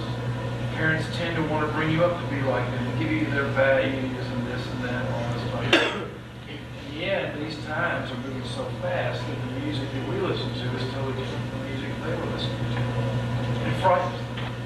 You know, and it's only natural that it would to a certain degree. You sort of have to bring your parents up a little bit and forgive them and that sort of thing. But I understand that phenomenon, you know, it's a common one today. It's just that I think they're frightened by it. It's hard for them to get into it. It's not their music, it's just a generation. It causes something called a generation gap, you know, and it causes a lack of communication. I had and Jimi Hendrix at 9 out of 10 every day was enough to drive us crazy. Yes, ma'am. Did you open the first hard rock cafe in England? Was that the first one? Was that the first hard rock cafe that was opened in London in 1971. Yes, sir. What's your view on hard rock and some of the satanic lyrics and different things that, like Led Zeppelin albums going in reverse and having different messages encoded and things like that? How did you view that? I think that there are negative things that can happen. I like hard rock music. Led Zeppelin, really Willie Dixon songs, the song Blues Star. I think that some heavy metal can put you into an oblivious state and start driving you crazy. I think it's very, music is very powerful. We all like to dance. We put on music, and I'm sure all of us dance to the storm up and down the stairs and everywhere else. Some type of music can, I think, bring out some negative aspects, some more primal aspects. I think you have to be really careful. But yeah, there are many negative things. Satanic, I think maybe is taking it a bit too far. There's certainly, you can bring out the devil in you if you're not careful. Anybody else with any questions? Yes, ma'am. When you sold the Hard Rock Cafe, did you specify that it had to stay exactly the same as you set it up? No, I didn't. Because I'm curious why Baba's picture is still up on the wall. Well, I'm sure that's up to him. I don't think that he would allow. You know, when I put the picture up there in 1974, when I got back, I said, "This is my man," and I put up there.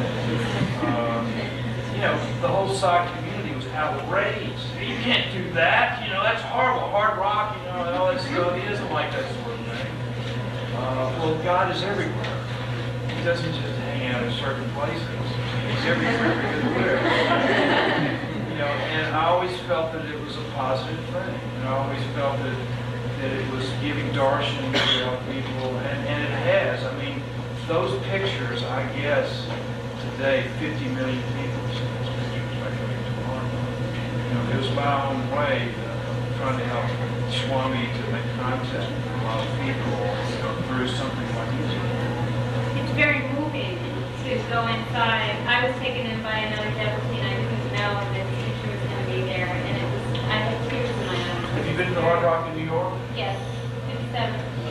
Well, that was the most bizarre thing I think you ever did. You noticed the God wall there with all the icons on it? Right. I mean, that was... And the Kubaran. Yeah. Well, we're all, you know, it's such a crazy world. We're all trying to decide what it is that we want to follow. There's all kinds of modern gods. Money, you know, is something that I think a lot of people worship. So I wanted to put something up on the wall. It's a huge wall for those of you who have been in the Hard Rock in New York. I want to have all the gods represented. You know, there's a big Om sign up there. There's a Madonna and Child representing Christianity. You know, there it is. Star of David. Pardon me? Star of David. Indeed, a beautiful star. These are huge things. I spent a fortune making these things. And I thought, that's great, but that's not enough. There are other modern icons, demagogues that people worship today. One of them was money. So I put up a huge cruiser, and that thing is actually gilded. It costs $45,000 to make that cruiser. And it's about 8 feet wide, but I reminted the coin at the bottom. It says, "Is this what you want?" You know, I thought drugs were a very important thing. So I put up a huge quaalude. We used to take something called quaaludes. So I put up this huge quaalude. It's 4 feet in diameter. There's little signs in the corner that says lust, greed, anger, and hatred, because I think that's what drugs can bring out of you in an extreme way. And in the middle of the Kruger, in the middle of this quaalude, there's a little neon sign that says victim, because I think that's the calling of drugs. In the middle of all of this, you can imagine what the Sai community thought of me. In the middle of all of this, I have Sai Baba's picture with Omega sign, which is an ancient Greek symbol. And on the Omega sign, it says, "Who do you love?" Because I wanted people to have a choice. What is it? You make a choice. Is it drugs? Is it money? You know, what is it that you're after? Just to make it think. In other words, give a message back. You know, and I think that it did have a good effect on a lot of people. Well, they had a bad effect on others. But I knew it was size energy. Yes, sir? Yeah, in the beginning, what attracted all the celebrities to come to the Hard Rock? It was the first three-dimensional home that really made heroes, or a place where the heroes, first of all, were immortalized. I mean, the first thing I put up, in fact, it was given to me by Eric Clapton back in the early 70s. No one had ever immortalized rock and roll stars. And he came into the Hard Rock and gave me this guitar. I mean, he was my god. I just couldn't believe it. He'd give me one of the guitars. I put it up on the wall, and everybody said, "God, that's so cool, that's amazing, incredible." Well, all the music industry people hung out there, and the next thing I knew, 2 weeks later, Townsend's guitar roadie. And he has a guitar, and I open up this thing, and it's his Les Paul, it's custom right off the tour, and it's a little note from Pete says, "Mine's as good as his." So I said, "Well, that is pretty cool. I think I'll put this one up too." And the next thing I knew, the artists were giving me all kinds of fabulous things, because it was the first time anyone had immortalized them and created a place where all these famous things of the culture could be put up. And they came in on a regular basis. You know, this was their home. It was really all about their culture. And it was very, very exciting. It was very, very exciting. Yes, Did they ever ask you about Sai Baba? Yes. Many, many people have asked me about Sai Baba. I guess it's been one of the things that kept me sane through it all. Because when you stand at the bar drinking a beer, thinking some kind of insane thought, and somebody said, "Who is that?" Oh, yes. Sai Baba, you know. I mean, he kept me in line, so he just kept him around and making it part of the business. And I feel blessed because it's just been so exciting. You know, everyone thinks religion is so serious, you know, and it's not. Sai Baba is not serious. He is the funniest guy I've ever met. He is. He's hilarious. He's so funny. Kids and jokes. You know, he wants you to be moral. He wants you to act right. He wants to teach you. But, you know, he's not asking you to lock yourself away from the world to do so. It's impossible. That's not the way it is. Yes, ma'am. What do you say to people when they ask you who is? Well, it's very difficult. I've had trouble asking myself who he is for many, many years. Now I believe that I know him as an avatar, you know, a divine being incarnated in human form. That's really hard for people to swallow. You know, so most of the time I say, well, it's a great holy name for me. Because, you know, God calls people at their own time, when it's right for them. Some people don't discover religion until they're faced with death when they're 60 years old. And they say, oh, I'm going to die, I better pray. You know? And some people find it when they're very, very young. I happen to be lucky that I found it at a very young age. You know? And it's a journey. You know, the whole religious experience is a journey. It's very exciting. Especially if you're lucky to come in contact with this divine being. It is absolutely fantastic. Yes, sir. My parents just got back from India, and their experience there, like, they had someone like go through a reading of my father's life and how he was just coming out of a phase of his life that was focused on like materialism, but this was all part of his karma because his other lives had added up to that. He would have a good life this time. And they talked about how now in the years to come that he's going to focus on spirituality for himself and just how everything would turn, I guess, more towards God and what he needs to do in that area. And I was wondering, like, being a young person, I know a lot about, let's say, Baba and his teachings, and I don't know. And then I have on the other side about, like, a thirst for experience or living, and I find it hard to understand, like, where I want to go, and I don't want it to interfere with, like, my spirituality or my philosophy. And it seems like you have been through a lot, and like I can draw a parallel to my father's life where you had this experience dealing with business and making money and doing what you wanted, and now you're older and you're coming out of it, and you can look back and that's all of what taught you everything that you know today. But how will a young person approach, like, building his life in a way that they don't it's so really look funny. back? People say, oh, Sai Baba doesn't like money. That's crazy. Sai Baba doesn't like people that has money. Sai Baba doesn't approve of this or that. Sai Baba is everywhere. All you have to do, you can have $10 million, you can have $10. It doesn't make any difference. It's what you do with it. The thing you don't want to become is greedy and selfish. Who wants to be greedy and selfish? I don't. I think that's a spiritual thing. Having money, there's nothing wrong with having money. It's what you do with it. It's how you use it. You know, I was blessed to make a lot of money. I set a goal for myself. I said, I'm going to take half of everything I have, I'm going to give it to Sai Baba. When I sold my company, I took half of everything I had, and I helped him build his hospital. You know, it was part of the thing that motivated me to do something, to use it to help others.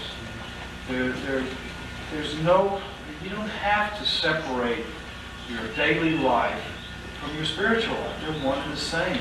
Sai Baba says work is worship. We have to think about it. You know, it's like the fruits of your labor are to me, this was the whole attitude I had towards business was that business is, in fact, money is a byproduct of doing something you enjoy really well. It was at the end of the chain. I felt really great that it was just a byproduct of what I was doing. I was doing what I enjoyed. It was a lot of fun, and money came down the line. A lot of people get it mixed mixed up, I think. And like money is the whole thing. That's the reason to work, the reason to do everything, and whatever you have to do to get the money is important. I think that even I didn't know what I was doing at the time, but I think really I was practicing a spiritual sadhana in a way by keeping that attitude in my business.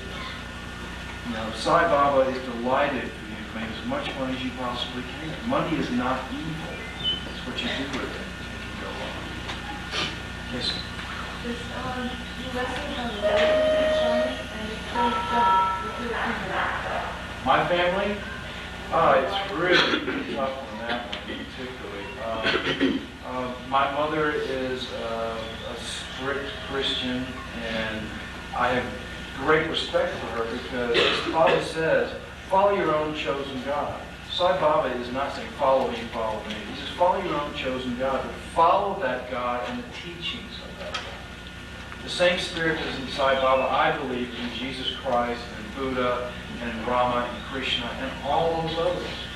It is a really, really difficult one. It just so happens that my wife was married to one of the Beatles, and his name was Ringo,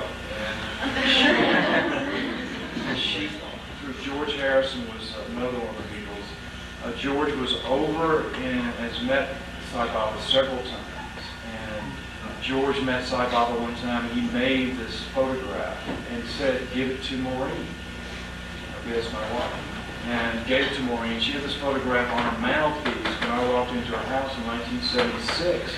I couldn't believe that Sai Baba's picture was there. I said, "Who's a devotee of Sai Baba?" And this was the lady of the house. She was divorced from her husband at that time.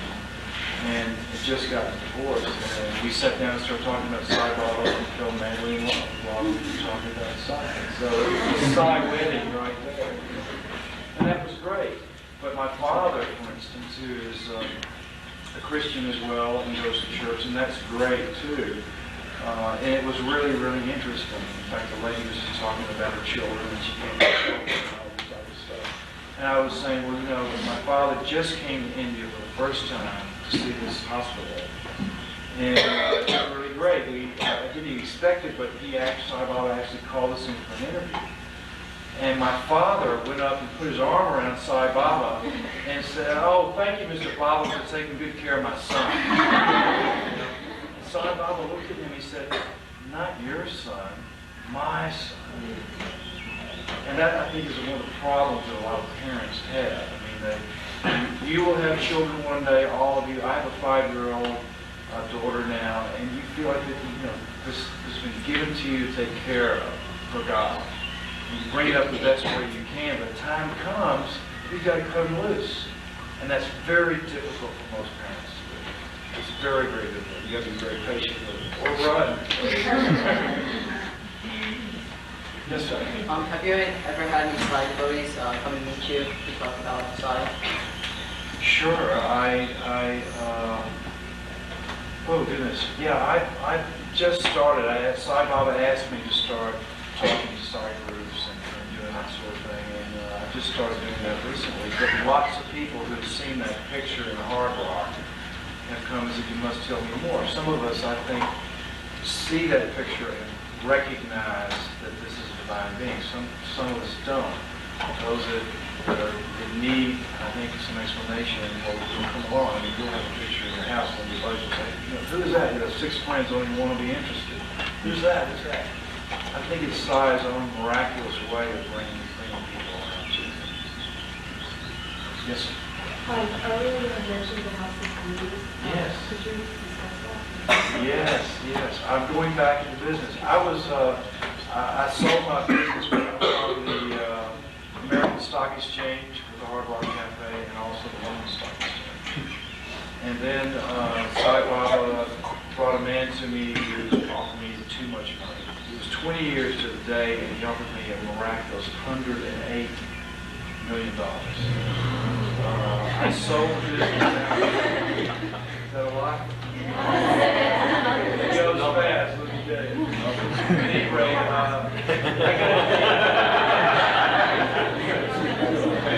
that's the money. That's a lot of that money. In fact, half of that money went into establishing hospitals. A lot of it also went to government. It's ashrams to the rest of my family. I went to the environmental business.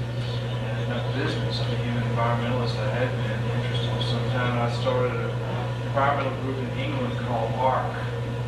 And ARC was started with Sting and Chrissy Hine and Paul Linda McCartney and Peter Gabriel and a whole bunch of people like that. And it was very exciting. We brought the first environmentally friendly products on the English market. Because of my experience with hard rock, I knew how to market that. This was at charity.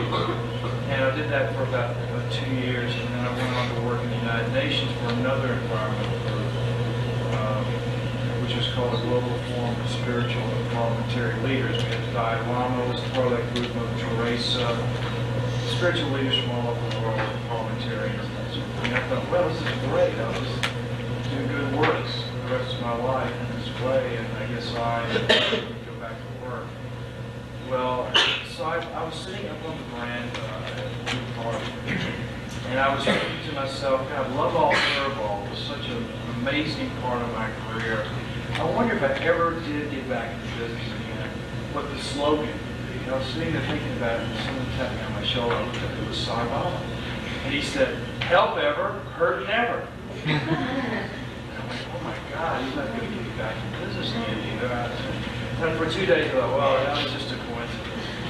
And I was thinking about it about 2 days later. I was going, God, you know, if I had a little cool restaurant or a single, I'd probably be blues oriented, and I need a slogan, and then someone tapped me on the back, and he'd come around through the main here, and he said, help ever, hurt never. And I said, oh my goodness, he can't be serious. He really wants me to go back to work doing this on the book. So I was blessed about 2 or 3 months later when I was back on another trip, an interview with him. I said, do you want me to go back into this business? He said, yes, I do. And so I drew some plans up, and I took them to him, and he just recently blessed them. He said, yes, you need to do this. But he said the Hard Rock was a high school, now you're in college. So it's very interesting. I'm opening a chain of live music venues based on blues and rhythm and blues basis for rock and roll. These are all the incredible Delta blues stars from Robert Johnson, Dave Mount Brown, Sonny Boy Williamson, which are stars, all down to Howlin' Wolf and Muddy Waters, and they're the ones that influenced Led Zeppelin and Clapton and so forth. And it's called the House of Blues. It'll be 3 things. It'll be a snow clapboard house, looks like it's falling down from Mississippi or Tennessee, which is my home area. Inside of it, there'll be a 200-seat restaurant, which is called a BB Blues Bar.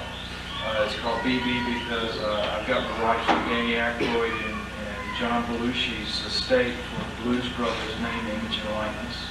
So BB stands for Blues Brothers. There'll also be a 500-seat live music venue, which will be based on blues, rhythm and blues, and for dancing. And there's also a store which will sell records and tapes and books and other things like that. And Sai Baba has blessed this process. He said, you do that. So I'm going to do that. I don't know if it'll be successful, but the main thing is serving His will. And I hope you'll all come. It should be a great place. Yes, ma'am. When you became a Saturday, did you feel any different about the Hard Rock Café than when you went one? I beg your pardon? When you became a Saturday, did you feel any different about the Hard Rock Café than when you weren't one? Well, it always confused me a little bit because I thought, am I doing the wrong thing? Is this, because there are negative sides to it. I talk a little bit about heavy metal music and the drugs and all that sort of thing, which you call it pop culture. I wasn't sure if I was doing the right thing. I was confused. As I told you, I'd taken love all, serve all is one, and many other side slogans and made it part of my business. And I was quite serious about it. I got up every week and would talk to all of the folks that worked with me about it and how important it was. I was still confused up until, I guess, my first interview with Sai Baba. This Love All, Serve All had already been on 40 million matches, buttons, all the jackets that he sold. Somebody made single all serve all that. The motto of the business and the heartfelt way we're running it. I told you the first question Sai Baba asked me about where is God, and of course I missed that one. So the second question he said was, how do you get to God? And I didn't say anything. I already missed one. I didn't want to miss another one. And he asked this guy, how do you get to God? And he asked this fellow, and he came back to me and he said, how do you get to God? And so I said like that. He said, love all, serve all. So I knew then, in fact I burst into tears, I knew that he had been with me throughout the whole career. And that's when he told me that the Hard Rock had been an oasis of light, a sea of darkness. So I'm excited. You know, God is everywhere. You know, it's how you do this. You can be a street sweeper. You can be a big stockbroker. You can be a nurse. You can be whatever you want to be. But it's how you do it. It's not important what you are. It's how you do it. Any other questions? Yes, ma'am. I'm not sure if you've heard about it, but there's this one movie called God of the Ages. God of the Ages. Yes.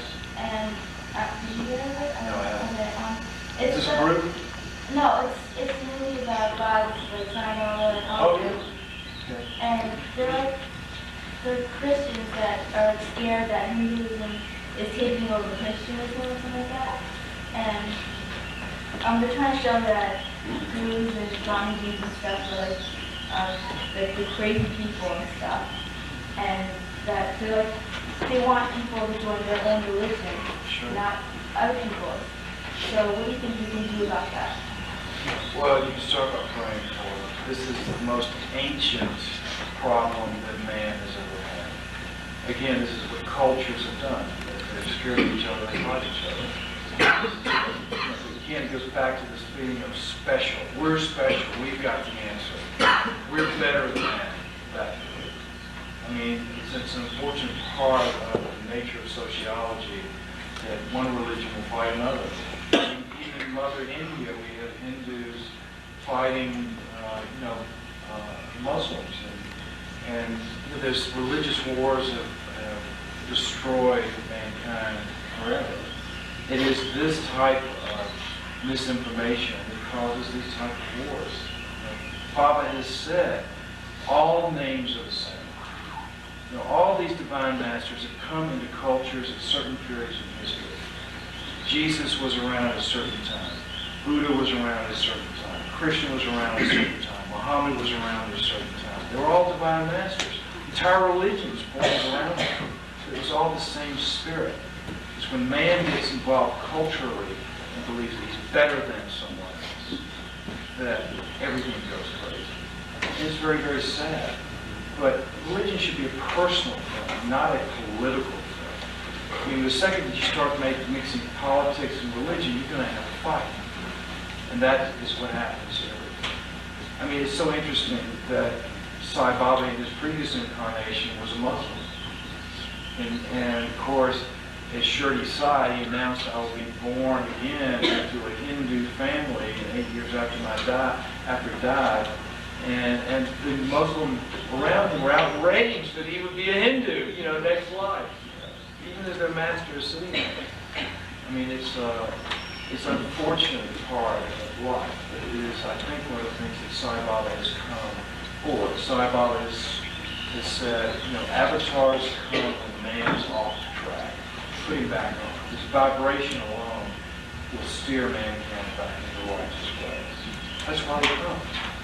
And I think we're very blessed. It's a very dark age that we live right now. We're so drawn to the five senses: lust, greed, anger, hatred, rule more people than peace and love. Don't worry about it. Listen. Did you start believing in Swami after you opened the Hard Rock Café? Well, I always felt that there was a divine nature in people that I love. I thought love was divine in itself. It's so powerful. And I just didn't have a definition for it. Sai Baba came after the Hard Rock had opened, but he had been the answer I've been looking for. Although it took a long time to really get into the whole thing. It didn't happen overnight. It takes, and it really takes a relationship. So the amazing thing about him is that everybody has a personal relationship. He doesn't like it through someone else. It's one-on-one. And it's fantastic. It's really takes time. Yes, ma'am. If there's one thing that you could say that's made a difference in your life, and all of us sitting here trying to make a decision about whether or not to follow Sai, what would it be? Well, I think you follow your heart. And my heart led me to Sai Baba. Maybe someone else's heart will lead them to Christ, or someone else will. As Sai Baba has said, follow your own chosen God. Sai Baba is not a cult following. Sai Baba does not interfere with your free will. Sai Baba is not interested in establishing a new religion. That I know from being around him 18 years. He's never interfered with my free will, nor have any of the people that's been around. You know, he has led me into belief more into Jesus Christ, which is the family that I came out of originally.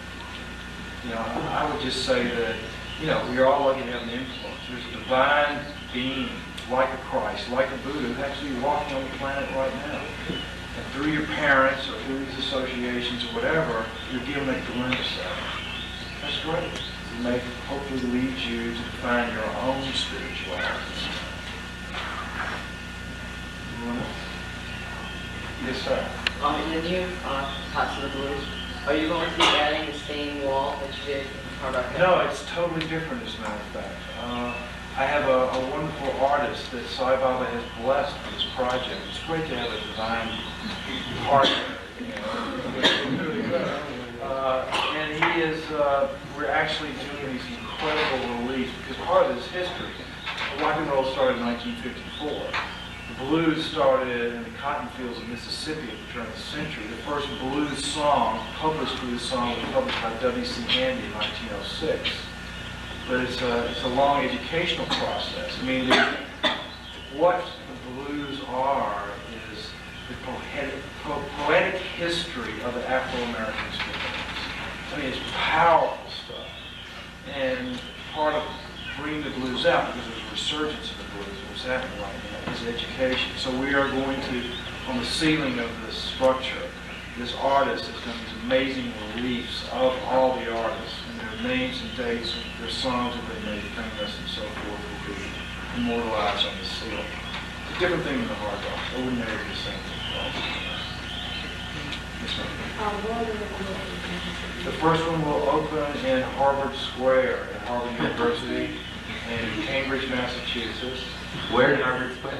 Where in Harvard Square? It's a surprise. You'll hear about it. And in fact, Aerosmith is a partner of ours. Really? I Yeah, sure. And ZZ Top is a partner as well, for those who like ZZ Top. A couple of actors, Danny Aykroyd is a partner. River Phoenix is a partner as well, and you know, several other characters. The first will be in Harvard Square in Cambridge. The second one will be in New Orleans, Louisiana, in the French Quarter, on Decatur Street. The third will be on the Sunset Strip in Los Angeles. So you have no intentions of opening around here yet? Pardon me? You have no intentions of opening around here yet, right? Well, Cambridge is pretty close. I don't know. I had such a bout in New York. New York is such a tough town. Boy, it just got wore me out. I don't know if I can remember. Any other questions from anyone? Yes, sir. How many Hard Rocks were there when you sold? Let's see. I had a partner originally. That partner and I split up in 1978. I bought him out of the London Hard Rock, and I licensed him to do Hard Rock cafes west of the Mississippi River, except for Dallas. I took everything east of the Mississippi and the rest of the world. I'd opened up Hard Rocks in London, Reykjavik, Iceland, Stockholm, Tokyo, Cancun, Mexico, New York, Dallas. We were in construction in Washington, Boston, and New Orleans, Singapore? Singapore, Bangkok, Sydney, Australia is the only place I've ever parked. It gives me a lot of Orlando? Oh, there's a rip-off in Amsterdam and there's a rip-off in Toronto. Oh, is there one in Masterfully? Did you say what Germany? Yeah, there's one in Masterfully. All the teachers say restaurant and stuff. Maybe. Maybe. I've been out It's small, it's like kind of. Probably a rip-off. That's the We don't have everywhere. It's really small. We're not putting it fires all the time. When do you think, do you have an idea what the blues that they were looking? The House of Blues, the BB Blues Bar, and the live music venues called the Blues Basement, and the store, which is big stores called Take It Easy Baby, and also some little picture song. And that first one will open the end of September at Harvard Square. Besides Christmas. Yes, sir.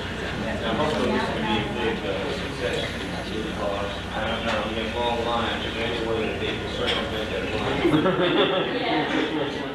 Let me tell you that you, them. No, it'd be a pleasure, sure. That's all. One of the things that we always did, we set up soup kitchens as part of combining the two worlds. We set up a soup kitchen wherever we had a Hard Rock Cafe. We fed homeless women and children in New York City for a number of years. And our staff volunteered every week. We did the same thing in Dallas, London, and different places in the world. That's how you balance it out. Yes, sir. Is there going to be a picture of Swami in Lackawanna Cafe? If you will allow me to put it up, yes, it will be. Absolutely. Any other questions? Great. Well, listen, I appreciate y'all listening to me.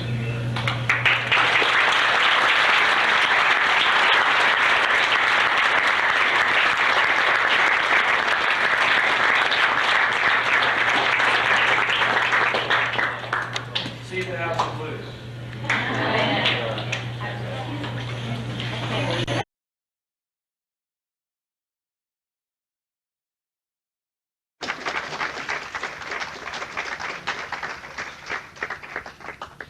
Well, I just want to thank, first of all, y'all for having me here.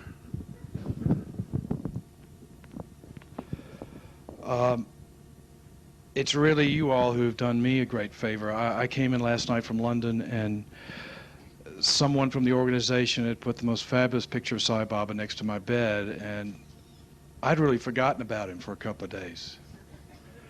And so it was a great thrill, and it is such a thrill to be among so many devotees. The satsang, I'm sure that you all feel by coming together, is of course something that we want to keep going when we're not together as well.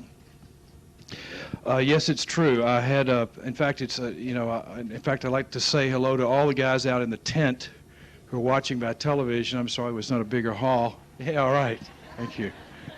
I know you're there.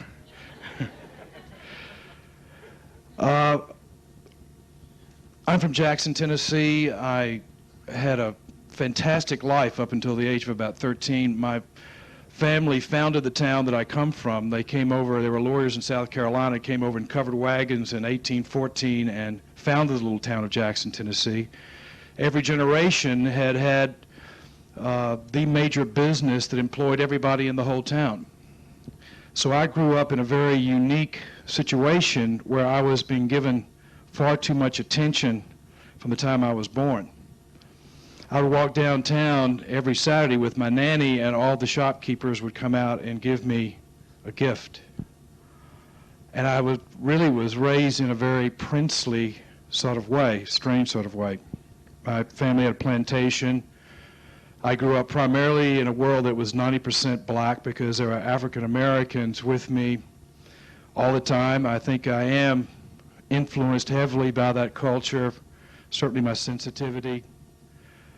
Then at the age of 13, with all this glory going on for 13 years, I suddenly had a situation that happened out in Tucson, Arizona, where we had a winter home, and I had a little brother. There was a freak accident that occurred at the wash on a river, and he fell into the river, and more bank gave way, and he was covered up, and I dug him up, and pulled him up on the side. My next-door neighbor had run over to the spot, and he had a heart attack from running that far. He was a retired Air Force general. His son came running over to see what was wrong with him, who was about 6 or 7 years old, and went into total hysteria. Then the nanny who had been watching out for us, who knew that we weren't supposed to play at that place, came out and saw her little boy, my brother Hewitt, completely blue, and went into total hysteria. I gave him artificial respiration for about 45 minutes, and then the ambulance came and took the man with the heart attack, my little brother, the little boy, and all of them away. I went back and prayed for several hours alone. I was 13 years old at the time, and prayed for this boy's life. He was dead. A few months after that, my older brother developed schizophrenia and became schizophrenic. And he wouldn't talk to anyone but me, and I spent most weekends going into locked wards and where they had schizophrenics, and literally a lot of my youth was spent over the next year or two in some of the most traumatic situations. Frightens me just to even think about them then. My mother and father never spoke again after the death of my little brother. My mother had had a premonition that something was going to happen, and their relationship completely broke down and was destroyed. Eventually, my mother and father split up, and this is also of a period of the next 2 or 3 years after this first event. My older brother then took his life. There was tremendous violence in him, which I witnessed often, along with the insanity. My father never forgave himself and decided to self-destruct the family business to punish himself, and did that. And this series of events went on. There was just one trauma after another, after another, after another for a number of years. I was blessed to have an interview with Sai Baba, and occasionally he will turn to his devotees and say, ask a question, any question that you want. So I asked him, he had said, would you like me to answer a question for you? I said, yes, I would like to know why I was born into a family where there was so much violence and tragedy and insanity and death. And he looked at me and smiled and said, Tigrett, to soften your heart. And I can only tell you, because my story isn't in particularly different from many stories that I'm sure all of you could tell.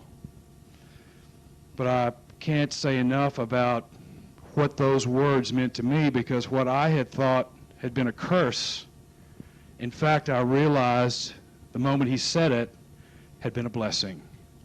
Because it is those combination of experiences that have given me the understanding, the patience, the love, hopefully some integrity. I won't talk too much today.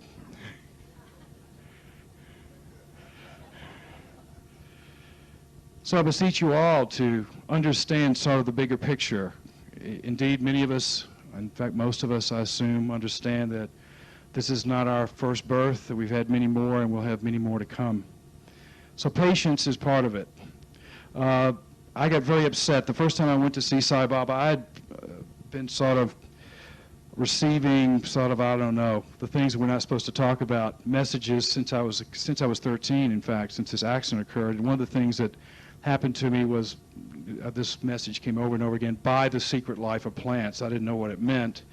About 4 or 5 weeks later, I pick up a magazine. I'm 24 years old at the time. The Hard Rock has been open a couple of years. I pick up a magazine, and here's an article in the book section about a book all about parapsychology and psychic phenomenon that they were panning, in fact, saying, don't buy it, this stuff is crazy, who can believe in all this? But I picked up the phone and called the authors who lived in, I think, South Carolina, and said, I want to buy the theatrical rights to your book. I want to make a film out of this. And they said, you crazy? Have you read the reviews? We've been panned everywhere. I said, well, I just know it's for me. So I bought the rights.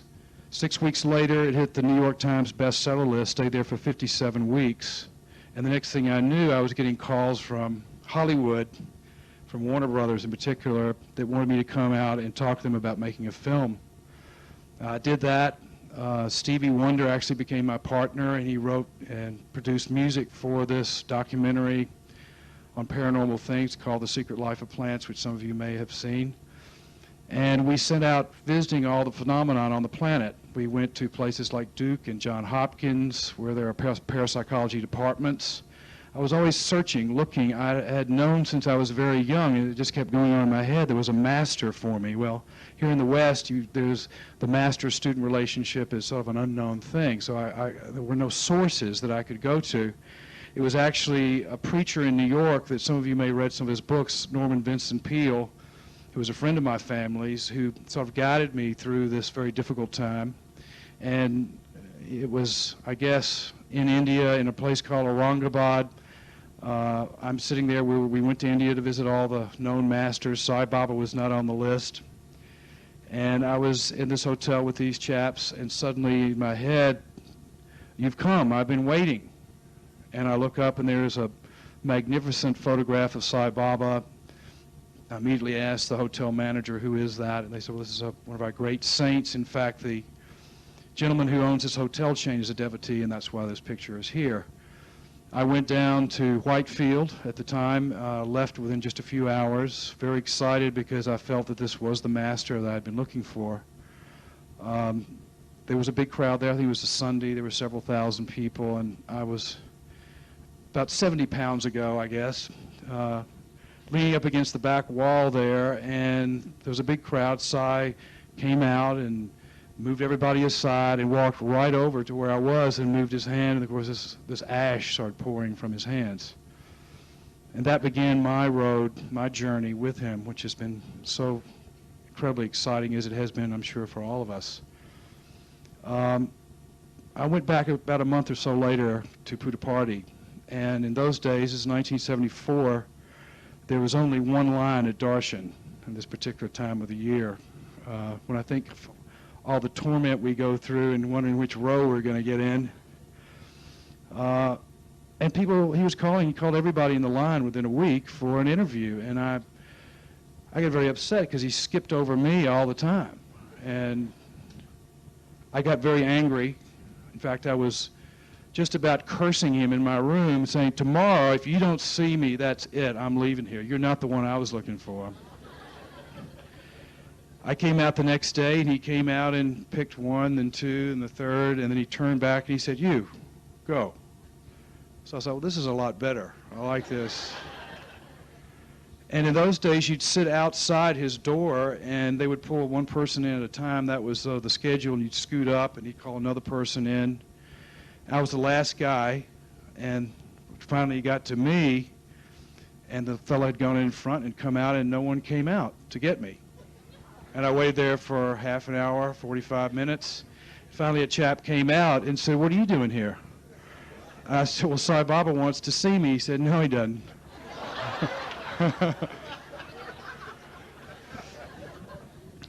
Well, it was pretty fantastic, him preparing me for the next 15 years, because he did not speak to me, look at me, or say a word to me for the next 15 years. That experience prepared me for it, because my ego got to the highest realm it could get, and then he made it very clear that he would see me when he wanted to. Very clear.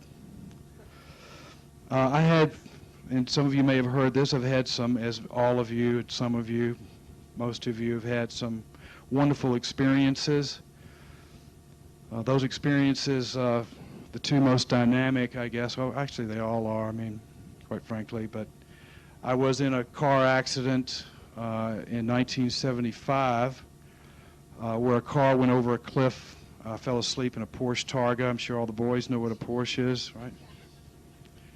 And as I crashed through this barrier at 3 o'clock in the morning, it was about a 200-foot cliff there, and the car started spinning. I woke up.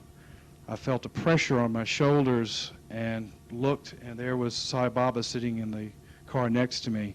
The car went over about a dozen times. There was no windshield, no roll bar, no front end, no rear end. Tires were off. I had no seatbelt on, and there wasn't a scratch on me. I got up and 2 days later was in Puttaparthi to thank him, and of course he ignored me, as is tradition. About 2 years later, I had another death experience in a place called Denver, Colorado. There was a hotel there, and I was in a hotel room. I've had quite a substantial life involving around drugs. Part of what my whole scene, the youth scene that I represented, was very much a drug culture. In fact, from the age of some of these folks in here, I think that they know what I'm talking about. I had an epileptic fit due to an affair I had with something called methaqualone, and I literally swallowed my tongue and choked to death. The spirit came right out of the top of my body, just like you read about or have read about if you read metaphysical books, and I'm looking down at my body. Something said, "Call your master's name and he will help you." I did. Sai appeared in the room, picked me up, put me on this bed, pressed on my chest, and the life force went back inside. I went back to India a week later to thank him, and of course, he didn't want to know about it. Until a year and a half ago, and I don't know if maybe Dr. Goldstein might have been there that time, there were several meetings at Whitefield when we were playing the hospital. There were a number of distinguished doctors and surgeons there, and he got everyone's attention, and he said, "Tigrett, I saved your life 2 times, didn't I?" And in fact, this is now some 15 years later. And it was quite remarkable, and I said, "Yes, Swami, yes, you saved my life 2 times." And he leaned over and whispered in my ear, "And many other times, too." It's an extraordinary experience, Sai Baba. I'll never forget one particular wonderful situation that occurred when a friend of mine named Gary Bells, who's a gentleman from Memphis, Tennessee, called me. He wanted to go down and see Sai Baba. We went down together. He was there for about 2 weeks. And he was very upset one night, going back and forth, pacing up and down the room. He said, "Look, I've been here 2 weeks. Definitely this is a superhuman being. This is a great saint.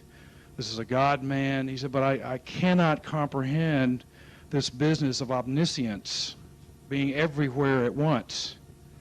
You know, it's beyond comprehension." I related these 2 stories to him and said, "Look, you know, I've had these 2 experiences, and even though I've had them, a demonstration of such a thing, it's beyond my comprehension to really understand what happened." So don't worry about it, you know, go into bed. And he did. About 3 o'clock in the morning, he's shaking me violently. He says, "Isaac, you just won't believe it. I've had this visitation from Sai Baba. It was a dream, but it was more than a dream." He said he had my mother and father sitting on one side of me, my children on the other. He materialized a lathe. He started giving me a lecture on enlightenment, and it was just so incredible. You just can't believe it. It was like he was really here. It was the real thing. And I said, "Oh, Gary, that's great. You're going back to sleep." Well, the next day, at Darshan, Sai Baba called the 2 of us in. And he turned to my friend Gary and he said, "Last night, you had a dream about me. Your parents were sitting on one side, your kids on the other. I materialized a lathe." He said, "You got so excited you woke up and told Tigrett." I know, I was there.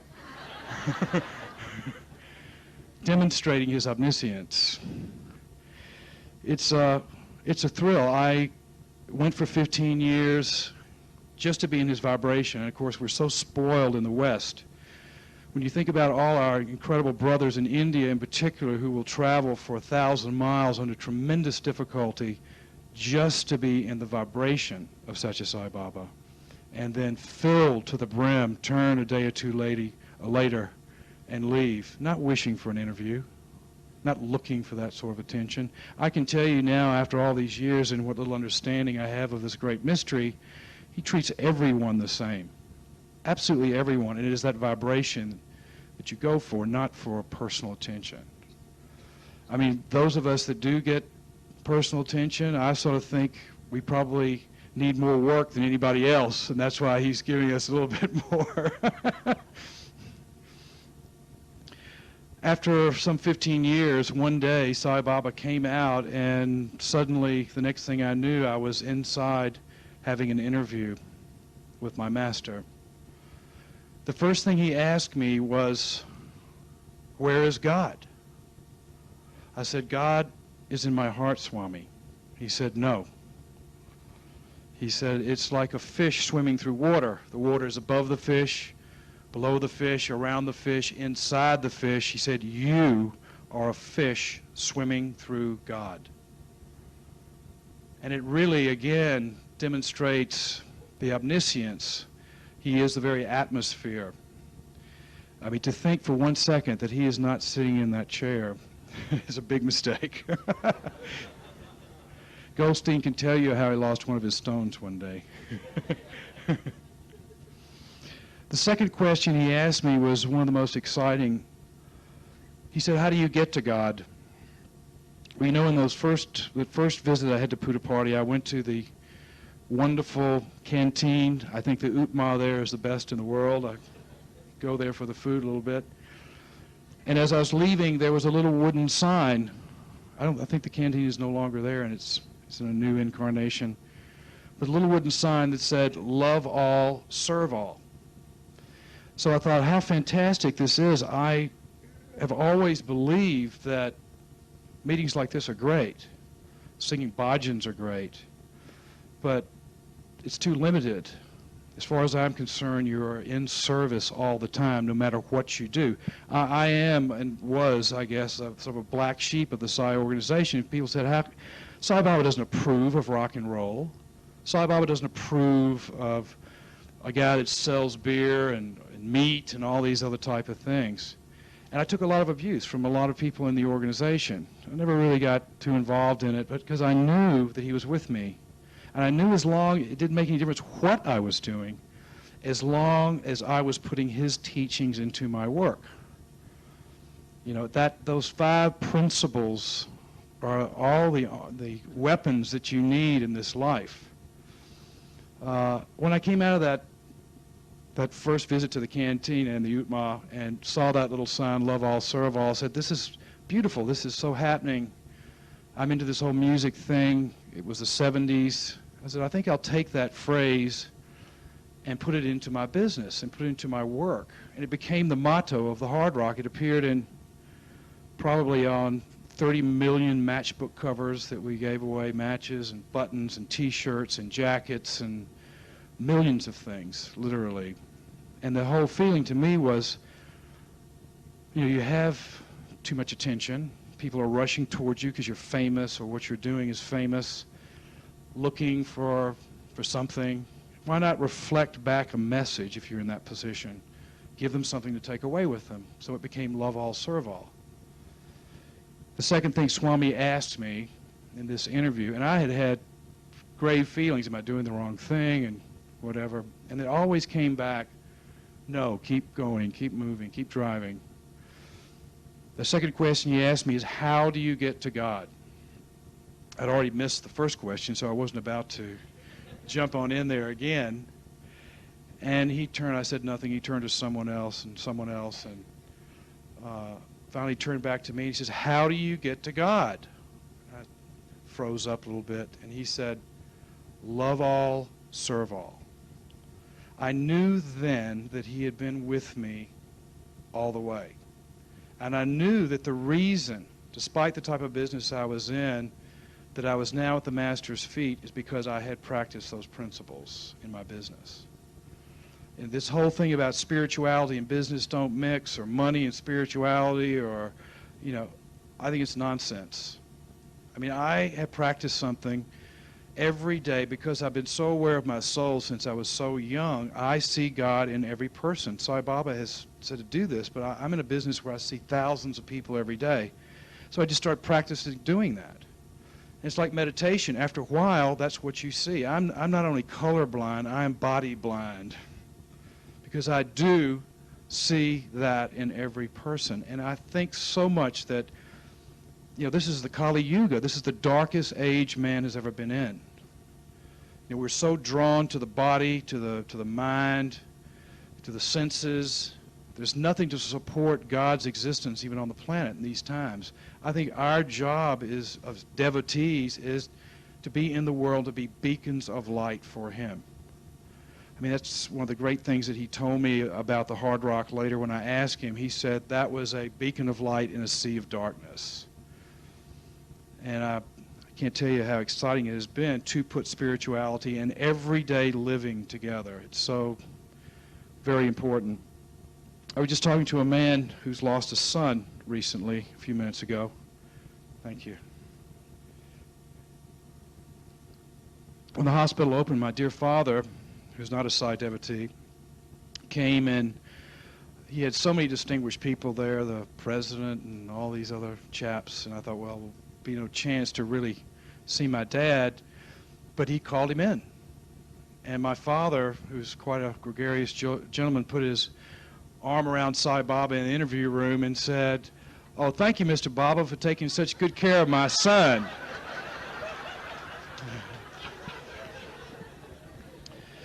Sai Baba turned to him and he said, "Not your son, my son." And that really is how he relates to all of you. You know, it's so extraordinary, this amazing power of love, that it's so exciting. And again, I have to thank you, because I'd forgotten all about this for 3 days. Can you imagine that? Can you imagine that?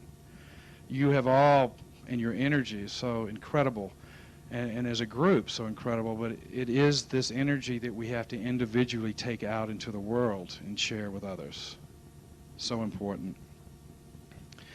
Might as well talk about the hospital a little bit. Really exciting. You know, when Sai Baba started his school system some 20 years ago, or 20, 25 years ago, he gave a discourse where he said, this educational system that I'm setting up is going to become a model for India of how through seva, through love, free education can be given, and it will work. It's so exciting when the hospital was being dedicated some 20 years later, and the president was there, and he got up in front of the group, and it was actually commencement ceremonies for the college, university, and he said, "This system that Sai Baba has set up is now a model for India, and I'm going to bring down various dignitaries in the education scene, and we're going to study how this has been done." Because it can't be done by anyone else but an avatar, and the avatar within each person. The hospital is a typical example. When he started it and gave his speech and announced, he said, "This hospital will become a model, never seen before, of how love and seva can give first-class medical care to the poor for free."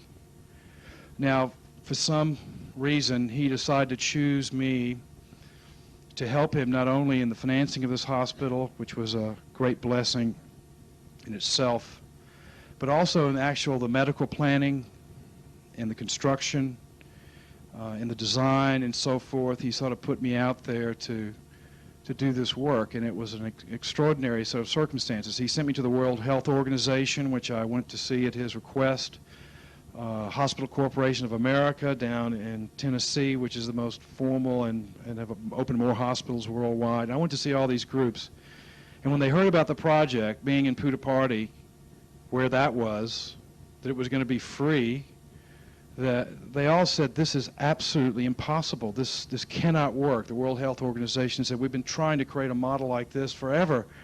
We can barely get people just inoculated, much less go into this sort of thing. It will never work." And of course, I went back and told Sai Baba that it would never work. He said, "Tigrett, just do your job." You know?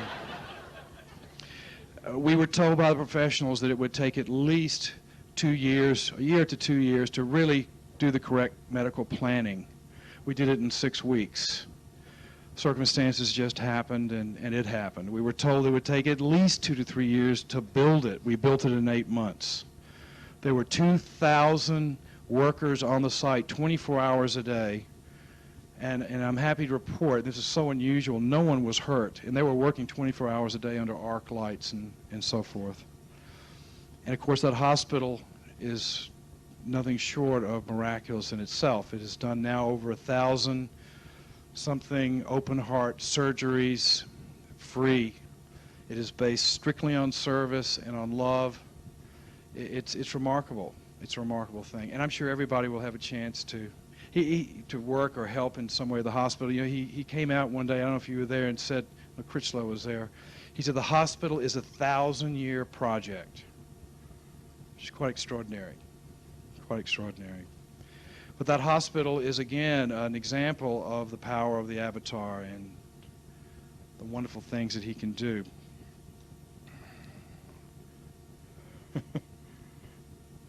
He has me doing something. I want to make a comment. I've made a couple of notes about this. You know, I had a miraculous, I don't know if I've told you this, Mike and Bill, wonderful interview with Sai Baba, I guess about 6 months ago. And I just arrived. He called me in immediately, and he said, Tigrett, have you seen the dome? We're getting ready to do something with the dome at the hospital. And he said, you know, there's 9 sides. He said, I'm going to paint a picture, you know, of various gods on each side, you know, Rama and Krishna and so forth. He said, I want to get your photograph because I want to paint you on one of the sides of the building. And I said, Swami, no, please. Please, it's bad enough around here as it is. But please, Swami, no. Why don't you put a picture of one of the gods like Hanuman or whatever? And he looked at me and he said, but Tigrett, you are a god. And to me, that message is the only one I can give to you today that's of any relevance. You have to realize that you're all divine beings. You're not the body, you're not the mind. It's not just an intellectual, spiritual concept. It is reality. The Avatar has told me, for you. You know, it's quite remarkable. And I wanted to comment really on this business of the intercultural thing.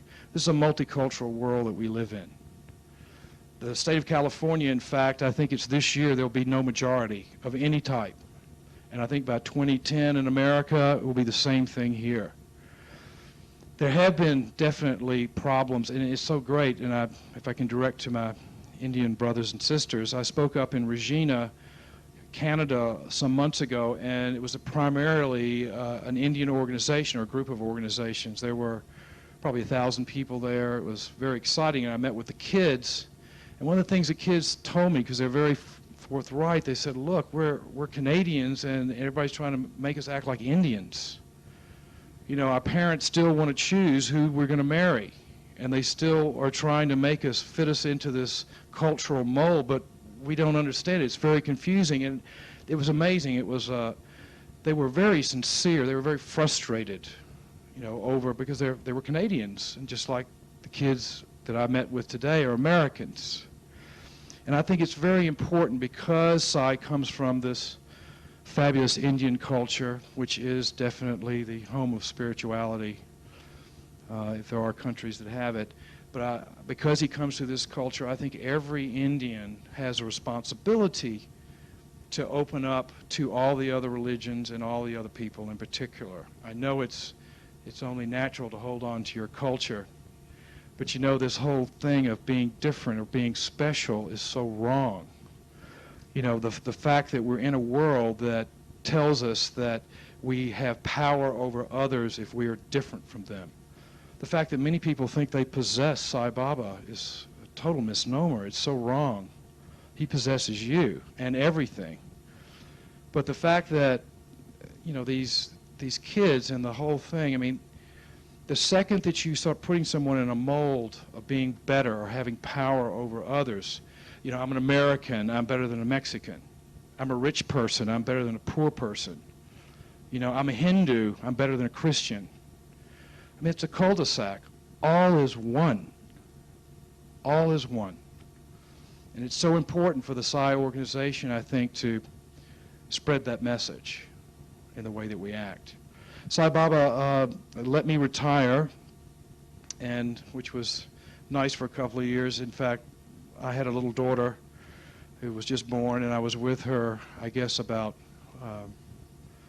16 days the first year she was born. I traveled continuously around the planet, in fact, once a month for many, many years, visiting all these locations and carrying on.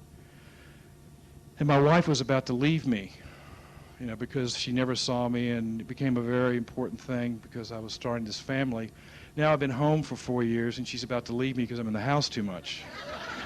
So I guess I saw this, and I was up on the veranda about a year or so ago, and I was thinking about it. First of all, I had just had an interview with him where I, through meditation, had reached a point where I felt like I could become a sannyasa, go into a cave, just meditate, do nothing else. I said, I give you my daughter, I give you my, my life and everything else. And he gave me a clue then. He said, no, I want you in the world, Tigrett. Well, I sat out front, and I was thinking, I was sitting on the veranda, and I was thinking, gosh, love all, serve all is such a neat, perfect expression for my little business in the 70s. I wonder what if I was to go into business. Of course, I'm not going to do that anymore, but if I did, what would be a great expression that I could link up with the business? And I was sitting there like this, and there was a tap on the shoulder, and I looked up, and it was Sai Baba. And he said, Tigrett, help ever, hurt never. I thought, oh my God, he wants me to go back to work. I can't believe it. And then I convinced myself, no, that's probably not correct. And I was up on the veranda a day or two later, and I was thinking again, yeah, but if I did go back to work, what would... And there was another tap on the shoulder. In fact, he'd come out, and he was out in the darshan line. He'd come around the back way, and he tapped me again. He said, Tigrett, help ever, hurt never.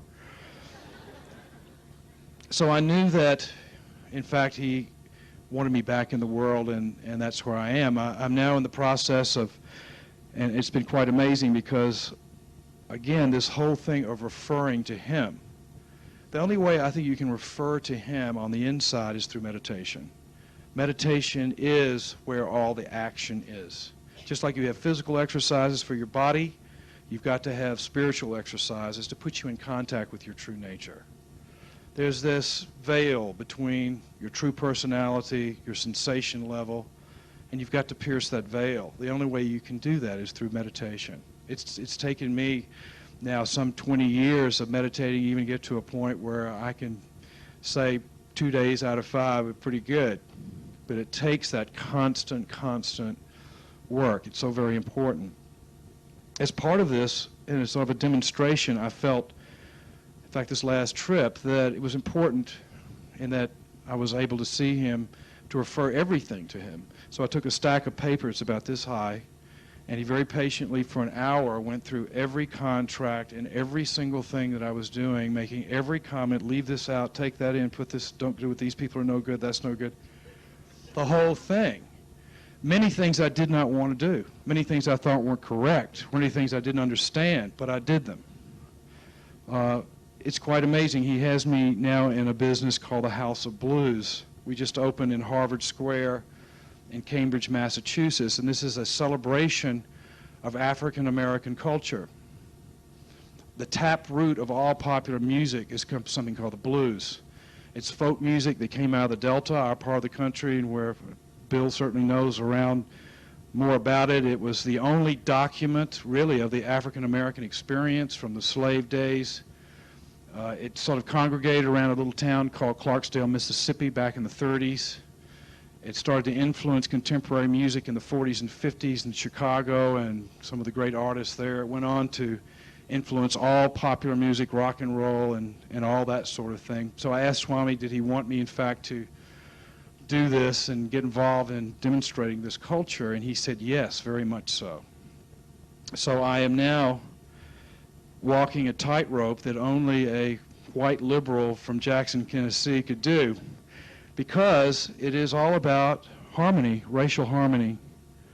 The very sort of left-wing aspect of the civil rights movement are very angry at me because I think I'm ripping off African-American culture.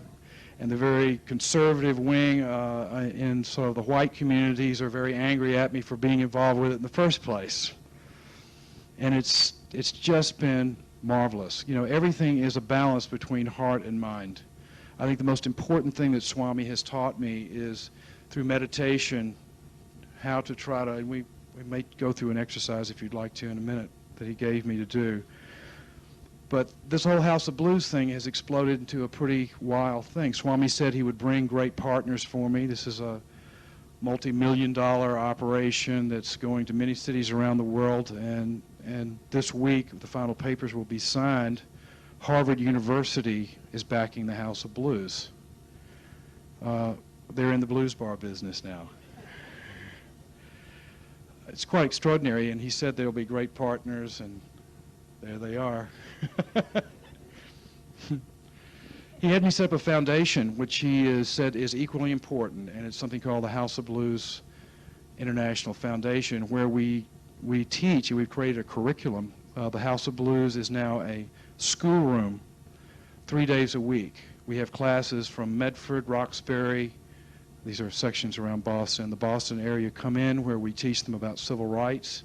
Most black or white American kids have studied. I mean, if you know, the school system in America has sort of collapsed. There's no music, there's no art, they're struggling to just get kids' attention. And I thought, well, I know what gets their attention. It's music.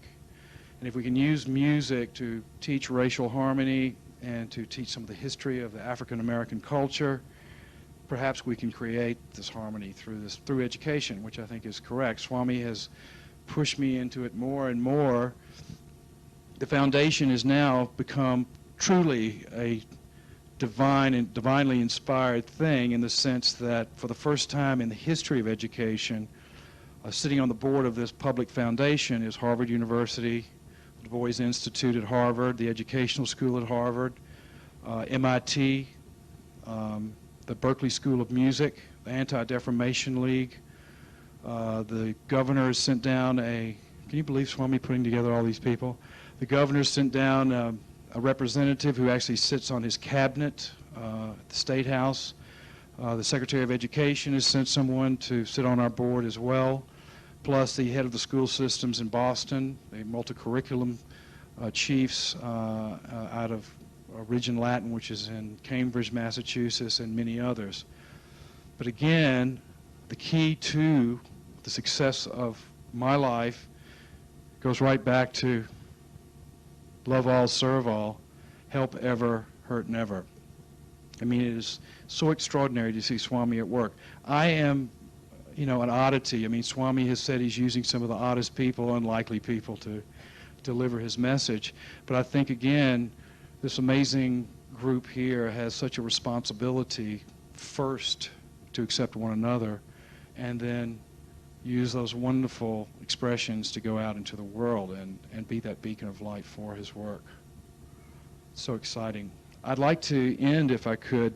First, are there any questions that anyone would like to ask, just in case?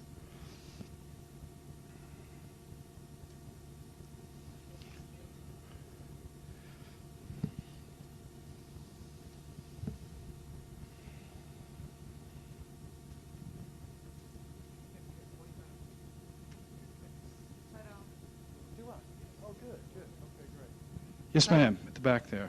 Oh, sir. Sir, I would like to know how exactly you do your meditation, if you don't mind telling it, and what were your experiences during the meditation when it reached its culmination?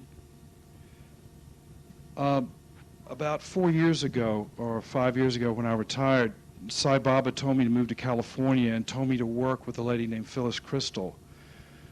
Phyllis has written several books on meditation and various techniques. I find them to be absolutely incredible symbols. Swami has blessed me with, and I know some of you have seen this tape, he asked me to speak about metaphysical things at a conference up in New York State. I did so and went back, and he was very pleased, but he said not to speak about those matters again. It would confuse people a little bit too much. But all I can tell you is that I've had experiences that have been interdimensional. And the exciting thing is that Sai Baba is not, that's just a projection of God. That's just the tip of the iceberg. He's working on so many different levels simultaneously to the little character that we all know and love who's down in India. But that is not the totality of what Sai Baba is all about. That's our friend and that's our comforter, but he is working in so many dynamic ways. And although I'd love to go into detail about it, I can just tell you that from my experiences, it's been so wonderful for me to even stand here and report to you that he is working on many levels simultaneously.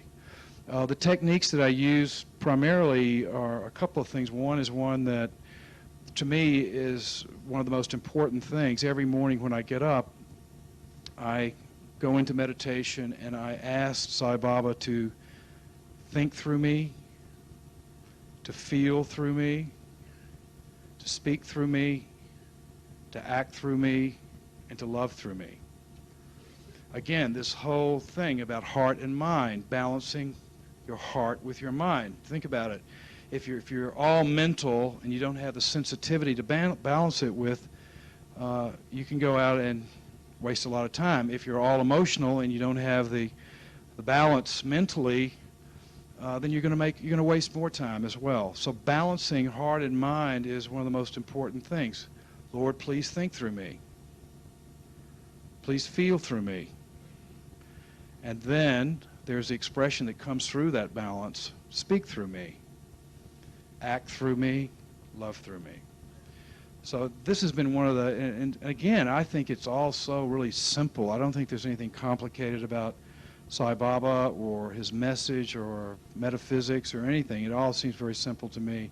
This is a very simple exercise which anyone can do. One of the meditations that for balancing heart and mind is one that I also do every day, which is called a tree meditation. And again, if you refer to Mrs. Crystal's books, they have been blessed by Swami, and I think that they're really, in my opinion, which I'm not supposed to talk too much about, I don't want to get in trouble with Mr. Goldstein. But, yes, sir. That's right. Sorry, Swami. Yes, I know. We've had such a great fun together. It just so happens that Dr. Goldstein and I have been blessed to have many interviews together. And I can tell you that Sai Baba probably has more fun kidding Mike Goldstein about one thing or another than anything I've ever seen. In fact, Sai Baba, if he was not a God man, would be a stand-up comedian, because he is absolutely hilarious. He's absolutely hilarious all the time. But meditation, and I think you'll find many of the symbols, I think those symbols are created by Sai Baba. They're great tools. And if you read the book and if you're into meditation, using those symbols, I think, can guide you and help you a great deal. Yes, ma'am. Isaac, this morning you were talking with the kids, and you were telling them, if you'd like to share that again with us, about how the eating and the Swami feeding you and the diet. Would you share that with us this morning? They loved it. The kids Oh, goodness.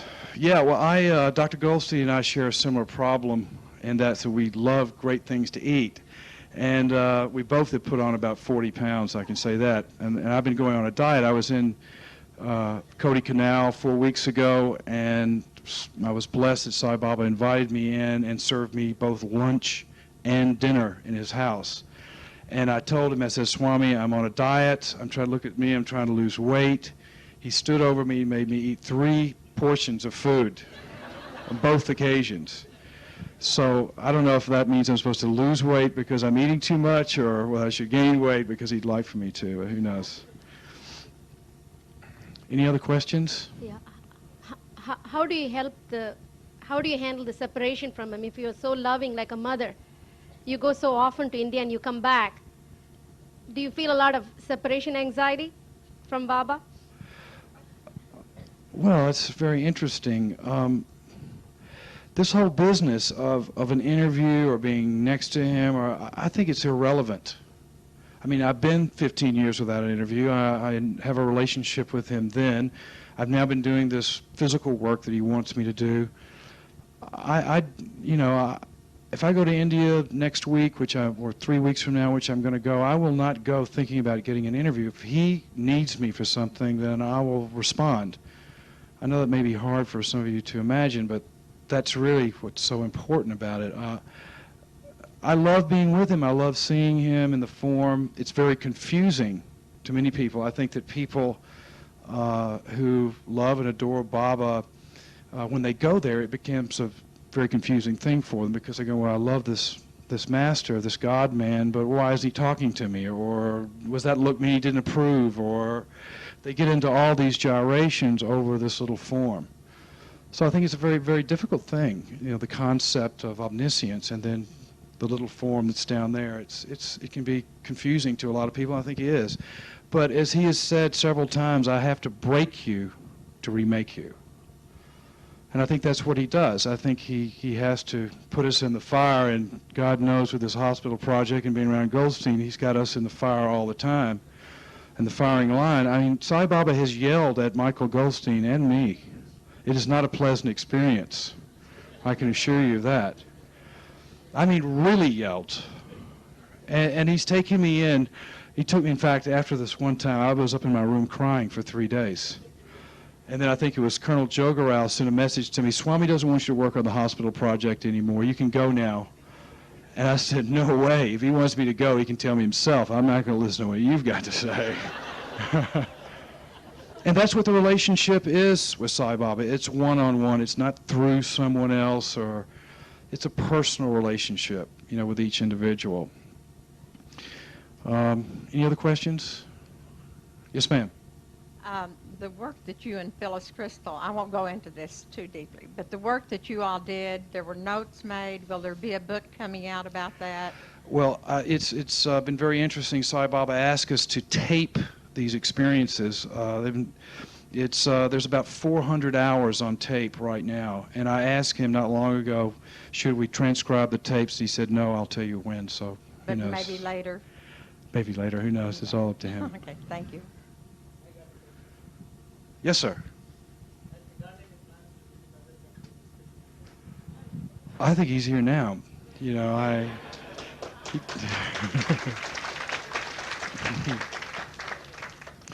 as you know, he over the years has told everybody, I'm there, I'm going to be there, what do you know, and I think he is. Yes, sir.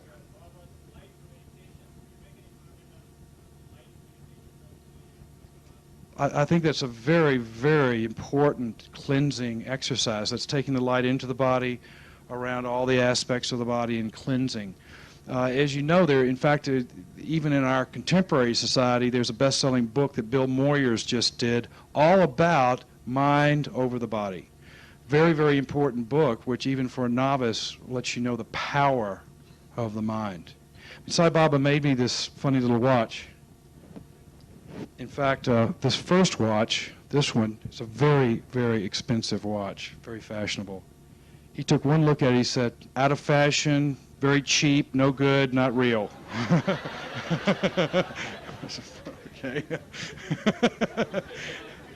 And then he made this watch, which he said, pure gold.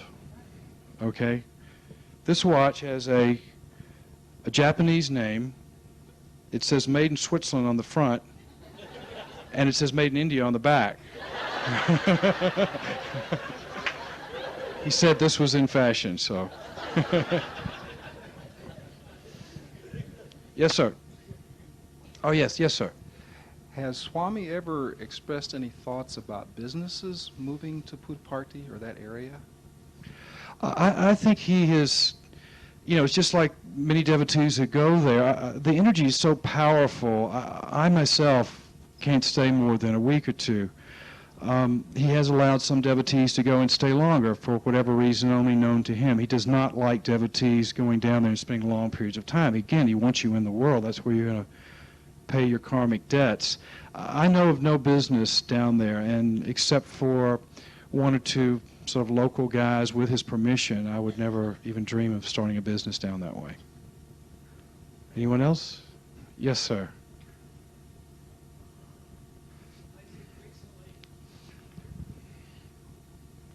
Recently, at Cody, I think you had just left, but the Supreme Court, ex-Supreme Court Justice came, and he told a story about how Swami told him one thing in darshan about an operation for his wife, and told his wife totally opposite.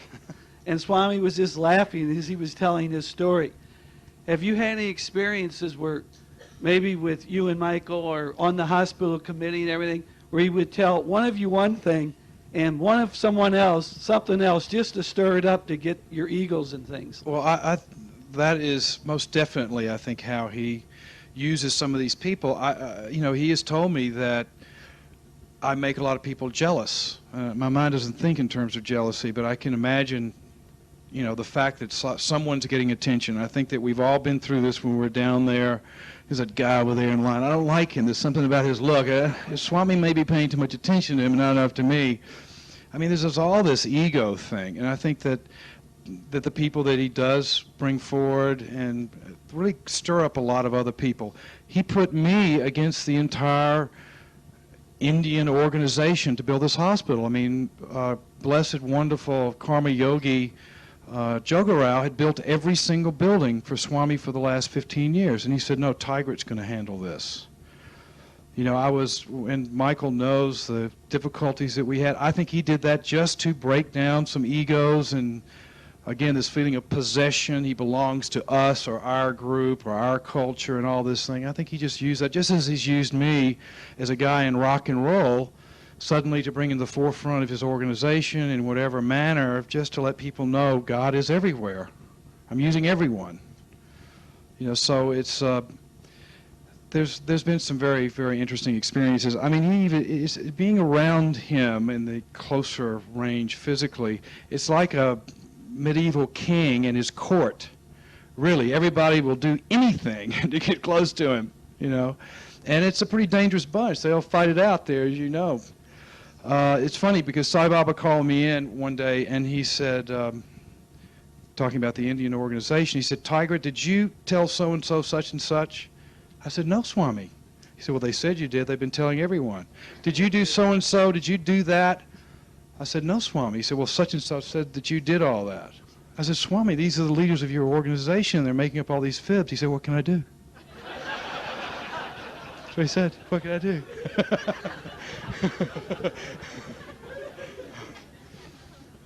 Again, this is something I think they must go through. They are learning. You know, he uses us all, so, you know, like grinding rocks together to shake off all the dirt and all the karma and all that sort of thing. And he gives you, it's really like having your feet in the fire, you know. He's a great taskmaster, a great disciplinarian, and I'm in love with him. Yes, ma'am. I will sing one little song he asked me to sing, yes, which I don't have a very good voice. Yes, sir. When you had first had your interview with Baba, did you have anything that was deeply striking within him which struck you immediately? Could you share with us that experience? The first time when he met you and spoke to you in a special interview, what was it that struck you? Well, you know, I think that, you know, each of us are on exactly the same path. We're just on a different part of the path, and we each have a, you know, sort of a reaction to him, or some people get very upset by him. Some people get very confused. Some people fall madly in love the second that they see him. I think it's different for everybody, but those are human reactions. I think that there is a spiritual bonding that occurs that's beyond any of those type of emotional reactions. That, you know, the fact that we are so blessed to be, as Bill said, I think early, to be walking the planet at the time that the avatar is, a Purna avatar at that. And the fact that for whatever karmic luck, a handful of us have been brought to him, for whatever grace that we have earned from a previous life or previous actions. I mean, he has said in many of his works, when I come, and of course he's come in many forms over many centuries, I come when the world is losing the path of Dharma. I mean, look at the world today. This is the most important moment for the avatar to arrive. And I think just his vibration in this dimension is a cleansing thing that puts everybody back on the path. Look at the life of Jesus. He was in the world just a few years, or Buddha, or Krishna. Of course, Krishna and Rama led pretty long lives. In fact, Sai Baba has actually sat down and told us in detail about the life of Krishna and Rama at times, but it's that vibration that's important. That's the whole thing. That's why he's treating everyone equally. It's that vibration. It has nothing to do with this personality business. But with me, it was just a slow, strong bonding of which there's no retreating from. Any other questions? Yes, ma'am. Isaac, very first time when I heard about you is through an article It's called Isaac Hard Rock. And two words caught my attention, which was dharmic management. In today's business world, where they're so much focusing on profit maximizing, have you been able to inspire anybody to bring that dharmic management into their business? Well, yeah, most definitely. You know, it's all a matter about your responsibility. Many of you have businesses of your own. Some of you have workmates. Some of you may be even employers. It is your duty, and if any of you have experimented with the teachings of Sai Baba in your workplace, you can see the changes and the doors that it opens and the barriers that it breaks down and so forth. I mean, these words have power behind them. Sathya, Dharma, all of those things can be put into your business. I made a real personal effort in mine, and I knew that I had a responsibility, especially to so many young people working for me, and that in many cases it was their first job, and I had a duty to give them a work ethic. I have a duty to give them discipline. I had a duty to give them something to take with them, because this job was just a stepping stone to another place for them. And I knew that one day they too might have this responsibility that I had of being empowered over others, and that they would take these lessons with them. So it became very important for me. I mean, I used to get up and speak. This was the subject of my speech every week for 15 years. And I would get up and almost give the same speech every week, but I knew that that was my duty. They knew, because it came from the top. It wasn't just a principle that, if you do this, you'll make a lot of money. It creates harmony in the workspace. It has to come from the heart. If it comes from the heart, it filters through everyone, that vibration. So yes, it can be done. A chap, in fact, named Jack Hawley, who you all may know, has just written a book called Dharma Management, which Sai Baba has blessed, which is about putting spiritual principles into the workplace. But it's absolutely an obligation that all of you have if you work, whether you work for someone else or they work for you. It's a responsibility. It's so important. Work is worship.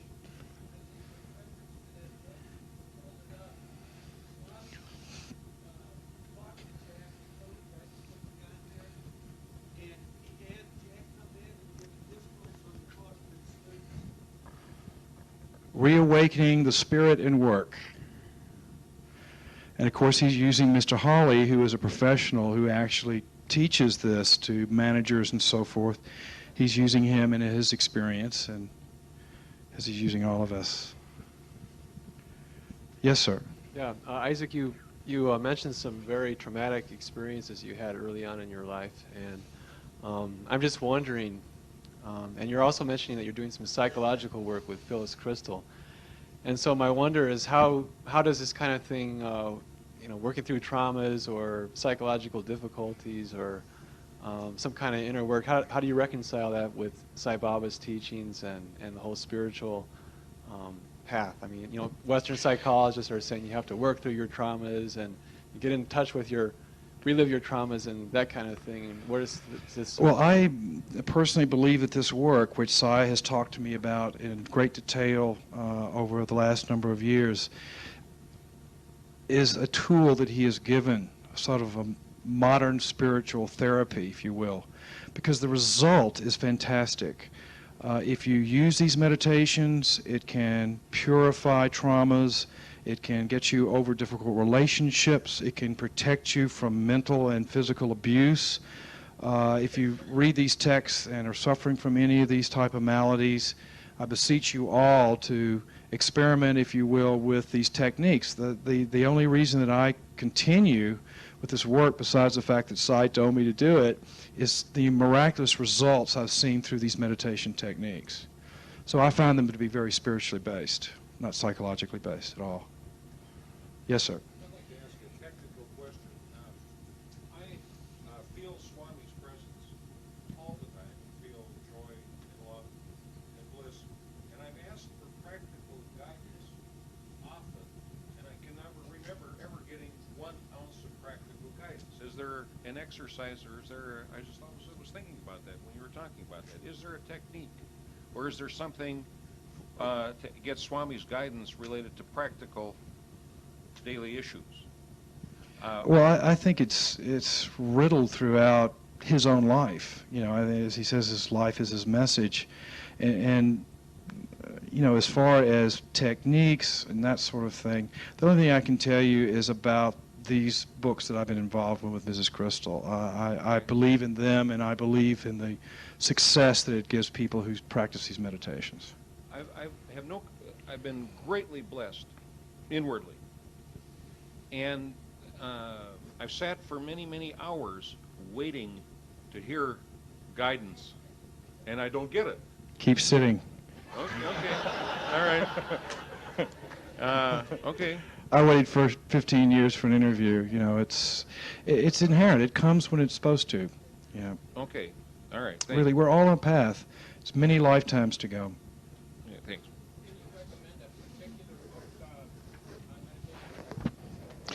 She has 2 books and a third one called Cutting the Ties That Bind, and more Cutting the Ties That Bind. And Swami's had to do a new book, which will be out in the spring, I think. Yes, I think so. Cutting the Ties That Bind. Yeah. Yeah. Okay, if everyone would please ask their questions on the microphone so that the people in the tents will be able to hear what the questions are. Thank you. We know you're out there, by the way. Yes. I want to ask you, could you tell us how Baba wants you to understand about these unnatural deaths in your family? Well, again, you know, Accidents, unnatural deaths, and not in how to understand them? by age and death, you know, by age and disease, the natural deaths. I'm talking about the unexpected unnatural deaths in your family. Well, these are great traumas. I'm sure there are many people sitting in this room who have lost someone they love. What do you understand from that? Does he say anything, any connection to like past lives or karma? Oh, well, again, the message that I got, having been confused by all these things and feeling scarred by them and feeling like I've been cursed by them and feel like, why me? And I've had all this torment.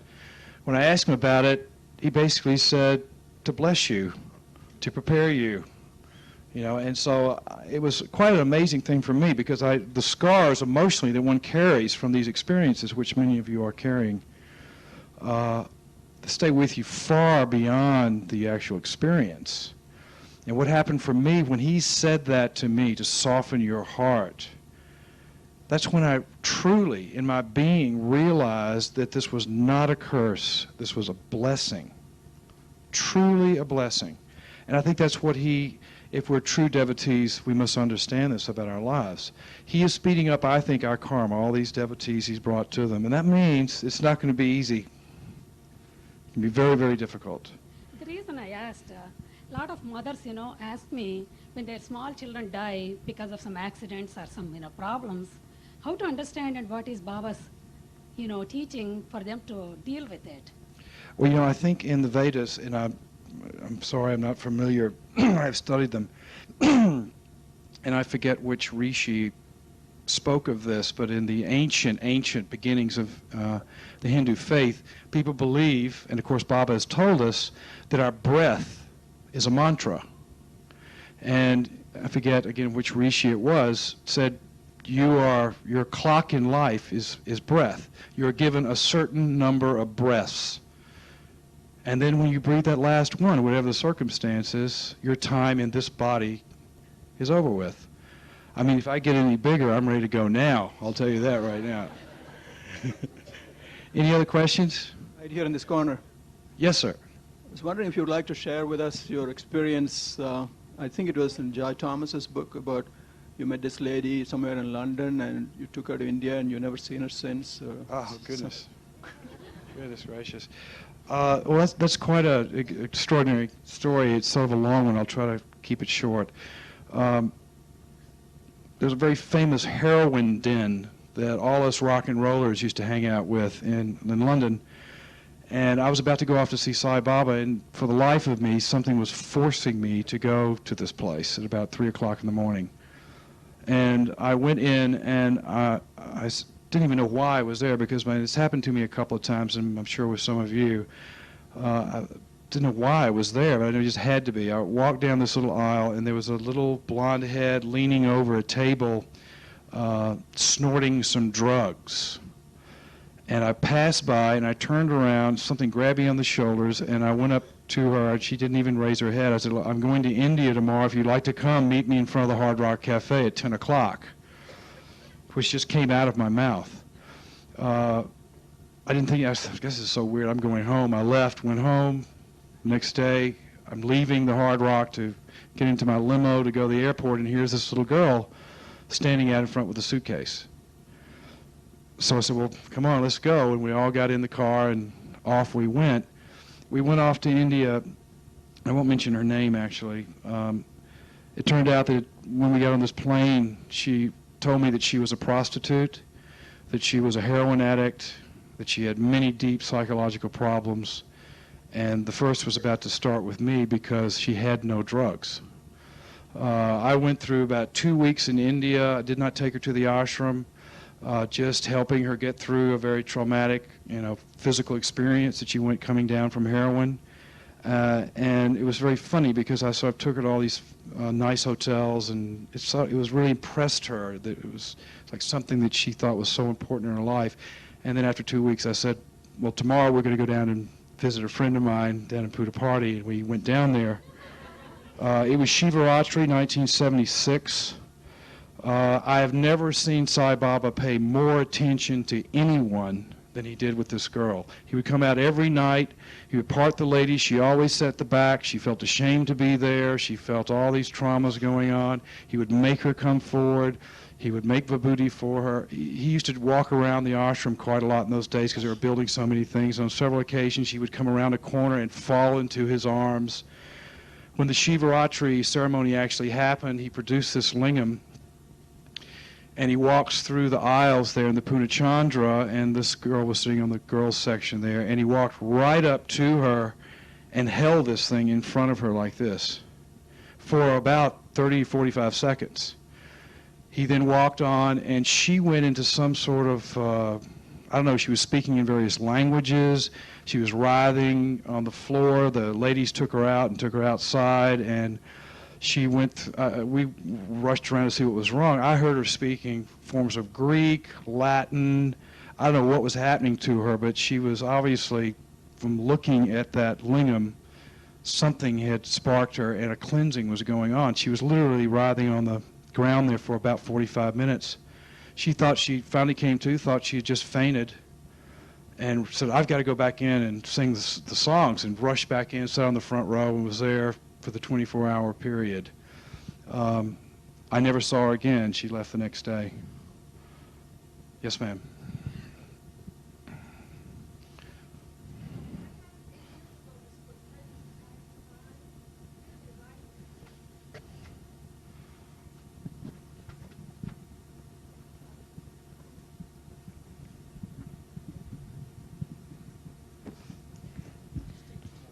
Okay. I guess I have two parts to my question. 8 years ago, I had this book, Cutting the Ties That Bind, and I really liked it. Gave it to quite a few friends because it really helps me when I have inharmony with someone else and can disconnect the inharmony and find peace.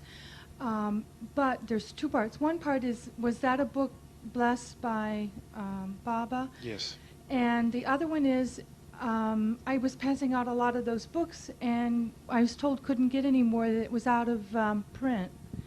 Yes. Will it be put back in print? Because I really like that book. It's Mrs. Crystal has just changed her publisher, which was a European publisher, and I think it's, I forget the name of the publisher. Wise, I think, is the name of the company that's putting them out.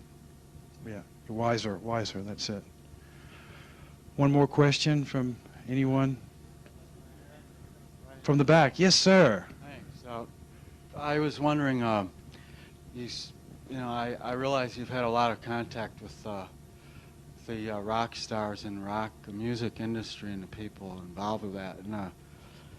And in connection with that and Sai, I'm wondering, do you think that, isn't there like a tremendous potential there of using the people, various rock stars, who may be more receptive than others, to affect more change and make a difference in the world as instruments for Baba as you've been used? Well, I'll tell you, I have a pretty strong opinion about that. I think that, obviously it's his plan and it's the way he's doing it. And we'd all like for everybody in the whole world to know that he exists all at once. But as he said himself many times, is I'd never be able to walk among you again. If somebody came out that everyone respected and said, God, that's him, everybody go there, none of us would be able to come within miles and miles of Sai Baba. The fact that he is controlled and does control everything. And even at this point, when I've watched the ashram grow to now it's full just about all the time, I think it's a blessing, and it's so amazing the way that he's handled it, because he's still available to so many of us and can be continuously. So, yeah, I think that, maybe a rock star will jump on bandwagon or something like that. In fact, I took a picture. Dan Aykroyd, who's one of our partners in the House of Blues, his wife, who's lovely, Donna Dixon, gave me a picture to take down for a blessing for Sai Baba, and he looked at the picture and he said, "Woman, very spiritual." Looked at it and said, "Man, not spiritual at all." I went back and told Aykroyd that. He said, "Well, I believe in UFOs." So everybody in their own time, Okay, one more. The lady with the Hard Rock Cafe T-shirt on. Thank you. That helped pay for Swami's hospital. You mentioned earlier that when your brother died and your parents separated, that you prayed a lot. How did you feel the very first time that you heard about Baba in terms of, just in terms of as an avatar, and how did you feel just when you heard about him, and what did you think of him when you first heard? Well, it's such a new concept.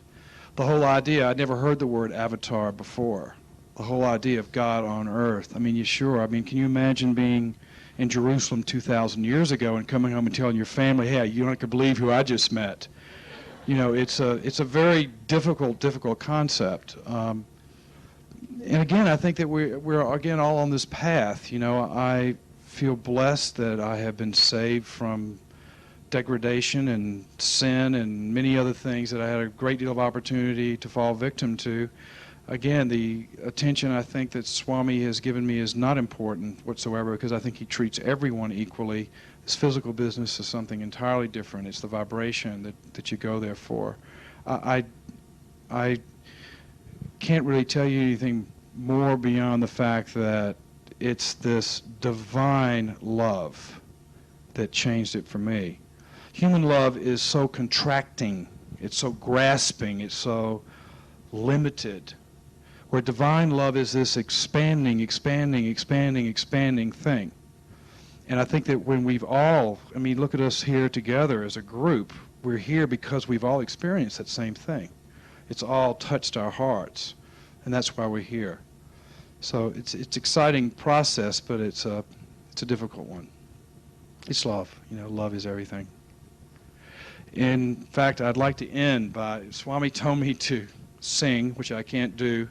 I've done it a couple of times, and I'm going to sing a little song that I heard my first visit to the ashram by a devotee. So bear with me if it's off key. Oh, make me like you. Please make me like you. You are a servant, make me one too. Oh Lord, I am willing, please do what you must do to make me like you, Lord, make me like you. Sairam.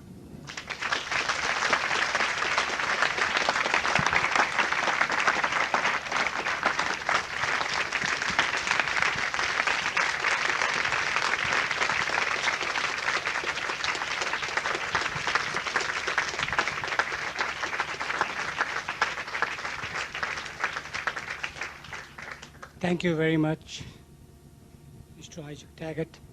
He has not only given to the American Hard Rock Café but he has given the message as Swami to the Hard Rock Cafe. Love all, serve all, to the millions of people. And today, such an inspiring talk to the devotees here in North and South Central region.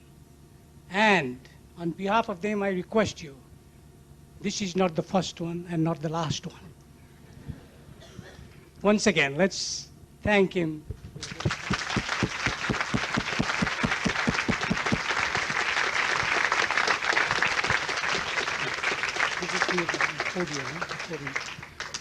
The next part,